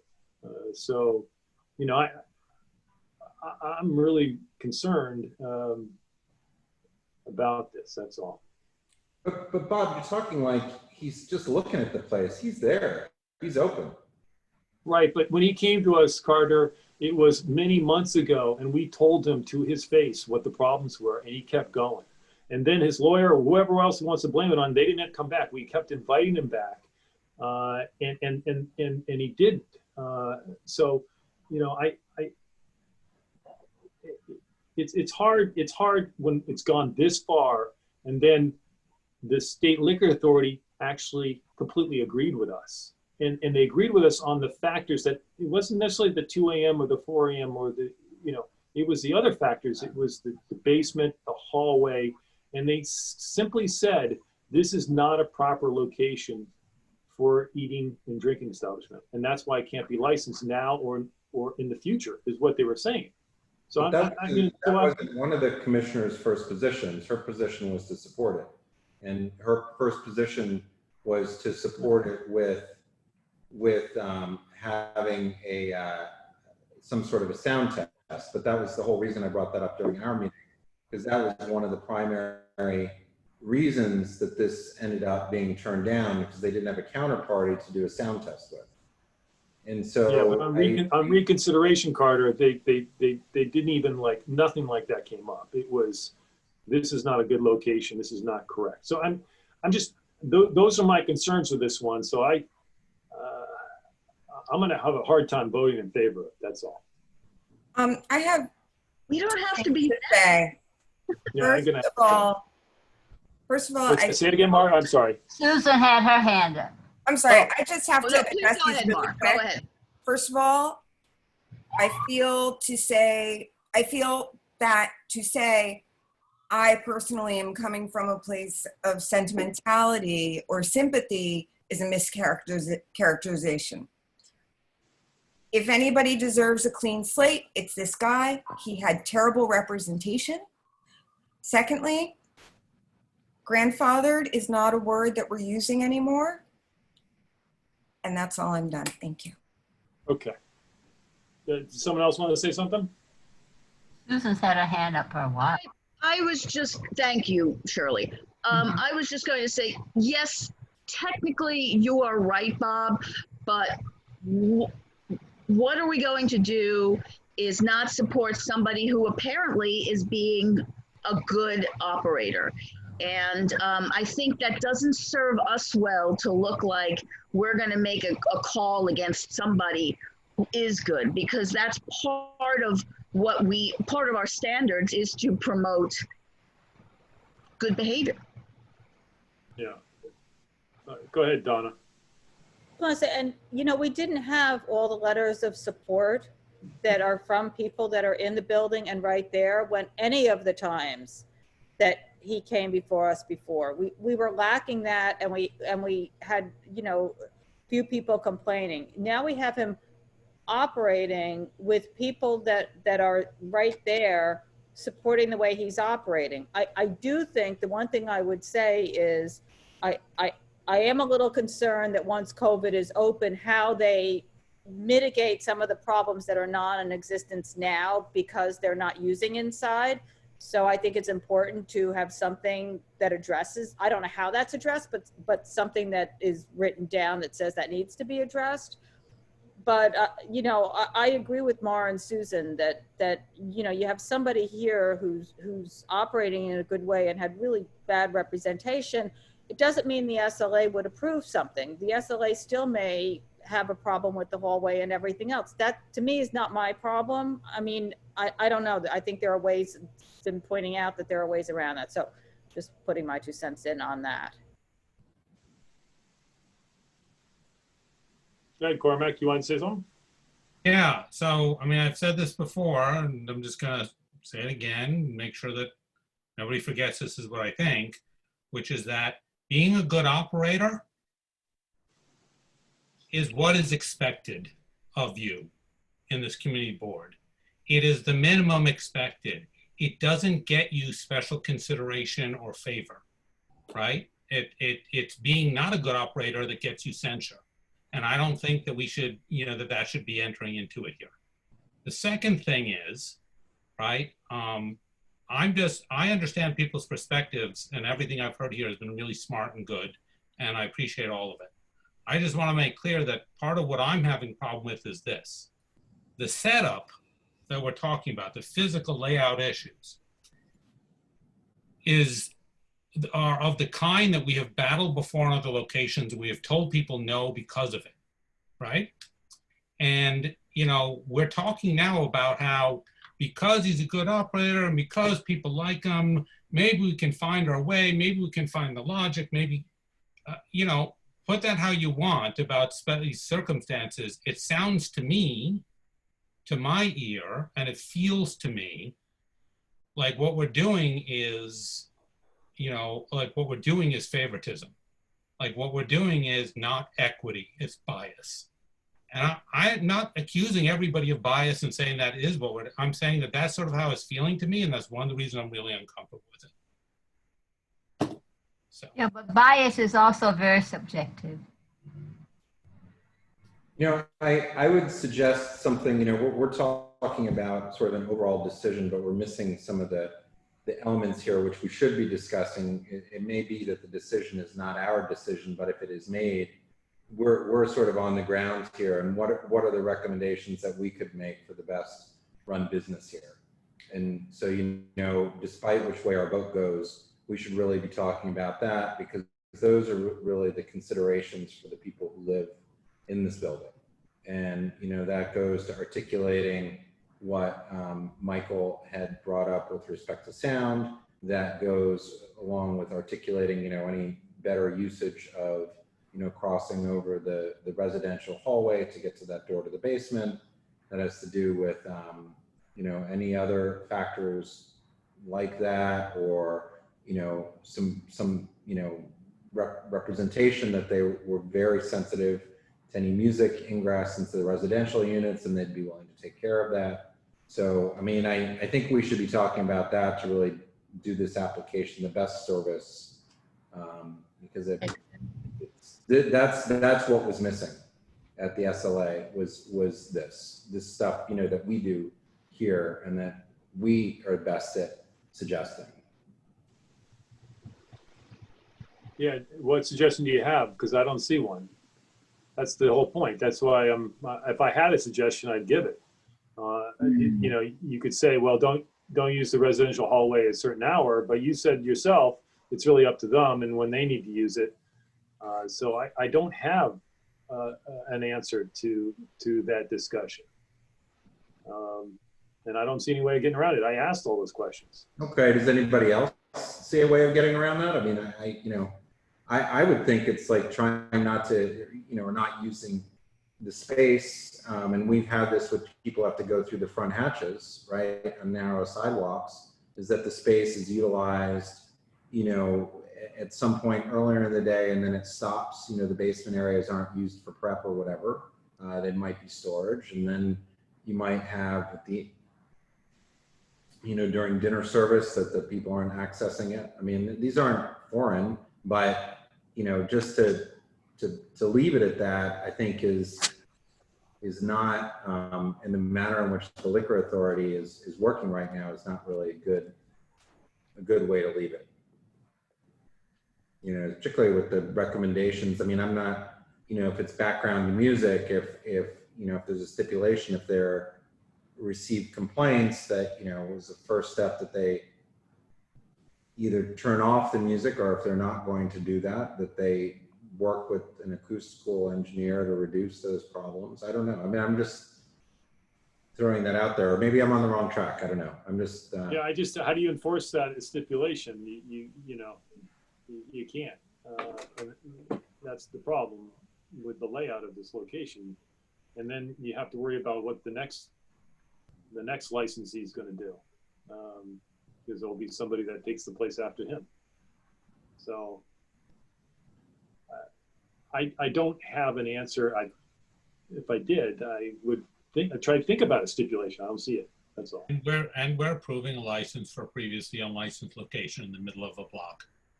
Well, it's a restaurant wine license. It's not subject to the 500-foot rule. Right. So I mean, nevertheless, like, I mean, in other cases where you're not happy with the applicant, you would argue that completely the other way. So, yeah. Yeah, no, I think that's right. So I think the best we can do, Carter, is take a vote, write a resolution, explain the situation in the resolution, and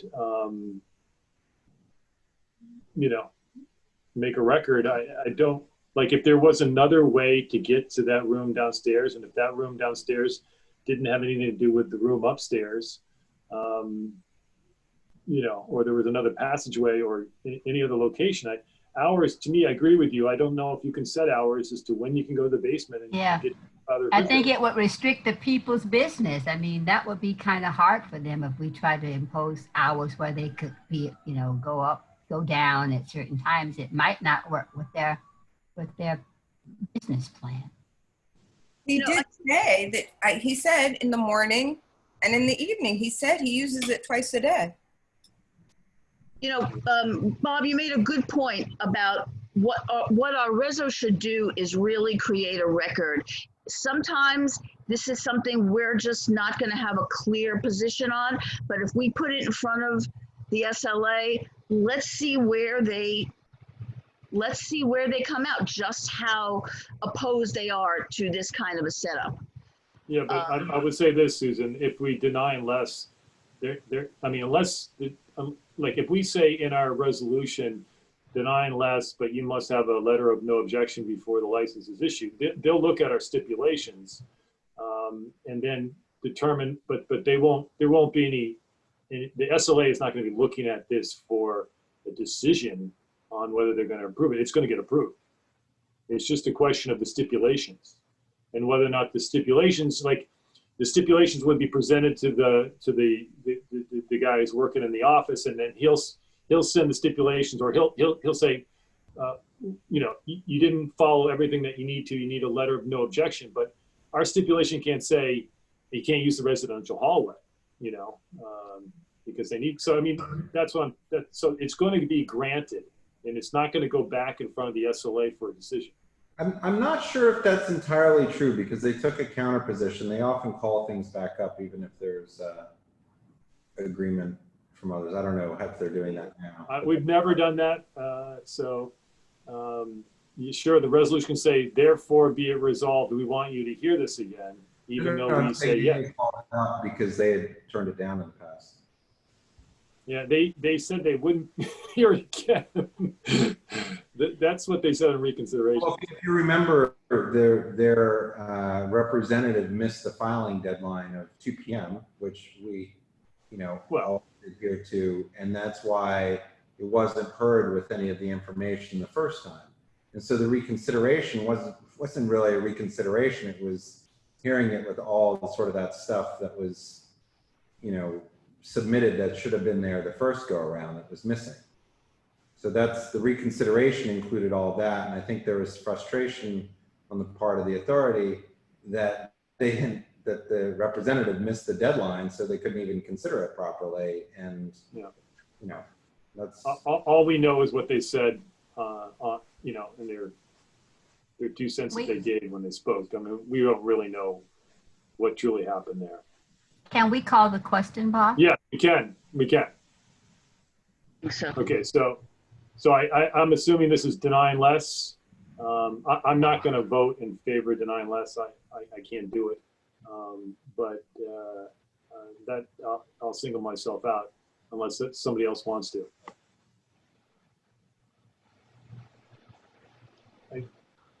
Yeah, Cormac, you're muted. So I said I'm not voting for denying less. I'm against that. Okay, so I think Susan seemed to be waving her hand. I don't know what. Oh, you were muted. Okay, so this is 7-2. 7-2. I'm gonna go with Bob. Okay, so 6-3. Okay, so 6-3, denying less, right?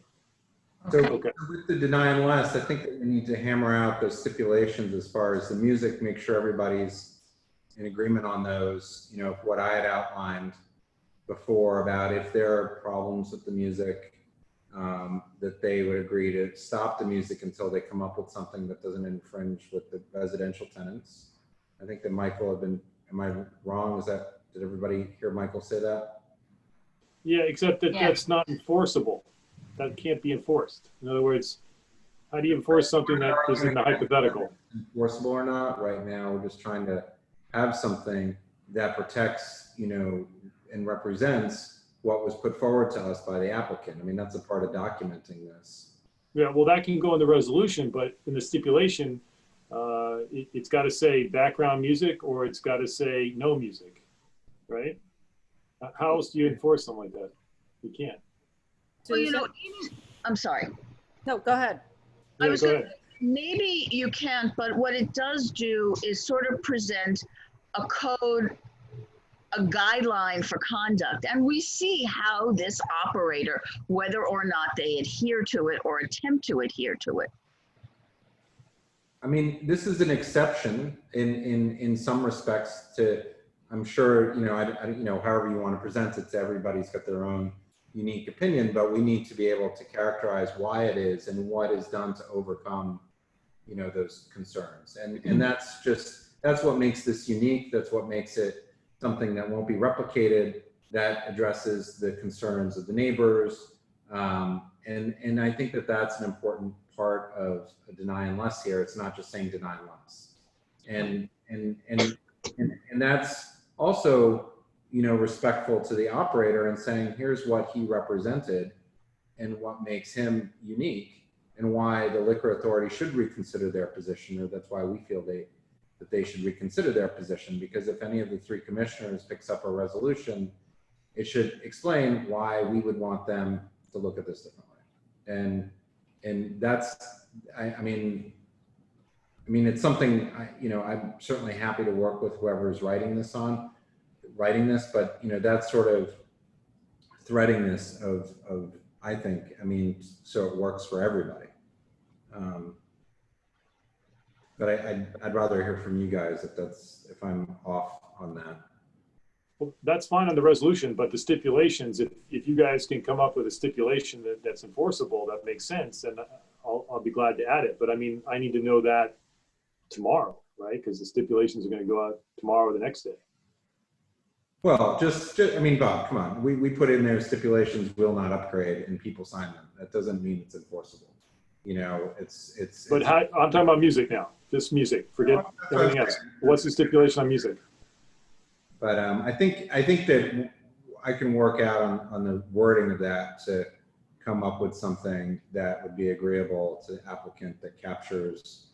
Then I'm all for that, Carter. If you can come up with language that's different than background music only, I'm all ears, and I'm fine with that. I think that what we might do maybe in the stipulations is we can actually explain the situation and explain sort of the path there, so that if that were to come up in an enforcement aspect later on, the situation is just clearly laid out of what the expectation is. I mean, that's fine. You know, I'm all for that. I just, you want to come up with language that can explain it, that's fine with me too. Okay. Yep. All right, so we're going to move on to Bell's Now or Never Coffee, 30 grand. Tavern Wine. What did we do? Did we? No, those are the guys. Refresh my right. Those are the guys that came back. That yeah. We didn't have yes. ground for. Okay. Yeah. So the ones I was asking about their menu, remember? Yes. Okay. And so the Tavern Wine, this location has not been licensed before, but they're open. I guess this looks like a deny unless to me, but you guys can tell me otherwise. There is no, I don't believe there's a letter of no objection. I off the top of my head, just in terms of my recollection, that would be part of the stipulations. Exactly. Okay? Yeah. Before the issuance of the license. Okay. Yes. Yes. All right. So is everybody denying less on that one? Yeah. 9-0. Okay. The Village Square Pizza, that was put over 118 Christopher Street because the person didn't show up and the diagram was all screwed up. Okay. So that's a layover, Village Square Pizza. ReBoot West Village, 2 Boots West Village. That's just beer and wine. Denying less. I I guess they also want a letter for the temporary use. Is that everybody in agreement? Yes. 9-0. Okay. Yes. CATO Wine, the DBA is pending. This is the what do you call it? The wine bar on Carmine Street, 3840 Carmine Street, with the backyard. Yeah, I mean, I'm okay with it if they don't use, in fact, it's not even about if they don't use the backyard. I'm just concerned that, that whatever is proper with the backyard is what happens, right? And people come to us all the time and says, the lawyers will be like, well, if the law is the law, we'll follow the law. But we all know that doesn't happen all the time. That's why we spend a lot of time in these meetings, because it doesn't happen. And so, I really just, whatever we do here, I feel like the resolution of stipulations sort of has to require that, that they get, if they're going to use that yard, that they have the proper permits issued first or something like that. Like, I'm not exactly sure the right way to do that, but it's like, I have no problem with what they're proposing, except that, I don't want to perpetuate, an inappropriate use of backyard. We spend a lot of time fighting over those backyards. And if we start looking the other way, we'll be in trouble. I agree with Cormac with the backyard. So my suggestion would be, I think we have to recommend a deny with a path to move forward. That path being, you have to establish that you have the right to be in that backyard, either through some sort of letter of no objection or certificate of occupancy that allows it. I think that's right, yeah. Right, I agree. Or the removal of the rear yard from the application. It's a current denial based on the absence of the documentation. Were the documentation to be present, it would change to a deny unless. Or as Carter says, or they remove the backyard. Right. Yes. Right. Okay. I feel for them because I like them very much. All right. So, okay. Be careful. You might sound biased. Yeah. Oh, I'm definitely biased. I love my kids too. And my wife. How's that? All right. Okay. Nepotism. Okay, so the next one, okay, so that's the deny, and that's 9-0, right? Yes. Got that done? I'm counting on you to get the yeah, okay, good. And then next one's corp to be formed by Halima Haizea. I can't remember if it was Selena or Halima. Bob, did I miss the memo on this one? Why did we belabor that? Did I miss that we were trying to get them in trouble? Which one was this? What address was this?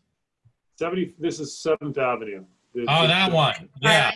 I'm with Robin on that one. I'm like, I was confused why that went on and on, because and then I realized, I guess you guys are trying to catch them in as being frauds or something. Then They had everything. I mean, they had an application. So there was, in my mind, there was no reason to lay them over to get anything more in line. They had everything. It just was the same thing we've seen before, but all the application was filled out. There was a floor plan there. There was a menu there. Why are we telling them to come back? I mean, because why? So we could go through it yet again another month with the same people? No, that's fine. Yeah. Once that was established, it became clear to me that everybody realized that these people were frauds. I just wasn't sure why people kept asking questions as if this application was going to be anything positive. So that's why I was confused. In my mind, you still have to go through the process of, I mean, they presented us with an application. I think it's our obligation to review the application, even though we've seen the same application. This is the first time we've seen this person. I might be wrong on that. Someone who knows better can speak. A lot of this had to do with the audacity of this application, and people just like, I just want to catch it. I mean, I think that's why that woman was chosen, was because she really doesn't know what the background is. She's she's not part, she may not be part of the scheme, but she is a straw man. So. Are we saying, sorry.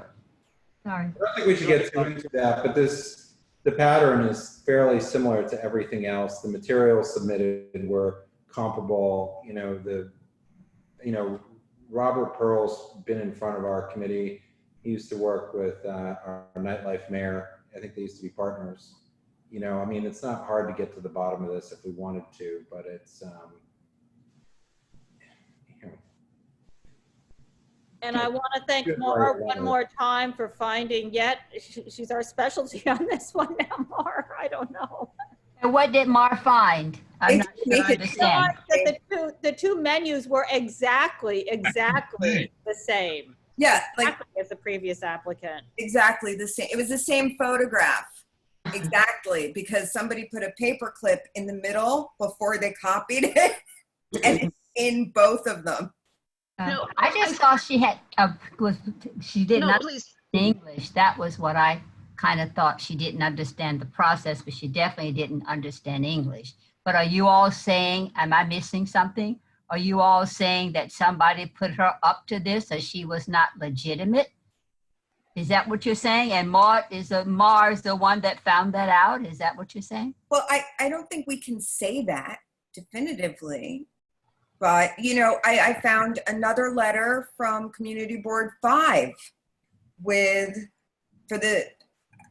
a location previously operated by BSMT, and a new application from Umar Malik.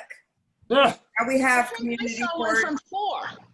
Right. There's another one from 5 that I found today. Right. And it's the same story over and over and over and over again. And now we have this new applicant with the exact same MO. So what did they do at Community Board 5? Did they approve the? No, there was a letter almost exactly the same as from Community Board 4. We can't prove that Mr. Malik is associated with Mr. Kukaj, but this looks a little fishy, blah, blah, blah. They laid out the facts. Yeah. And in fact, I think our resolution should point out this history. And there frankly should be an asterisk next to Mr. Kukaj's name whenever an application he's associated with comes up, because you don't know.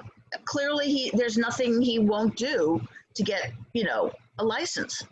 Well, he must think we're idiots. I mean, that's why I was like, why are we belaboring this? Everybody knows that this is a fraudulent application. Why are we still asking them questions? This girl doesn't speak English. She's a straw man, as Susan said. I was just confused. So when they come back as, Mickey Mouse doing business as the cantina, we're going to go through all that again?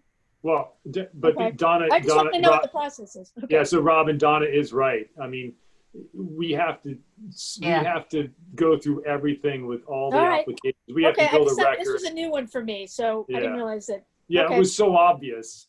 That's what I know. I'm like, why are we? And then that man that waited around for 3 hours. Can we at least next time pick that application first, so that poor man who stayed for 3 hours can leave early? Yeah, I do the best I can. Do that. I just can't anticipate where things are going to go. When I'm at the meeting, I spoke to Donna earlier. When I'm at the meeting, I can kind of scope things out. It's much harder on Zoom. Yeah, to figure out which application, who's on what, and third base. That is the space with the roof, right? With that roof. Yes. Yeah. So I mean, there's a very heavy opposition to that. Whoever takes over, they don't want music on that roof. So I can understand that there's going to be a lot of every application is for a Mexican restaurant until 4 a.m. on the weekends with the same menu. I mean, how mariachi music? No, it just come in a mariachi band. And she couldn't even tell you what her favorite dish was. No. Yeah, that was so funny. It's like they're coming in with the Groucho Marx. All right, so that's 9-0 for deny. Yeah. Okay. Yeah. Then we have Bob. Before we move on, so let me understand something. So when you write the reso, all the things that we've just discussed, you're not putting all that in there, are you? No, I'm actually, a resolution was just written saying almost the same stuff we have to say in this one 2 months ago or a month ago. we've gotten so many applications at this location. It's very similar. We can just keep adding, that's all. That was my That's question. right. That was my question. They need to change the cuisine to mix us up. Okay, so 9-0 deny, right? Okay. Welcome Hospitality 80 Grove. This is the Monster, the formerly known as the Monster. Everybody okay with this one? Okay. With Donna, with that stipulation about the outdoor lines, because that was my only concern. My concern here is we're taking an icon here, and I just, there's, you know, this is the center. The people's worlds revolve around this place, and that's not giving it short change. And I just,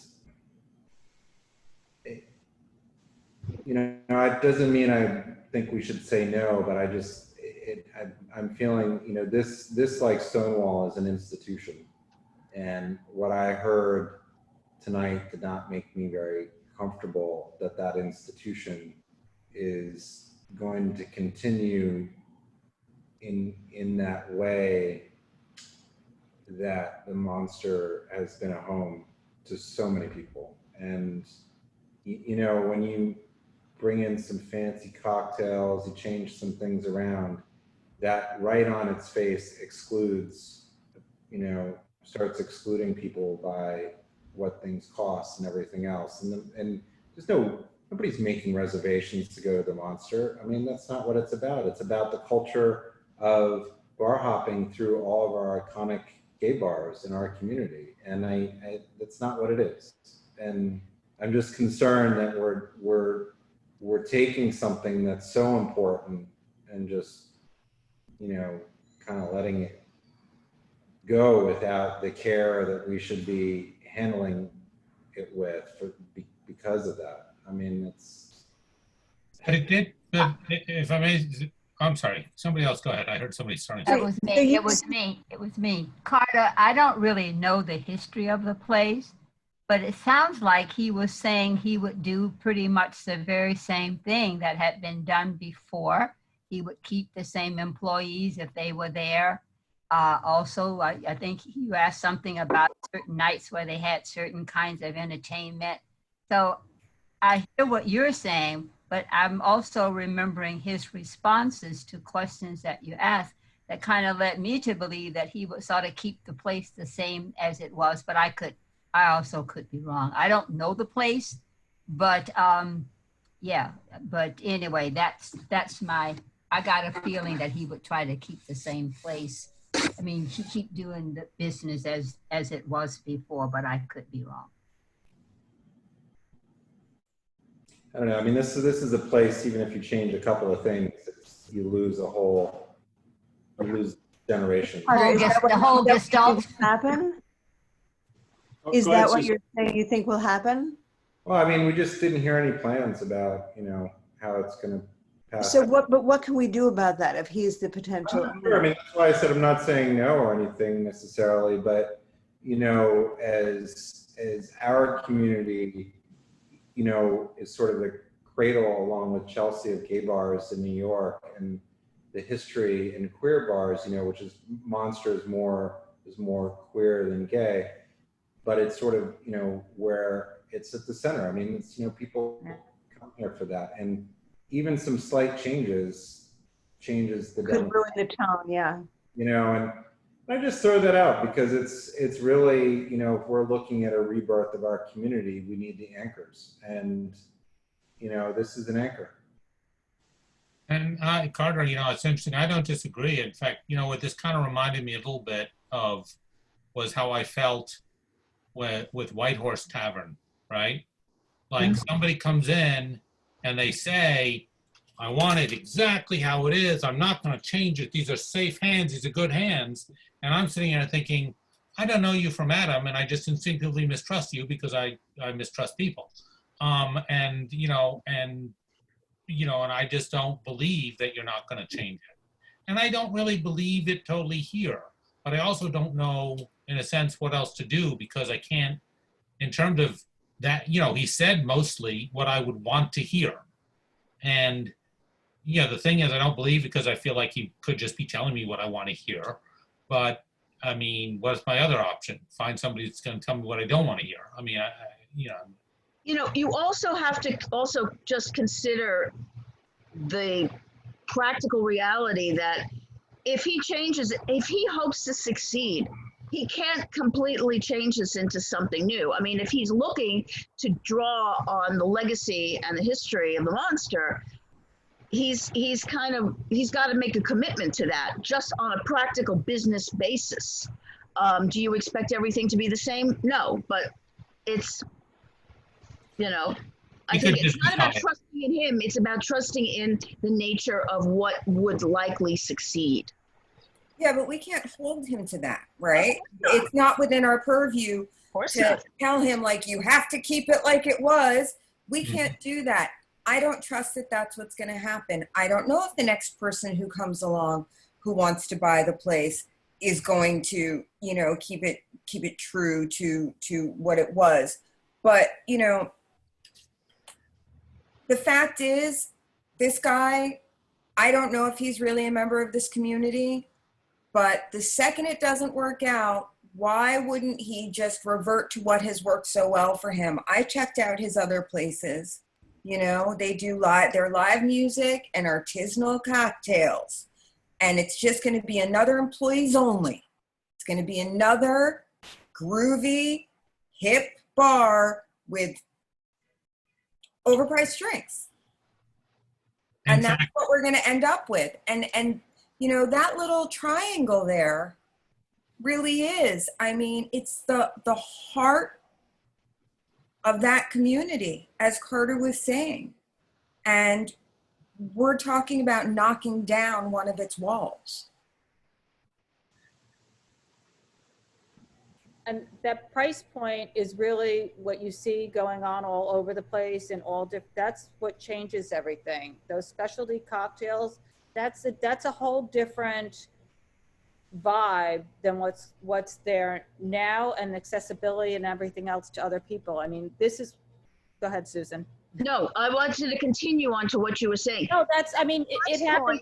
Is also why we have rents, because they're built on that price point, which is why we've lost the diversity of businesses and many other things. Exactly. I just want to agree with something Mar said. Actually, I agree with everything Mar said,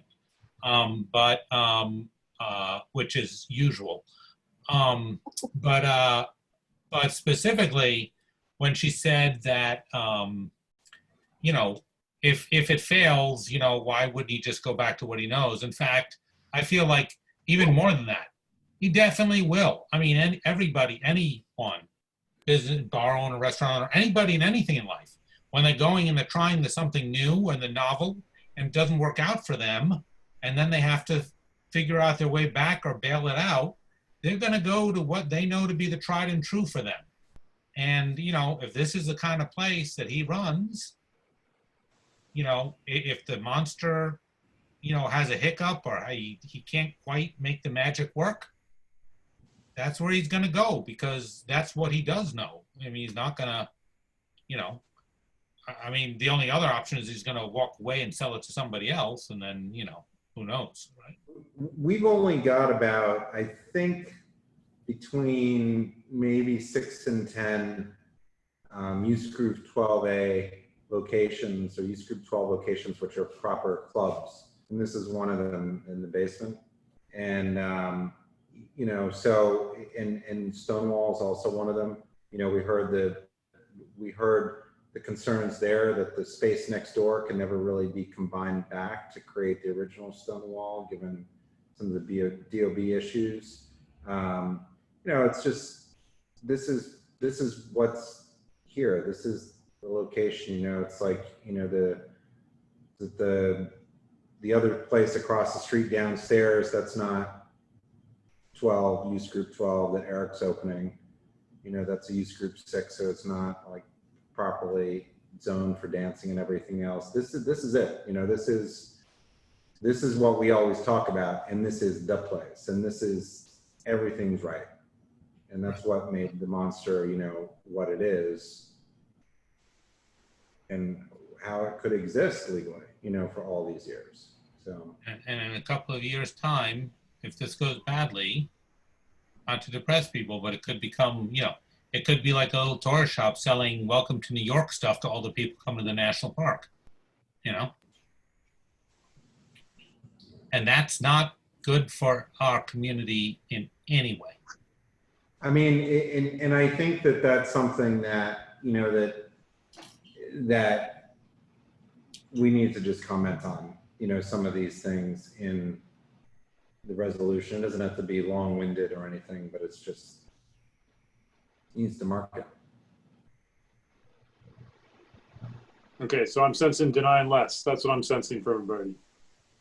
Okay, I mean, this is, you know, it is what it is. It may end up being something different. I'm not sure we can do anything about that. So, you know, this is a 4 a.m. location with drinking and dancing and DJs and live music. And so it could be the Monster. It might not be the Monster. And also, Bob, it's 20 to 12. Exactly. Thank you. You know, Turn back so, into a house at midnight, the pumpkin. So. Okay, so I'm taking 9-0, denying less. Okay, all right. Last but not least is Eli Lilla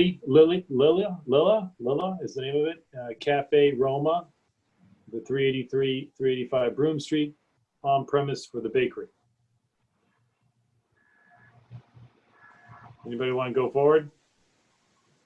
Well, you know, I thought what he said was true, is that Ferraro's or the other coffee shops there, if they serve the coffee drinks with liqueurs, I empathize with him for not being able to. You know, for me, I just keep remembering when we turned down, what's it called, like Blue Stripe, or the hot chocolate place on 11th between University and 5th. They were the first ones in who wanted to sell, you know, put liqueur in the coffee. And we said no, but since then, we pretty much said yes, as far as I can remember, to all the others that came after it, San Ambrose, et cetera. So we were inconsistent a while ago, but this, you know, when he said, oh, we've been here 90 years or something, even though it hasn't been previously licensed, I thought, well, that's true. I mean, we can't hold that against them. They're one of the most stable businesses we have. So I guess I didn't object to what they were asking for. Yeah, I know we it's a recently gave an OP category. to. We need another category of license we don't have, but. We recently gave an OP to Cafe Reggio, right? And I feel like isn't this kind of the same thing? I'd have an anisette with an espresso at this place. Yes. But that was a restaurant as opposed to a bakery. Well, I mean, yeah. I This think isn't of even it more as a cafe, but. This is an even better thing, because when we did the Cafe Reggio, one of the things we found out was that they were in non-compliance and scofflaws, and there were a lot of problems with their operation, whereas it's not, from what I heard in the discussion here, true of this place. So, I mean, this place seems fine, right? Yeah. This is a legacy business. I think they are looking for ways, and I think it's an appropriate for us to put our faith in a long-time operator under these circumstances. Yeah, what I liked about it was that they own the building. And then they, you know, I mean, so then that makes a big difference. That's why they've been there for so long. I think St. Ambrose also is different, because if you remember, that was connected to the restaurant, which only reason it could happen was the bathroom. I don't know if you remember that part. Yeah. So we made an exception to St. Ambrose, and to a certain extent, I think this one does qualify. I will tell you about Cafe Reggio. They never returned their stipulation form. So, yeah. So we'll find out. I'll follow up with Florence because she's been out. But Michael sent me an email saying that he didn't have the stipulations. I don't know if you ever saw it, Donna, but you know, anyway. It's a good point. The fact that they own the building also means not just that they're not going anywhere, they're not as subject to the vagaries. They can afford to stick with this same plan, which means they don't have to start serving craft cocktails. They can really do what they're doing, which is serving liqueurs with the coffee. Yeah, I think that's what gives them the credibility, I think. Right, they're not looking to reinvent themselves all the time to maximize this thing. You know, they're just looking to keep doing what they've been doing. They're true to themselves, yeah. Okay, so I take it this is denying less. Anthony, everybody in agreement? Okay. Yep. All right, 9-0. Sorry, Anthony. Okay, guys, if folks want to help with resolutions, you know, that would be very helpful. And you can let me know. Yeah, I just can't make a decision right now. No, I don't expect anyone to make a decision right now, but certainly we could use some help. Yeah, you can do the assigning tomorrow or when, you know, Yeah. whatever works. I appreciate all the help in the past too. It's been very, very, it's been nice. I think it's been working out very nicely with the help. It relieves a lot of anxiety on weekends when you have to get it all done and you want to go out and play with your kids or whatever, you know. All right. So thanks, everybody. Wait, before we go, Yeah. can I just add one thing? Mar, so what is the preferred language now in place of the tainted grandfathering? Go ahead, Carter. He loves to say. I've been practicing saying it. It's a pre-existing non-conforming use. It will begin to roll off your tongue if you keep saying it. Right. Why don't you just call it a legacy use? No, because legacy is a positive term and it's basically ceding power. This is a much more neutral way of saying it. And Mara really smiled when I used it the first time tonight. Right. Pre-existing, what is it? Pre-existing, non-conforming. Pre-existing non-conforming use. Okay. Yeah, I think I said in an email once, we should just call it PENQ, isn't it? Why don't you, a pre-non-con. It's a PENQ. Okay, and explain to me why what's wrong with grandfather? I don't understand. Oh. Oh, You yeah. weren't in that meeting? No? What meeting? No, I wasn't either, but I've read this story. Basically, just tell me. It conferred voting to people whose grandfathers could vote, and that's where the term grandfathering came from. And so that excluded everybody who was not, who's grandfather? Whose who had recently been freed and had been. I'll send you an article, Whose Bob. grandfather was a slave. Okay. Because I'm still having a hard time figuring it out, but that's okay. I'll try to remember How they kept black non-conforming. people voting all over the place. Okay, I know people are looking at me like I got 10 heads, but No. that's a new one. I only learned it recently. Yeah. I think the courts in Massachusetts just, didn't they say that that was no longer a term to be used? And I think there was some discussion on that they had removed the terminology from legal documents or were beginning that process or something along those lines. I don't know about that, but I do know that tonight that they Ed Markey won the primary over Kennedy. Okay, on that non-conforming pre-existing condition, I'm gonna say goodnight to everybody. Good night. Good night. Night. Good night. Oh, God.